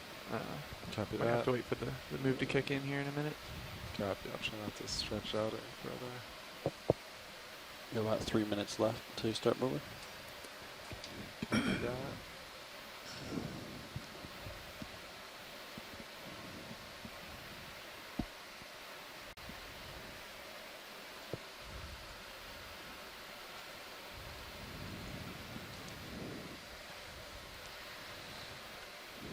So some interesting Beethoven facts right now are being shared on our chat room.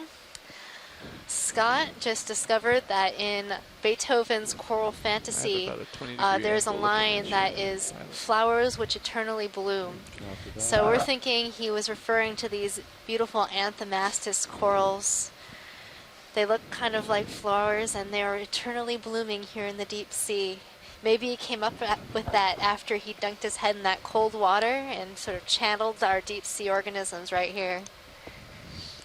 Could be. Could be. I think Beethoven secretly liked the deep sea.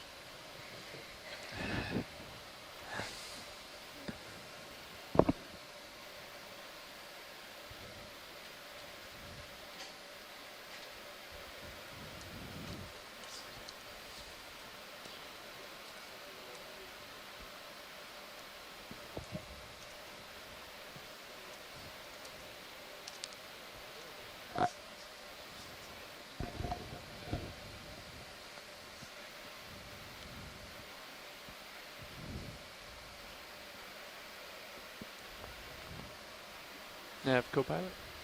Good, co-pilot. What time did we put that ship move in at? I put it in at 43. Copy that. So that'd be 3.5 minutes ago. Perfect. Thank you. Yep.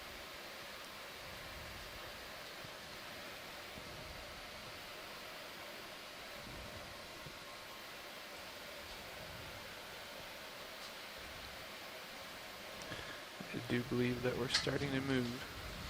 So we're seeing a lot of these Copy Corbitellini that. sponges, these big leafy sponges that we were looking at earlier, all over the place. Still seeing lots of anthomastus spotted across the landscape here. So I'd consider this a success for when we were targeting high-density deep-sea communities. I definitely would think so, Casey.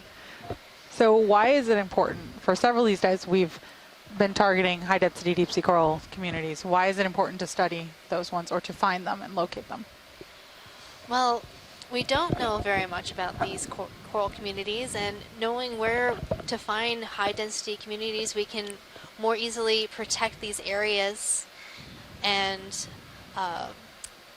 figure out what's here. There's an urchin, purple urchin we haven't seen before, right by the bottom middle screen.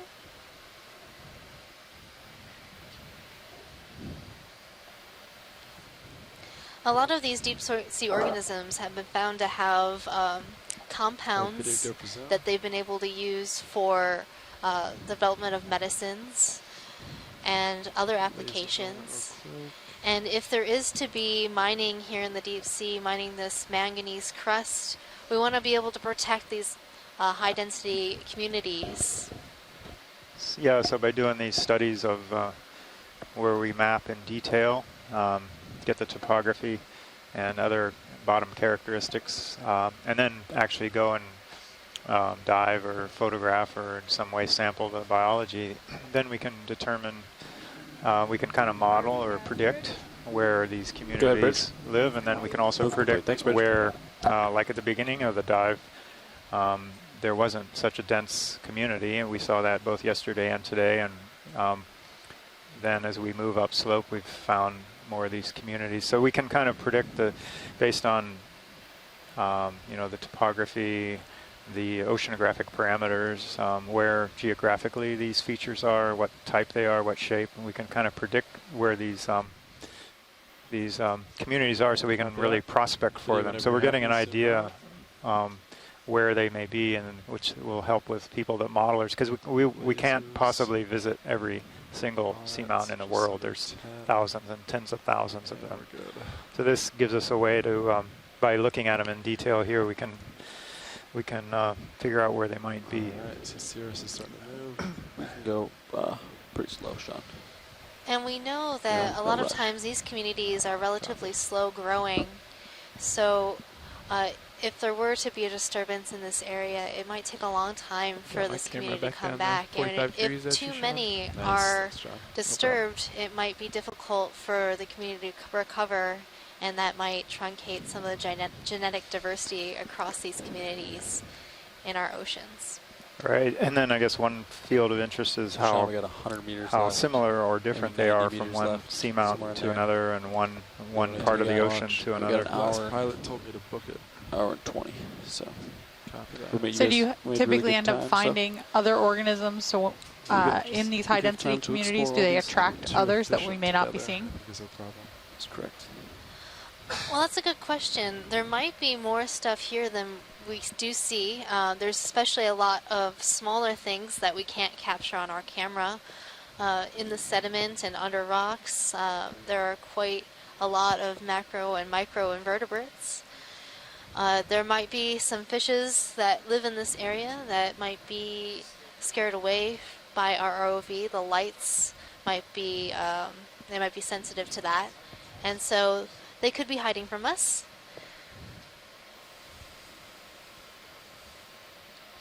And of course, you know, what we do see are the sessile organisms generally because they cannot move from us. But those things that are more mobile, they are around here, and we might not be seeing them all at once. But that doesn't mean they're not here.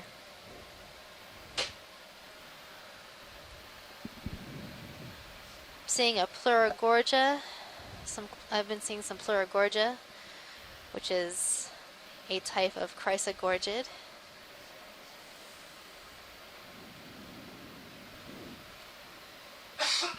And there's just so much to see right here.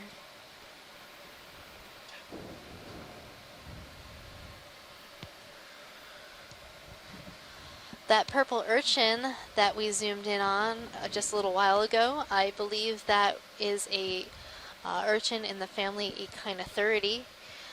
The species Tromicosoma hispidum.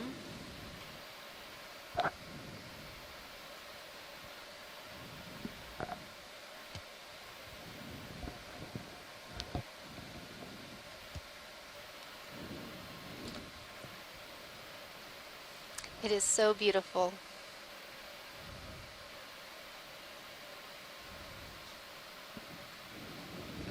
That's pretty cool. I know, isn't that neat?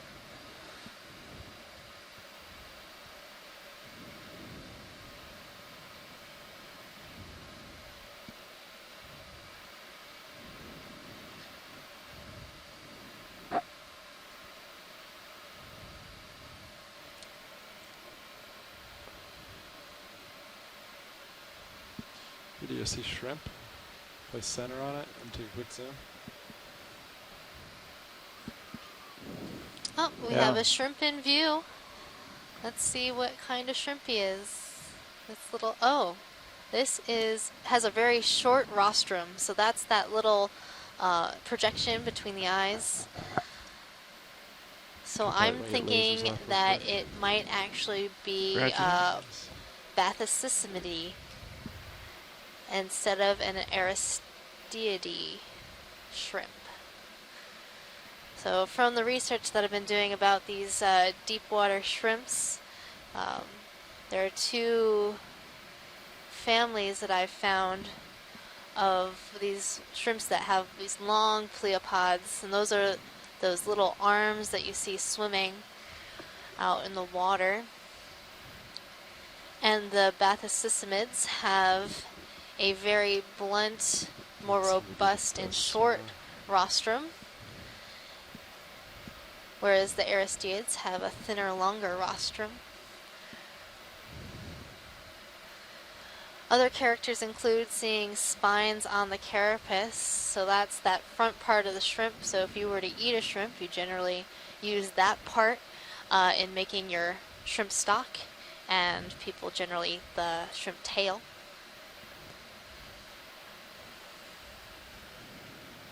So how would these shrimp taste, do you think? I would assume they would taste like shrimp. Just like Imagine just imagine that. Shrimp would taste like shrimp. They wouldn't taste like chicken? They wouldn't taste like chicken unless you're in the family of people who believe that most things taste like chicken. Okay. Oh, this little look at that. shrimp is gonna land. I think he's Maybe not. He's showboating for us. Now to tell the difference between male and female shrimp, obviously from this angle we can't do it, but they Alright, have, video. the males have special first That's pretty pleopods good. Let's come that are different. So on the underside you would see little, almost grasper, like Appendages. appendages. Okay. Yeah, and the females have a general opening type of thing. It's not. That's not a very good description of what it looks like. I got the general idea. Yeah. Lasers back on. Roger that. I'm just trying to imagine like the diagrams. And some of those characters can also be useful in identifying shrimps. Oh, look at this big sponge thing here. Oh, wow. Wow. I guess it's the same as the others, but a lot bigger. Yeah, a lot fluffier. Is there a desire for zooms at all, science? These are the same as we've been seeing. Just size? Is I think it's mainly just, Just a very large one. Maybe take a, Yeah, kind of get a... if we have room on the tether, maybe we can take a flyby here. Yeah, an overview view. Yeah, we can do a quick overview. Just gonna go slightly out of view. Copilot, real quick. Copy that. Just get a sense of Let me know if you'd like me scale to of follow. this community. Copy. Yeah, you guys are stationary, so. Yeah, so this first one's probably like a meter. So it's actually wide. two that are next to each other, rather than one long one.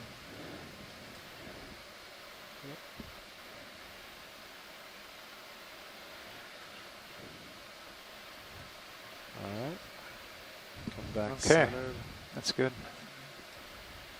What'd you say, Nav? We're stationary. So. Copy. Thank you, Nav. And we have time, so.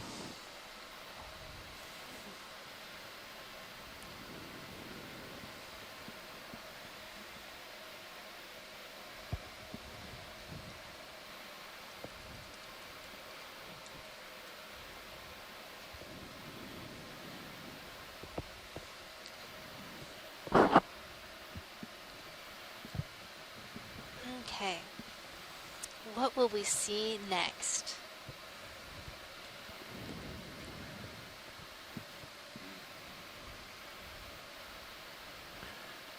Looking good, pilot. Got you back in my field of vision here. Nice.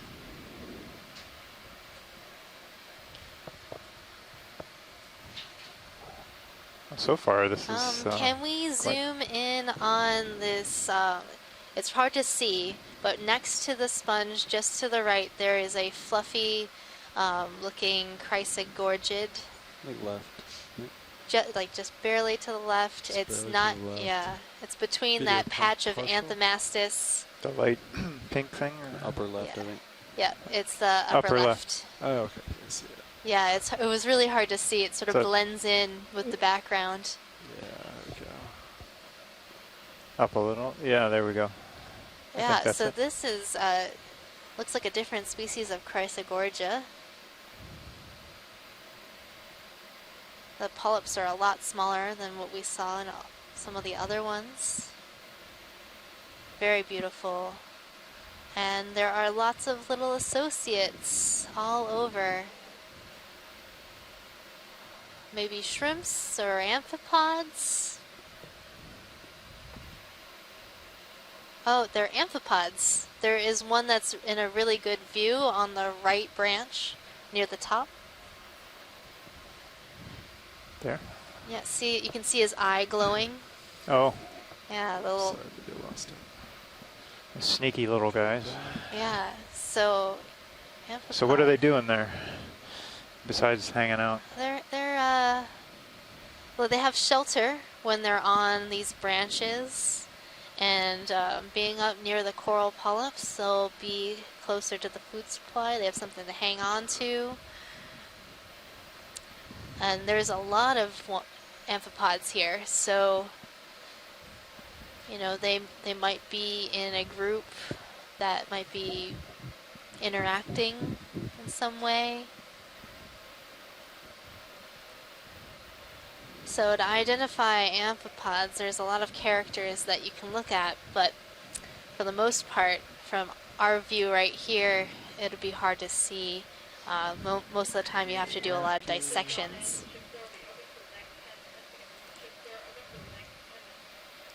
but they are very cool creatures.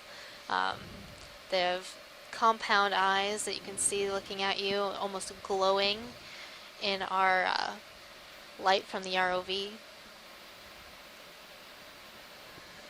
Thank you, pilot. All right, happy with that? Yep. Yep. All right, video.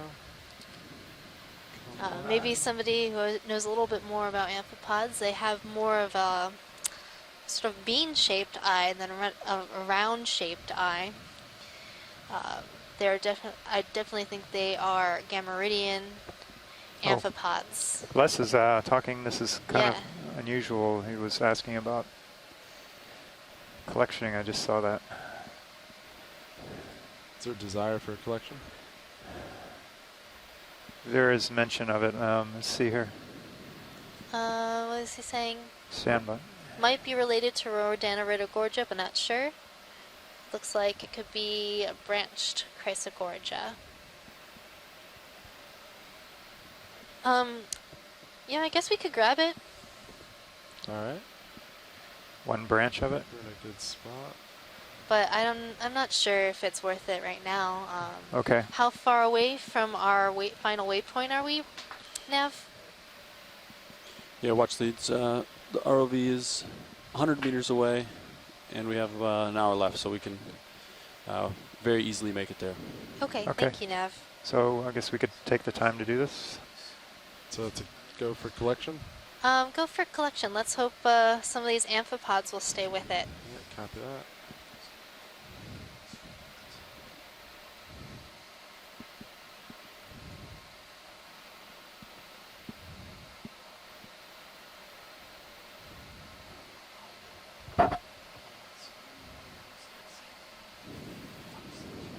Because I want to take a look at them.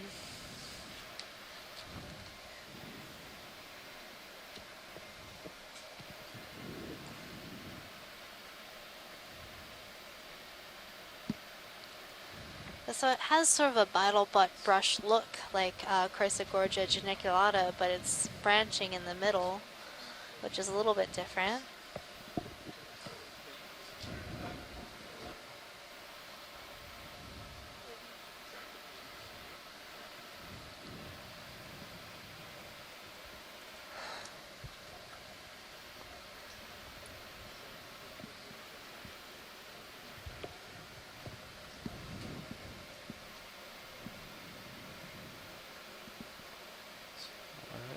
This should hold.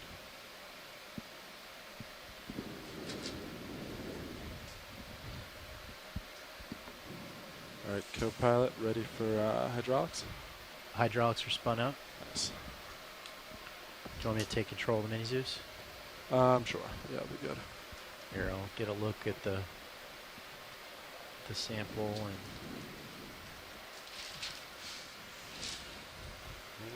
Arms coming live, 3, 2, 1.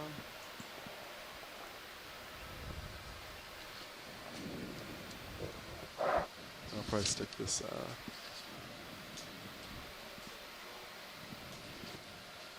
starboard.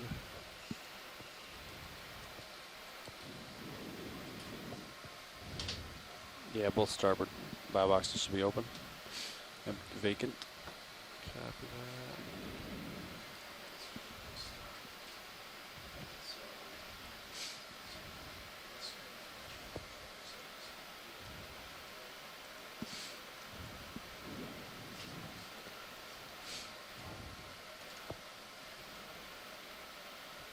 Is that about what you'd like, wash leads? Yeah, one branch of this should be fine. All right.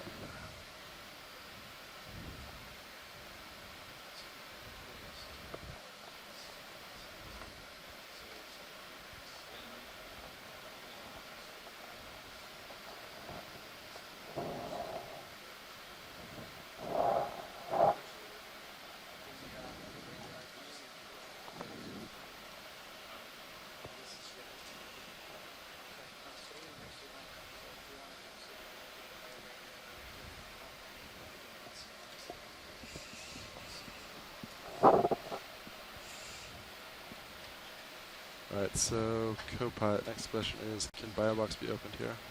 Or do I need to move? We can open up the drawer a little bit and just look. I don't think it's going to be able to open. Yeah, I can move back. Do you want me to try? Oh no, the shrimp bailed. No, I Oh, can it's a move squat quickly. lobster. Okay. Video, you want to get quick views of this before we maneuver away?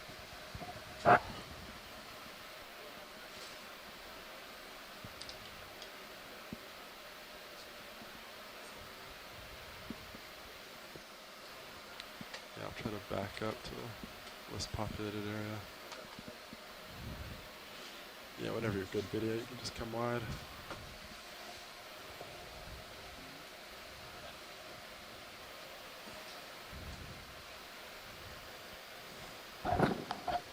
Ooh, we get to rock with it. No, we don't. No, we don't get the I rock. thought that from that angle. I was like, wait a minute. The rock Sorry came up. about that. Probably could have gotten that rock. It looks loose.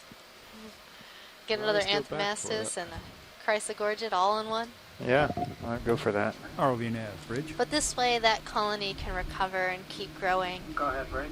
Yep. Yes, I'd like to bring the bow 5 degrees to port. Okay. Yep, go ahead. Okay, right. We're okay to do that now. So I'm coming. So 5 degrees this to evening port. when we prepare these, this colony might be a bit pokey, so we might need to put it in a different type of container. Okay. But we'll Maybe see. you could put it in a poke bowl. A poke I bowl. was getting to that. I was getting to that. I just. It's my favorite meal. Hit It's the poke drawer of that bowls. rock right by your port toe. It's a type of Hawaiian food if you're not familiar, of ahi tuna or another fish. Sometimes they do it with crab or octopus on top of rice in some sort of sauce. It's delicious. You could kind of turn to starboard a bit and put your side down. Our wonderful Those Chef are Ray fish rats. made some poke the other day Not a for great lunch. timing for It was that. great. It's going to steal your coral. Oh, there looks to be a fish. Checking out our coral sample. Uh-oh. You better be worried, Les. You might. Yeah, I Go think for it is a rat tail or grenadier in the family Macuridae. Cobalt, you think that's good? I think we don't can have try. Bruce I on the think line it's gonna today, hit on the but port toe. from what he was But, telling we can about try and extend a little bit. us, telling us earlier about these fish is that Yeah, I let's try think it it might and be then, a If not, I'll just kind of Coryphaenoides. lift and we'll do floating. Coryphaenoides. Coryphaenoides. Is that an East Coast fish? Oh wow! This is If Bridge, you go look at the view right there, this fish is just right up in our bio box area. That's correct. Bailout is west. It's a little lonely. Heading move is Wants to be complete. friends with the ROV. Okay, so that pushed us off a little bit. Pilots were That is coming correct. back in. We are on station. Alright, so I'm going to float Copilot. Copy. Try to go into autos, and hopefully I can stick it in that. Copy. It's a beautiful Alright, fish. I'm in your cam there, so I think we're okay. Yep. Yeah, we've got good delta, good altitude. Let me just consult my fish Coming up with animal guide. See if I can find some nice pictures that might help me be a little more confident about that ID.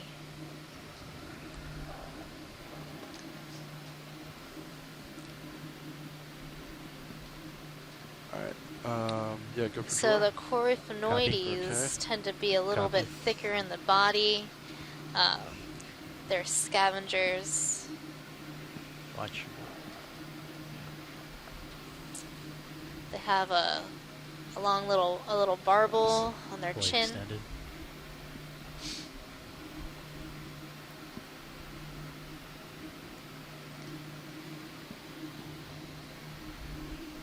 You like that view with the Mini Zeus pilot, or?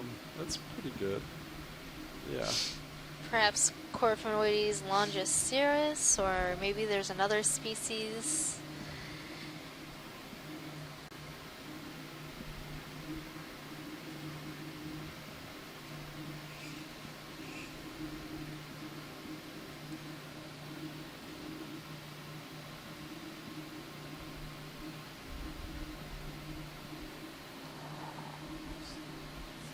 I just like the way that fish came and photobombed the collection.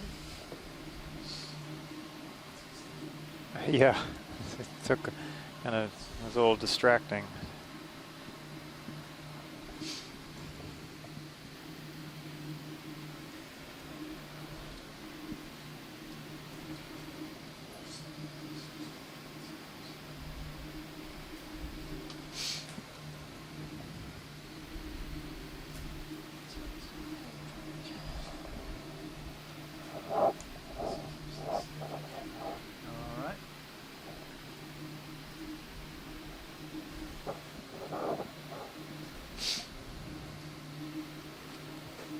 Alright, go close drawer.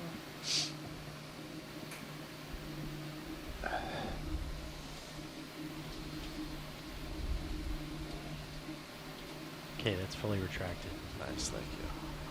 So pilot, that was starboard inner. That is correct? Yes, starboard inner.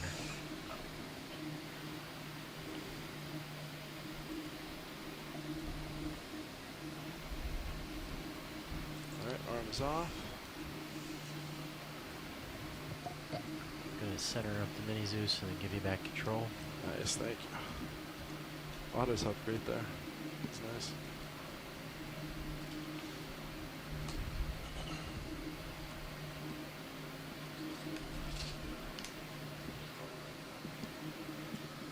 Okay, we're almost to the top of the cone. Yeah. Thanks, Mike.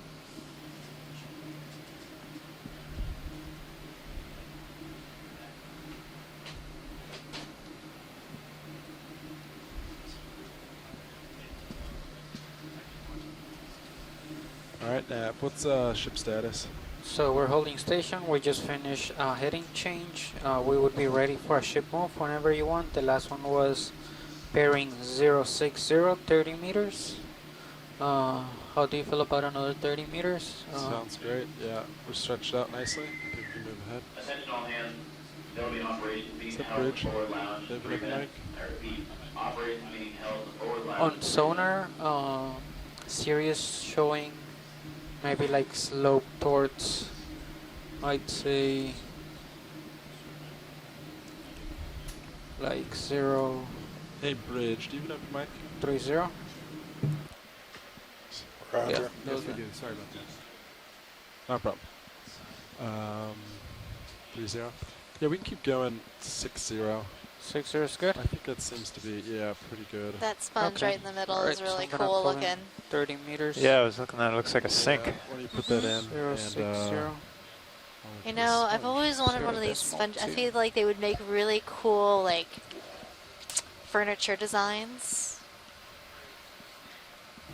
It's the bridge. Go ahead. Like a bar stool, maybe. Yeah. That's going to be range 30 meters, bearing 060, speed 0 decimal. I think the other day we Range saw a 30 Sacco meters, Calyx bearing sponge. 060, I feel like those would make speed really 0 neat decimal. lamps. Coming up. Video, do you see fish? Oh, there's a very small fish. Video, go. Possibly a different species of rat tail or grenadier.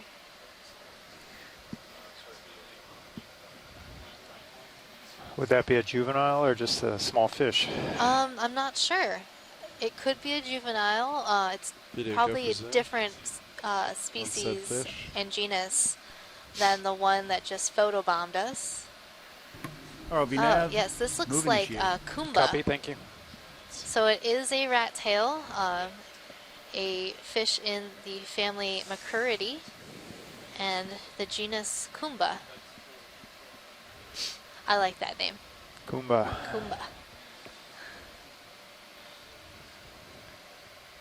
So for folks following along on shore, if you're looking at video feed 3, we've updated the position of D2, and as you can see, we're on this point right here is D2, and we're just about to the summit of this cone where we've encountered some high density coral areas. Just wanted to give everybody a kind of perspective of where we are. Again, we're diving on Beethoven Ridge, which is this larger feature you see. We're on top of this cone feature on top of the ridge, and we're just about to the top. Alright, video, I think that's pretty good. So, ready, you can go for, so stay tuned. We will bring you the summit. Once we lose this fish, can we look at some of these corals? There is a black coral right on the rock in front of us by the lasers. yeah, is it pretty much dead center right now? Dead center. Yeah, video, come back in. The little one right here? Yeah, that little one. I think this is Umbellapathes. Now Tina's gone to bed. And a crab. I am fairly certain that's what this is. Beautiful. Copy that. Yeah, that's kind of what. Les said he spotted a bamboo coral. Settle real quick.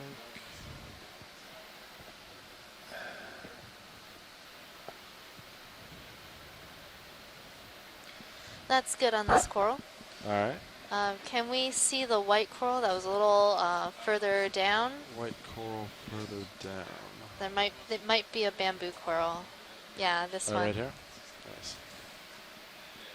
All right, video, go for zoom. I think they're actually primnoids. No, that's a primnoid. Thank you, pilot. All right. All right, video, come wide.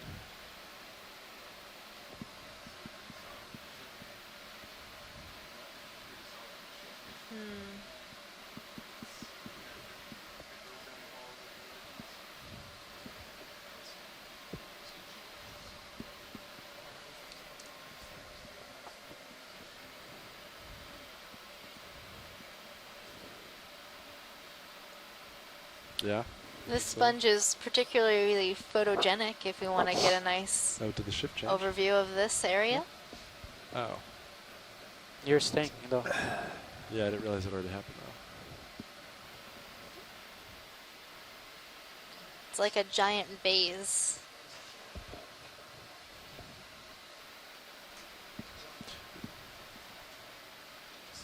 Say when, pilot? Yeah, science. 1 sec, we're going to do a quick pilot change. You're in good shape for now. Keep an eye on you. Nice.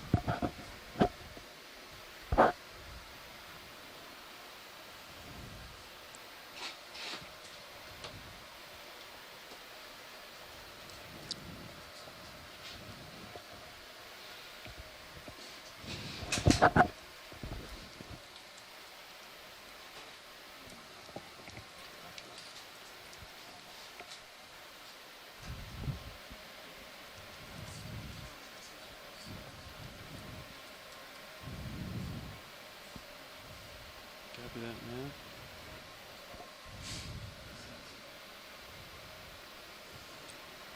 And if you're on shore, if you change to video feed number 2, you can see a nice overview of this landscape from the Sirius, looking down at our Deep Discoverer ROV and how it's checking out this very large coral, sponge right now.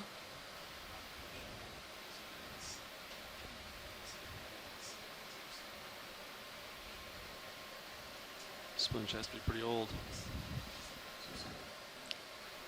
So if you're just tuning in, this is Megan Putz, your biology lead.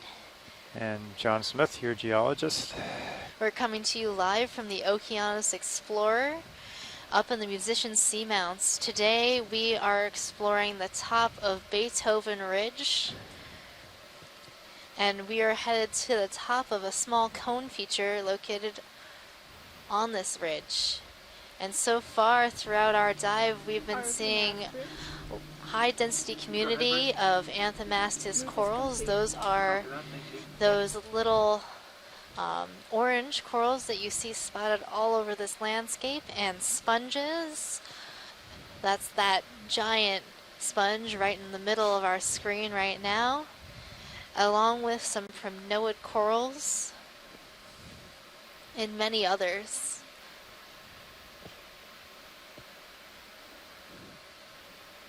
Yeah, and these seamounts and ridge features have really not been explored in the past. There's been some mapping done, and there's been some rock dredging done for geochemistry and age dating in the past, but to our knowledge there's not been any observations like this with manned or robotic submersibles or deep sea cameras to actually capture what the bottom looks like and explore the communities of biologic activity and got about a 40 different degree organisms angle that live down here. on you. So this is, you're seeing this for the first time Not even that in anyone's any ever seen current? these things. That's right, John. We've never explored down here, and this is the first time anyone has ever seen this place. We are currently at 2,320 meters in depth. How far is that in miles, John? That's like over 1.5 miles, getting close to 2 miles deep. That's pretty deep. Yeah, you put some pressure on me there with that calculation. I certainly did. Jokes. And at these depths, the water temperature is really, really low, almost near freezing, about 2 degrees Celsius.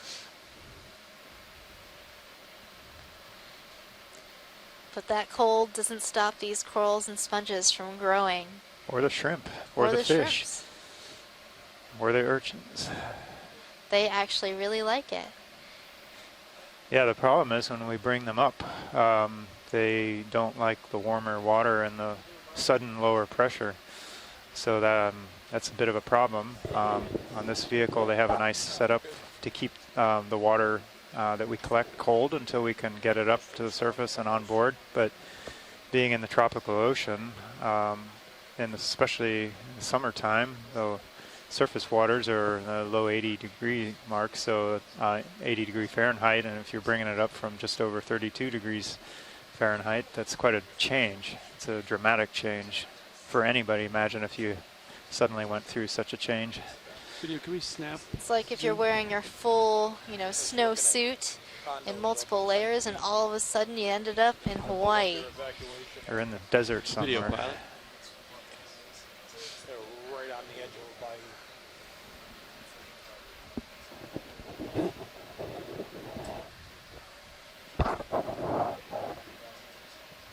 Some of the trailers. So a lot of the organisms, I believe, that live in water, they're more susceptible to smaller temperature range changes than those of us who live in air. That's right. If you've ever been swimming in a pool, you notice those small changes. What? I did a little bit. In a hot tub, you have temperatures of about 100 degrees, but then once you get into water about 80 degrees, you're thinking, oh, this is actually kind of cold. Hey, Bob, can we Right. see? So that's why when we talk about ocean warming, global warming, and it's in small changes in the ocean relative to what we experience, it's kind of a big deal for corals, especially shallow corals. That's right. Right now we're zooming in on a chrysogorgid coral called Pleurogorgia.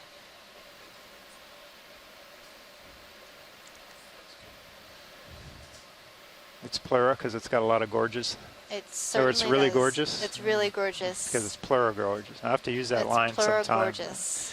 I don't think she'll get it though. You're pleurogorgeous. You're pleurogorgeous. Well, you have to talk to a deep sea coral biologist. I'm sure that line gets used a lot. I don't it think will now. It will now.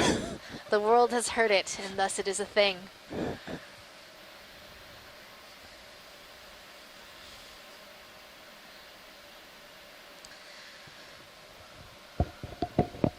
These Anthomastus seem to like this broken pillow down in the right-hand corner of our screen. Those are the mushroom corals. Those orange little tree-like, flower-like corals that you're seeing on that rock. We collected 2 of these today. They happen to be on a cobble that was just small enough to fit inside our bio bin.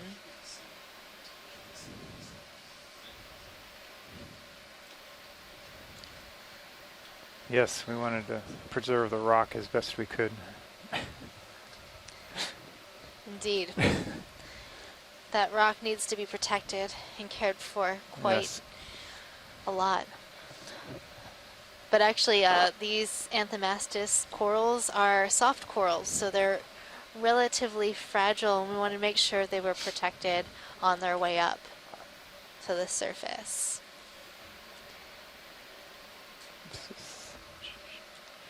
Oh, there's a, looks like it might be an anemone. Can we zoom on the anemone that is just to the left a little and down to the lasers? Yeah, video, we can frame this one up as we approach.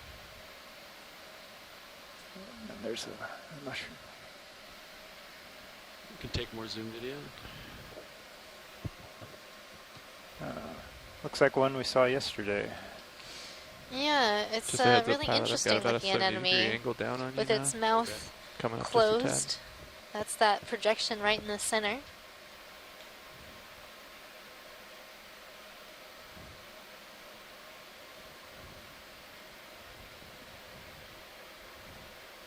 And anemones are hexacorals as well, just like black corals. Ah, yes, someone on the chat pointed that out earlier today.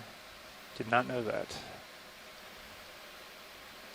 Co-pilot, you should have already stopped swinging or be pretty close to stopping. Copy. All right, could we pan left a little, we're pilot? starting to settle out. Yeah, it looks like there's a closed Anthomastus. Yeah, that's what I wanted to show, so we could show people what those look like, right in the center. Yeah.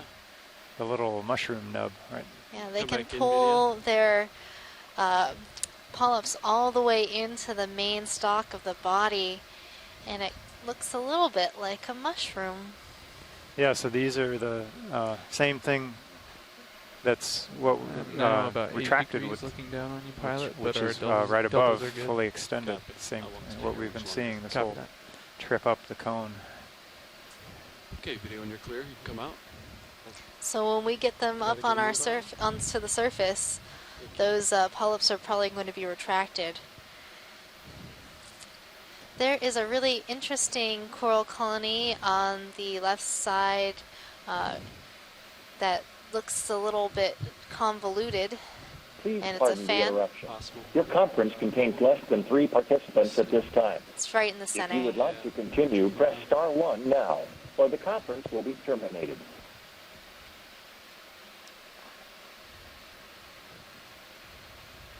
Okay, video, you can frame it up as I approach. Did you need a closer look at this one, or would a snap zoom? Let's snap zoom. I think it's a hemicorallium or a pink coral. We saw one of these a little bit earlier. Yep, hemicorallium. Very beautiful. They actually use these corals in jewelry making. So if you get pink coral jewelry, this is the coral that those pieces of jewelry come from. In Hawaii, there's actually a fishery for corallium coral. It's not currently active, but it is a managed fishery in Hawaii. Or the conference will be terminated. So how old would something like this be? This one is a little bit smaller. If we can zoom out, we can see the lasers. The lasers are 10 centimeters apart, about 4 inches. So this looks to be about, what do you say, 6 to 7 inches. Something like this Sea cucumber right to the might left. be, I want to say 40, 50 years old. Wow. Let's look at that sea cucumber. It's a little translucent on the rocks. I think this is our first cucumber of the day. The conference contains less than 3 participants at this time. If you would like to continue, press star 1 now, or the conference will be terminated.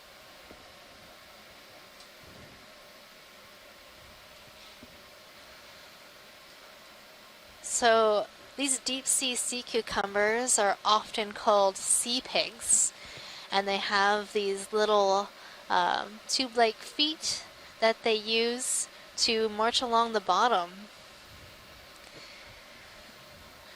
I really like the term sea pig.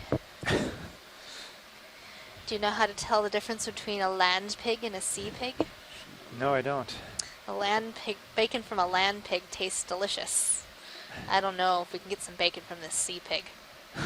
Conference is being terminated. Pilot, as Nav had So- mentioned, I think we've settled out. What about We're in it? a pretty stable position here. Copy that. Thank you. No problem. So this sea cucumber is in the If you have any more family Zoom, you can take it. Elliptidae. You're not busy with the conference call.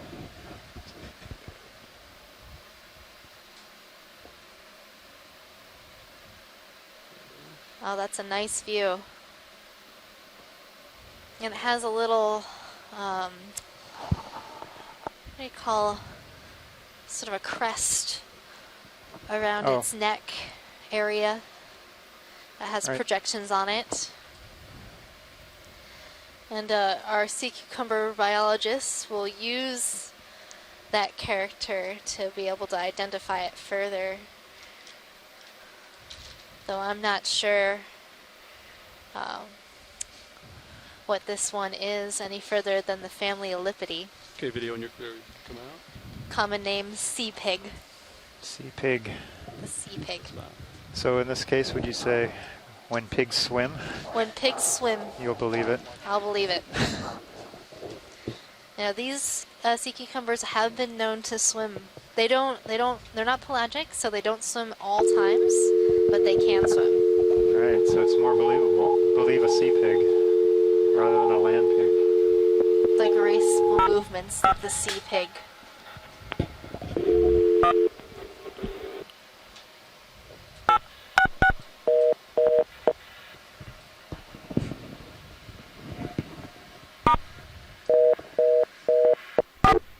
Hey, pilot, so that's me. I think we're stopped. No more swing, but I'm looking at you. 8-5. 10-4, making forward way. How much time we have left on bottom for now? We have about 40 minutes.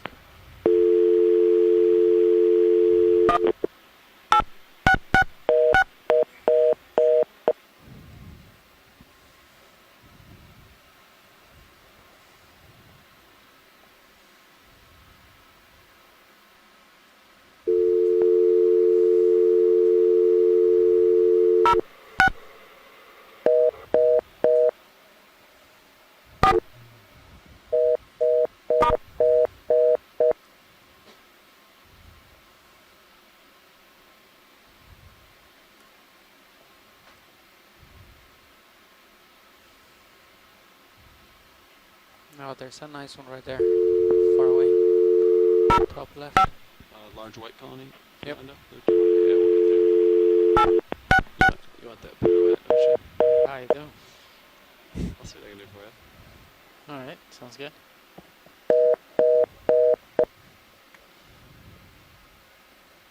There's so many colonies here. Yeah. Trying to find something new we haven't seen today. I feel like a Where's Waldo.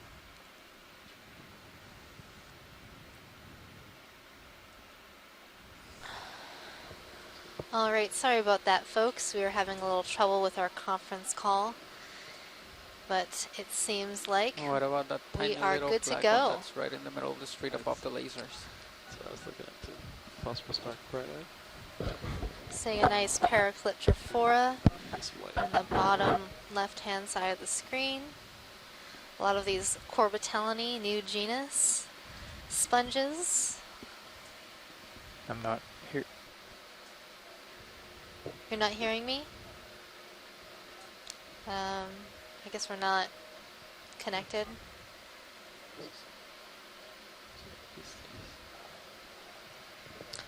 Oh, can we look at this, pilot? Yeah. I think we're This looking at is like crinoid a dark on a- crinoid possible. Video, can we zoom in this? Yeah. I'm kind of looking right at it. Oh, he's hanging on to it. That's what's going on. Okay. Ah, yes, very cool. We were calling this Cerametra for a Wow. little while, but it has a real name, not well, a different name than that. Cerametra is known from the Atlantic, and this one starts with a P. when I can't remember how to pronounce it. So I'm going to have to read it. I might try to spin around. So Looks like Sathrometra. Sathriometra. Wow. Okay. I feel like Cerametra was easier to pronounce, but this is Sathriometra. Okay, video, you can zoom out full wide. Keep looking here. Thanks. Looks like one of those evil spaceships from science fiction shows. And that was on, looked like the skeleton of a Bathypathes.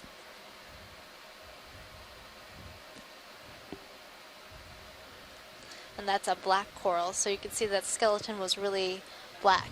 On the Bathypathes that we collected yesterday, when it was alive, the tissue was a bright yellowish, orangish brown color. But without that tissue, the skeleton is black.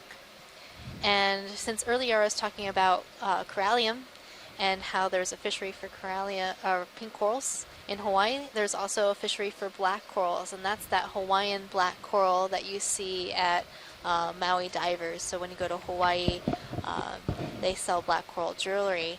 And that jewelry is made from black corals that specifically grow in Hawaii, known as Antipathes grigii or Antipathes grandis. And these black corals get very large and have extremely thick bases, which allow for the making those nice pieces of jewelry. And the fishery for black corals is managed so that it's sustainable.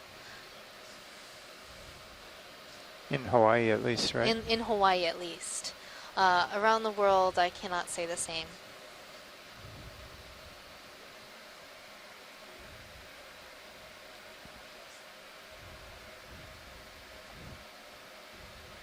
Well, it looks like we're probably at the top of this cone now. It's flattened out. Look how Oh yeah, we're almost the to the top. topography is. And even at the top, we've got some massive sponges. These sponges are quite large. So we'll get these lasers on our sponge and see how big it is. Those lasers are about 4 inches across, 10 centimeters. So that looks to be about a meter, I would say. Probably so, yeah.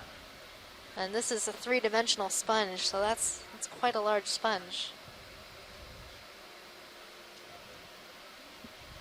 I think we have found our colony. Yep. Perfect colony for a pyramid. In the background, I see some Paragorgia. There are a bunch of primnoid corals, possibly in the genus Norella. Lots of Anthomastus just chilling out on almost every rock you can see. Our Corbitellinae sponges. That's this big sponge and all these little sponges in this area.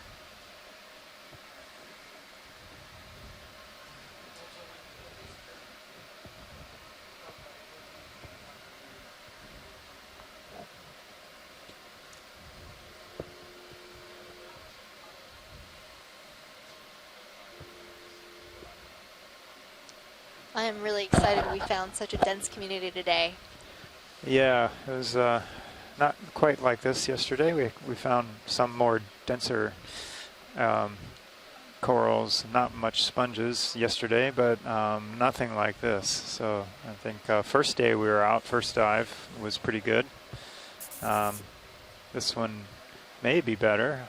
I don't know. Some of the corals don't seem to be quite as big as I remember from the first dive. Yeah, but sponges that are first definitely dive we bigger. saw a lot of bamboo coral. Yeah. But this dive, we've only seen a couple bamboo corals, and they were that big. Yeah, okay. We've seen a lot more of these primnoid corals, though. Okeanos is back. And every community is a little bit different.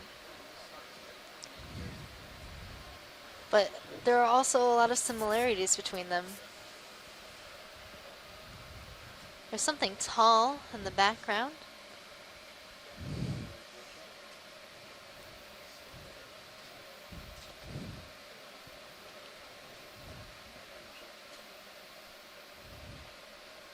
We're probably getting ready for a move. What do you guys think? Yeah, so It's let's absolutely see. gorgeous. Looking at you, 5-0. So you're in a nice standard position. Fernando, ready for a move? Okay, all Oh, right, thank thanks. you. So, yeah. So the conference Straight line is ahead. back I up think and he's- running. If you would like to The last call one in, was any scientists on 060. shore. Yeah. 30 meters. Still looks good to me. Sounds good. Co-pilot is a go. All right. For move. Pilot is go. Copy that.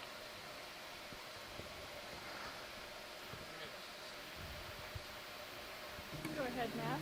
Let's get the single wind. That's going to be range 30 meters, bearing 060, speed 0 this one.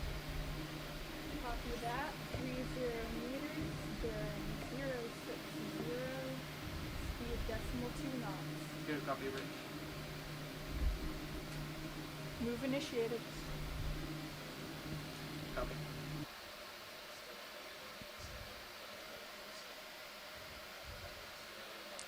So my dad just emailed me, and he was wondering what our dive track is like, and what the predominant current flow is, in what direction it is in this area.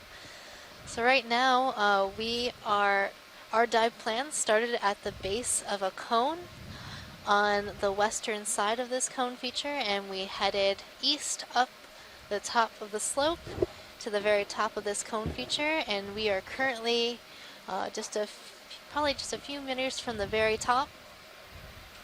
Yeah, I think I overheard them at 30 meters to go. Yeah, 30 meters to the top. The And the current flow today has been relatively light. At the beginning of the dive, it was flowing from the so north to south, or south to north. It's from the south to the north.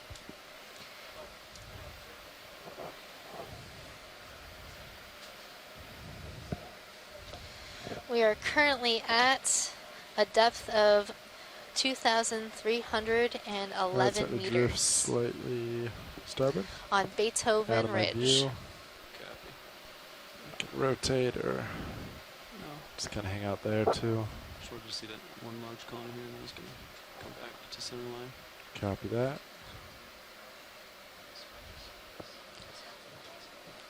We probably do need to collect a sponge for Chris. Are we allowed to collect 4 biologics? Or can we count those Anthomastus as associates to a geologic specimen? Thinking of going for another rock. Well, if we can get one with one of these Corbitellinae, new genus, those little vase-like sponges on it, that would be great. All right, do you see any? I see tons of Corbitellinae. Okay, they're with a rock though. So these, yeah. I don't know which ones are on loose rocks, though. Okay, I don't see. I'll keep my eye out. Roger that. Yeah, I'd like to get The sponge we're looking for is the one. I'll get lasers on one to verify. Yeah. It's kind of. Yeah, it's that kind, like the vase with little weird projections. Copy. Keep our eyes open. Nav, which box is open? Starboard. Should be starboard outer. So it's a little bit larger bio box. It's Did we put anything in the port rock box? I don't believe so. 'Cause we only have one official rock sample in the starboard, right? Yeah, I think port So rock box is I think open. a sponge like this, as long as the rock doesn't roll around, would be okay. Okay. If it came up in the rock box. Tether looks good. Otherwise, the other open is the starboard outboard, or Maybe. or is it the port? Yeah, starboard out. Starboard outboard. Yeah, if it fits in that, it would be better. But Yeah, it would be better to keep it in the water. so if we find one of appropriate size. So that sponge in the back could be two things. Perhaps a polyopogon that looks a little odd, or maybe one of the rosellid sponges in the family. I'm trying to pronounce it with the L. Langunelidae.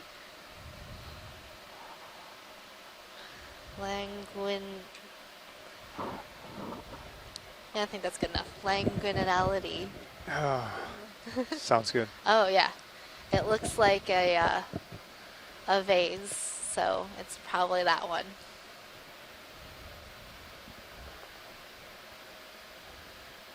But who knows? It could be something different. Something completely different. Something completely different.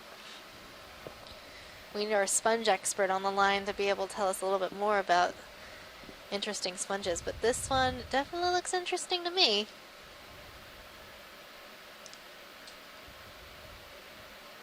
It's very, very beautiful. Looks like elephant ears. Almost. Or Mickey Mouse ears. I like the way the opening of the vase is sort of curling under. And just like the texture. Could we zoom in on the texture? Yeah. On the side of this vase?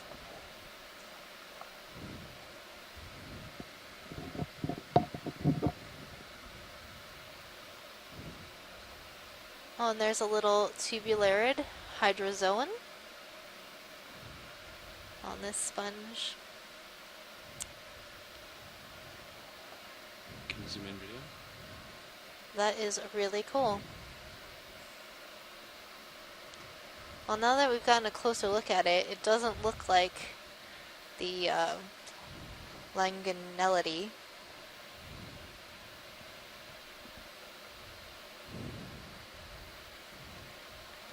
All right, pilot. There's some discussion if we should collect some of this. I think these big sponges. Nice steady shot, pilot. Or we don't. I don't know. Zoom out video, frame it up maybe. So for sponges, we just need a small piece to be able to tell what it is, because every sponge has a very unique set of spicules, and those are the glass pieces within the sponge skeleton that make up that structure of the skeleton. Move complete. Lasers are off. I almost don't want to destroy it. It's so beautiful. Yeah, it's very unique.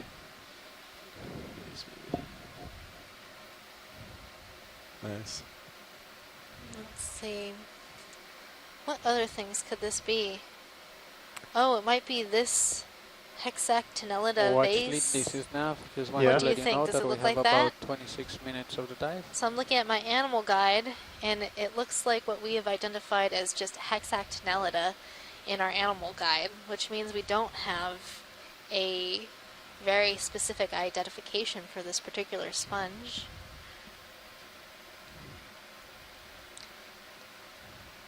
Our reference picture has that sort of convoluted texture on the outside of the vase.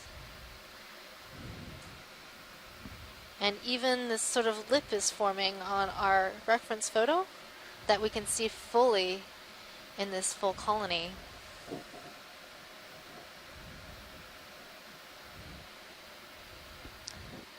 I'm loving this 360 view we're getting of this sponge colony. Yeah, it's quite impressive. Watch your watch your port. How do we sample this if we did want to? Do they just pull a piece off? Or, Yeah, they would need to pull a piece off. The only thing is sometimes with these sponges, the spicules can be different from the top and the middle of the sponge. So we would need to get a large enough piece to be able to make sure we had all the different types of spicules.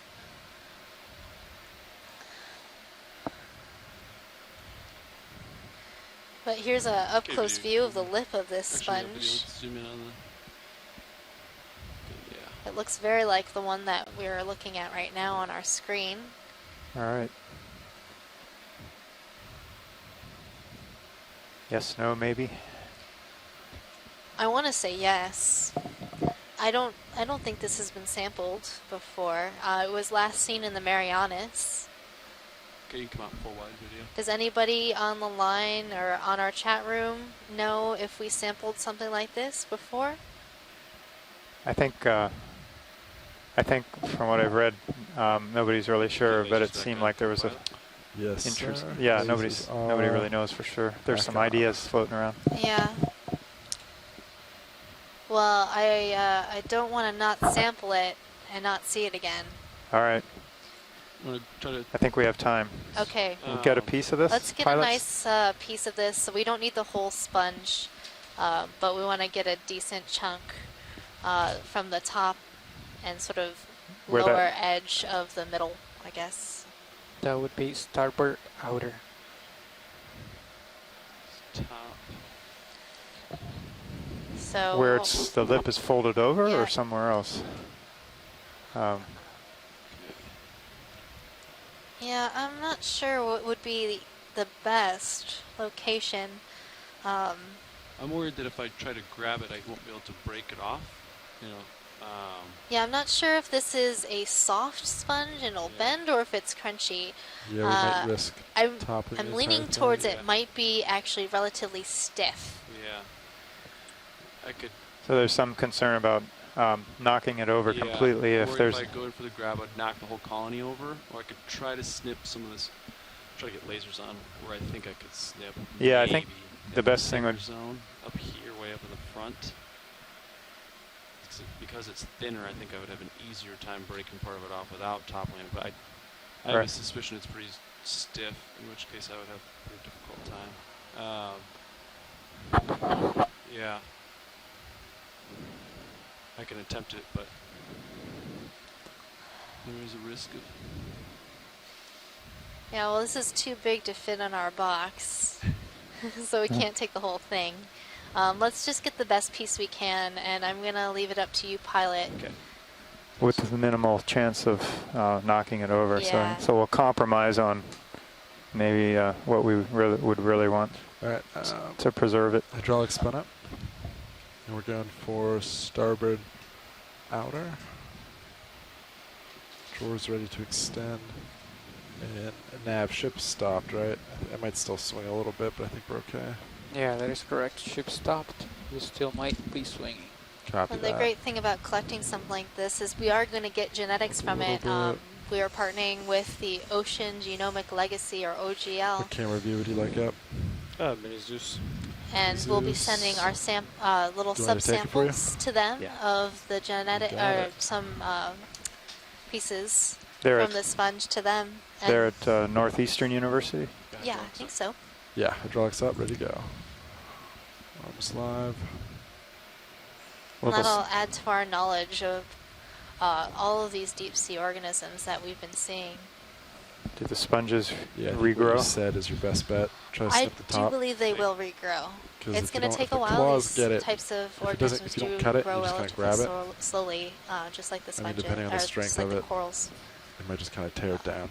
So I think to try to do a small snip is the safest. And just touching this and breaking a piece off will give Chris more of an idea of what kind of sponge this is, whether it's soft or if it's more of a hard sponge. Yeah, you know what you're doing. That's good. Because we can try to use some of You can't tell those types of things just by looking at it. So you're saying it could be a squishy sponge or a crusty sponge? Crusty sponge. Crusty sponge. We don't know which team it's on right now.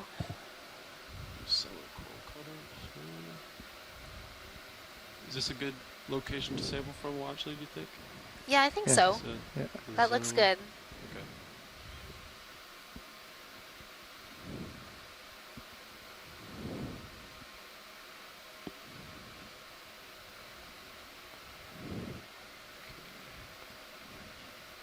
I think you have something, just kind of. I think you cut it. Took a chunk out. Try to. You have some in your jaw, though. So I think we might have a little tiny bit in our jaw.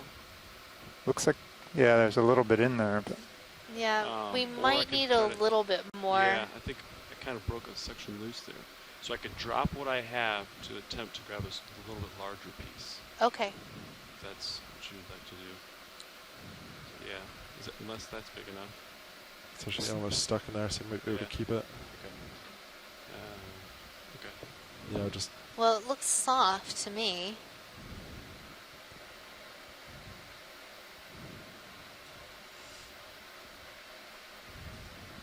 Move Jesus a little bit. Yeah, you want it up. Yeah. Up and over. How's that? That's good. Try to get that larger piece.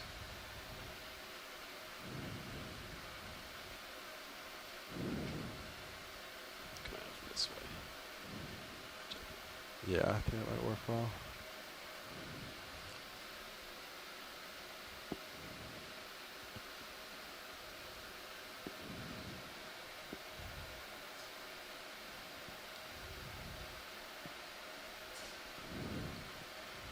Oh. Oh no. Definitely got more of it though. So is what I have in my hands enough, or I could go back to try to grab a larger piece? The options here. I want to say we need a little bit larger piece. Okay. You can try to grab from the same area. Starboard. Yeah, drawer. And then I think we can open the drawer here, so I could actually drop this part in and then go back for more. Yeah, I'm extending drawer Okay. now. That's good. I think that's what it's gonna work. That way we get something. We could get even more. So. Yeah. Drawer looks opening nicely.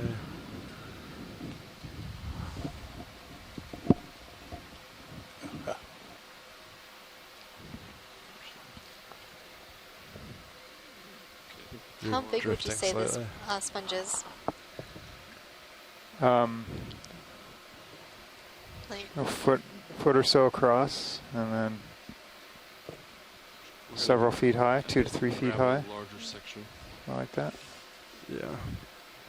2.5. I think D2's stable again now, but it kind of moved slightly, maybe a foot. You think the drawer? It's tough to say. You didn't come back, you're moving laterally to starboard.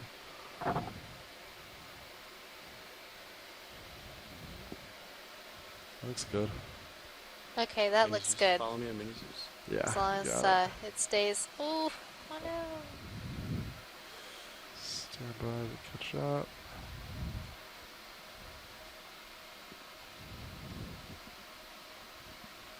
Careful, Oh, you might float be into the close to box. this, Do it. camera. Oh. I tried to kind of get it close to the vehicle. It was close. I know. Here, I'll come back. Kind of reminds me of the 2001 Space Odyssey when the careful astronaut next floats time away. coming back how high you are. No. Because it is possible to hit. Reaching with the claw. Tighten them and use this. Pick them up. Okay. I'm going to use grip lock on this next. Grab. All right. Sorry, this is being real funny. That's right. Alright, there you go.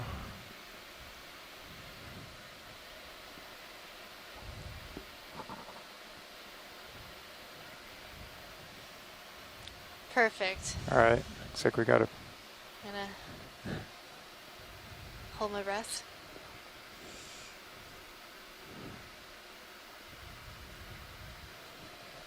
You have the sample. Hour. Going. And then, yeah, use your nip and then this one. You should be good.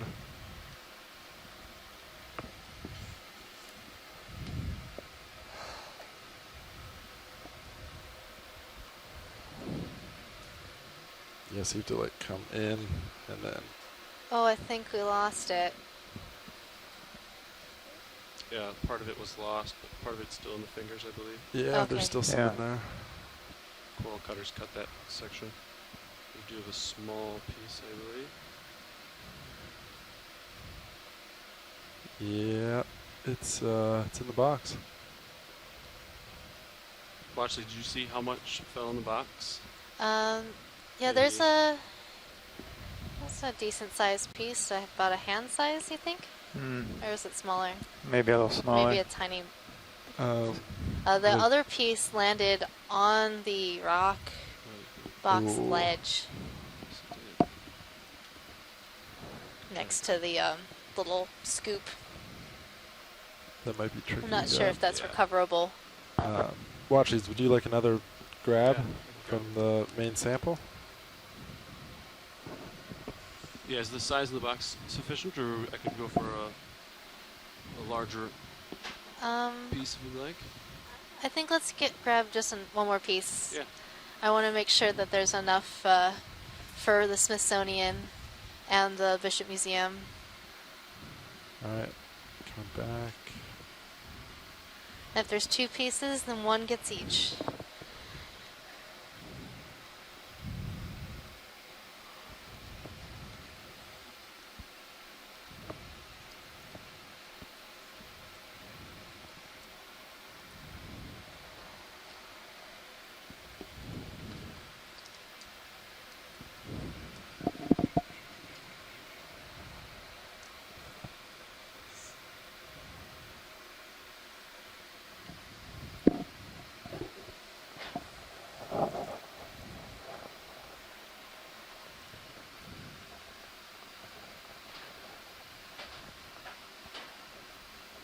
Yeah, close. Yeah.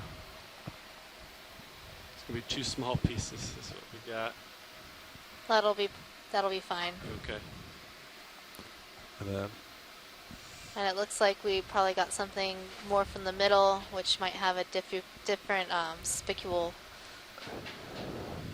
combination than the area over by the edge, which is important for identifying this particular sponge. And we've gotten some really great imagery of this sponge too.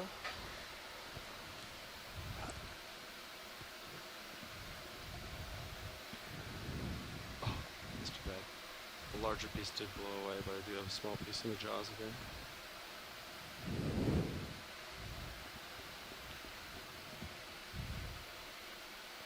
It's kind of stuck.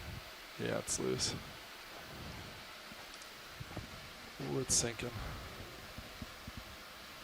Nice, that was tricky. You want to close that? Yeah. Sorry we couldn't get you a larger piece, Washley. That's okay. Seems like when I close the jaws, it cuts it in every direction, and then all that's left is what's in the jaw. I think that's sufficient. Thank you. Okay. All right, both retracted.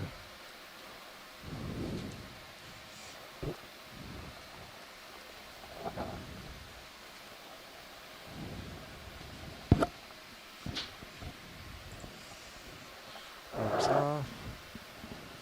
Valve packs disabled. Ramp down HPU. HPU disabled. That was a tough sample. That was tough. Good job. Yeah, you did good.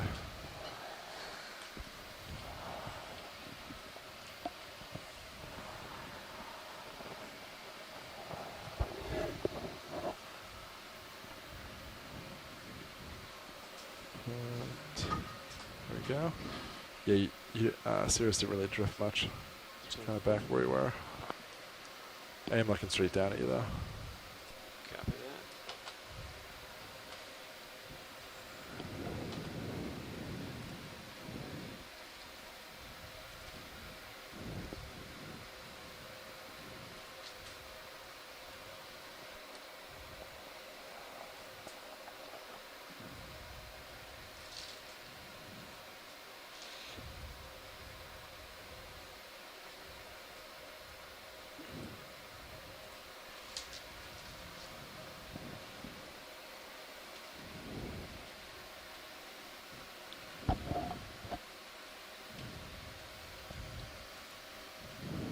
Watch leads, just to let you know, we have about 10 minutes for the dive to be over. And you didn't knock the sponge over. Thank you, so Nav. that's the Okay. most important part. We'd still like to collect one more rock, and whether or not it has a sponge on it. It's probably going to have something on it. Yeah, so we Just can. looking at this area, every rock has something on it.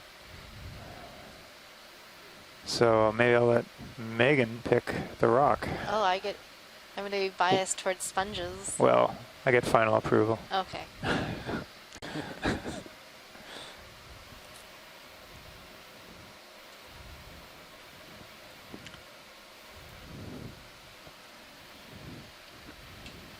And we'll even count this as a rock sample. Okay.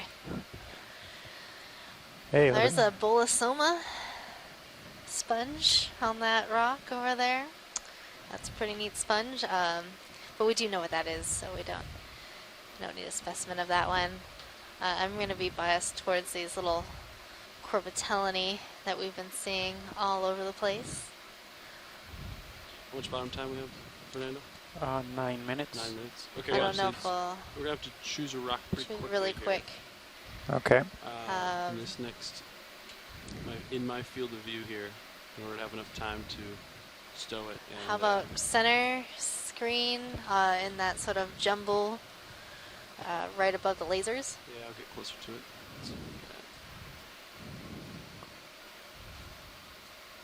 I'm not sure if any of those are loose. Everything here looks a little bit loose to me. Yeah, I think we should be able to grab most any of these. Just like that. No, we already have that.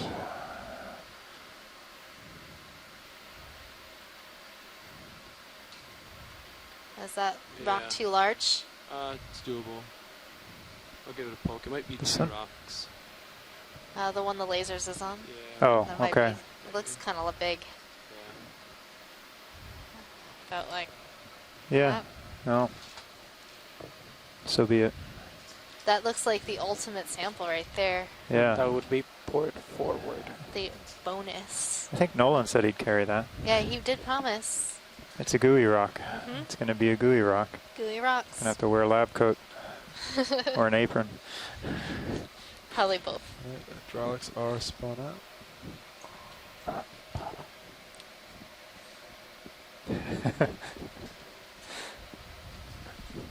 Or a garbage bag. These are loose. Yeah, do you want You have to go port.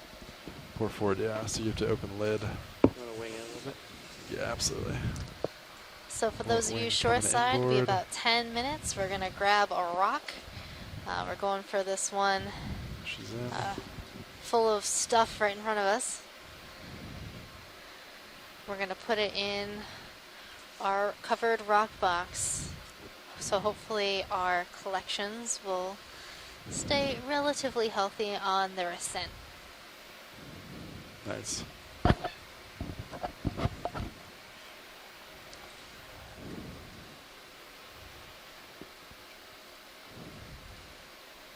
Do you want me to ease this up? Yeah.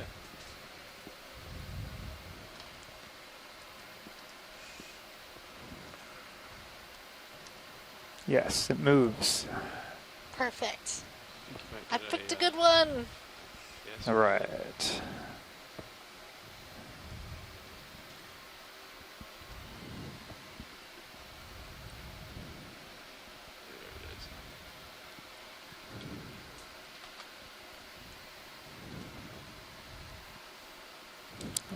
Oops.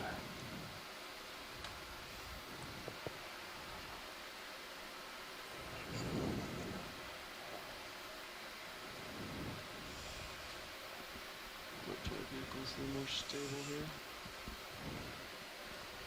Might be settled out. I think. Yeah. Okay. I don't know if you have the reach. You might still have the reach. Kind of push it away a little bit. So this would be There you go. 06, I think. Yep, 06. We did ourselves today. We've collected every single specimen we were allowed.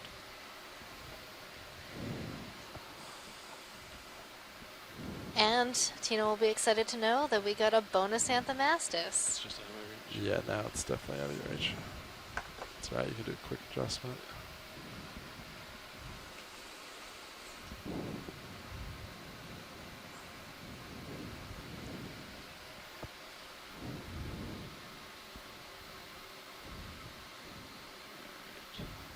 There you go.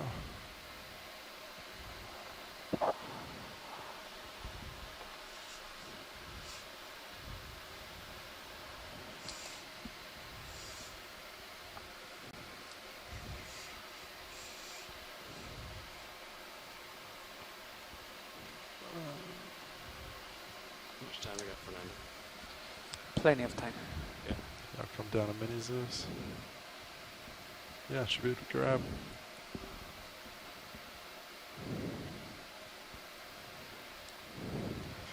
Let's go straight into the box, I think. Yeah. It's a large one. Turn it a little bit like this so it doesn't hit the... There you go. And a little bit backwards maybe. Right there. Just go all the way down. Mini Zeus come down. There you go, perfect. Just be careful with jaw. There We you definitely go. got a big enough piece of that sponge for All right. identification. Great Port wind job. coming Great job. out. Record recovery. Okay, time to go up. Hope those guys hold on for the ride. Surface.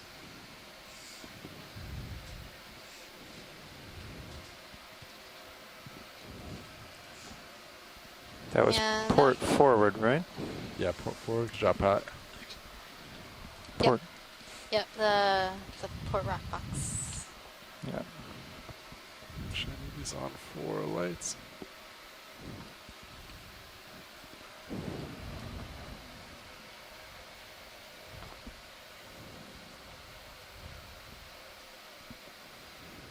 With that, we're leaving the bottom. All right, so that is the end of our dive today, folks. We will be leaving the bottom. We had an amazing dive today, I would say. A very dense community of corals and sponges. Some interesting geology as well. Transecting up the slope of this cone feature on the top of Beethoven Ridge, up in the Musician Seamounts. Yes, it truly, it started out kind of quiet, but it was a real coral crescendo and sponge as we rose. High along. five for your music terms. We're going to become musicians by the end of this cruise, learning all about music theory and musical notation. I don't know about that. Well, I'm We'll going to try. try. Do you play an instrument, John? Yes, he has been a while. Percussion. Oh, me too. Yeah? Yeah. I do mallet percussion. Mallet percussion? Yeah. Lights are So, like See the xylophone, vibraphone, Ah, okay. marimba. Right. Yeah. I also played bass drum in the marching band. Oh, really? Hmm. Yeah, I played snare drum. So I'll come directly underneath you if you want to go to 090 and get a 20. It's hard to delta, and march I'll with go a marimba. You will probably I choose a xylophone. stream northwest as you're coming up. Okay. Well, thank you for joining us, folks Alright, at home. so I that hope puts you me enjoyed in the line dive with the today. ship. Yep. Just like that. And thank you to our wonderful ROV team for the great piloting Delta and 20. collections. Right. Very much so, and everybody else there. involved, Nice. and to the shoreside scientists' help we had, and we'll be back here again tomorrow morning. And every day after that for the next 20 days. Push forward. Let's get excited about this. All right. Tighten your Yep. So we'll be back with that. pretty much directly underneath you, I think.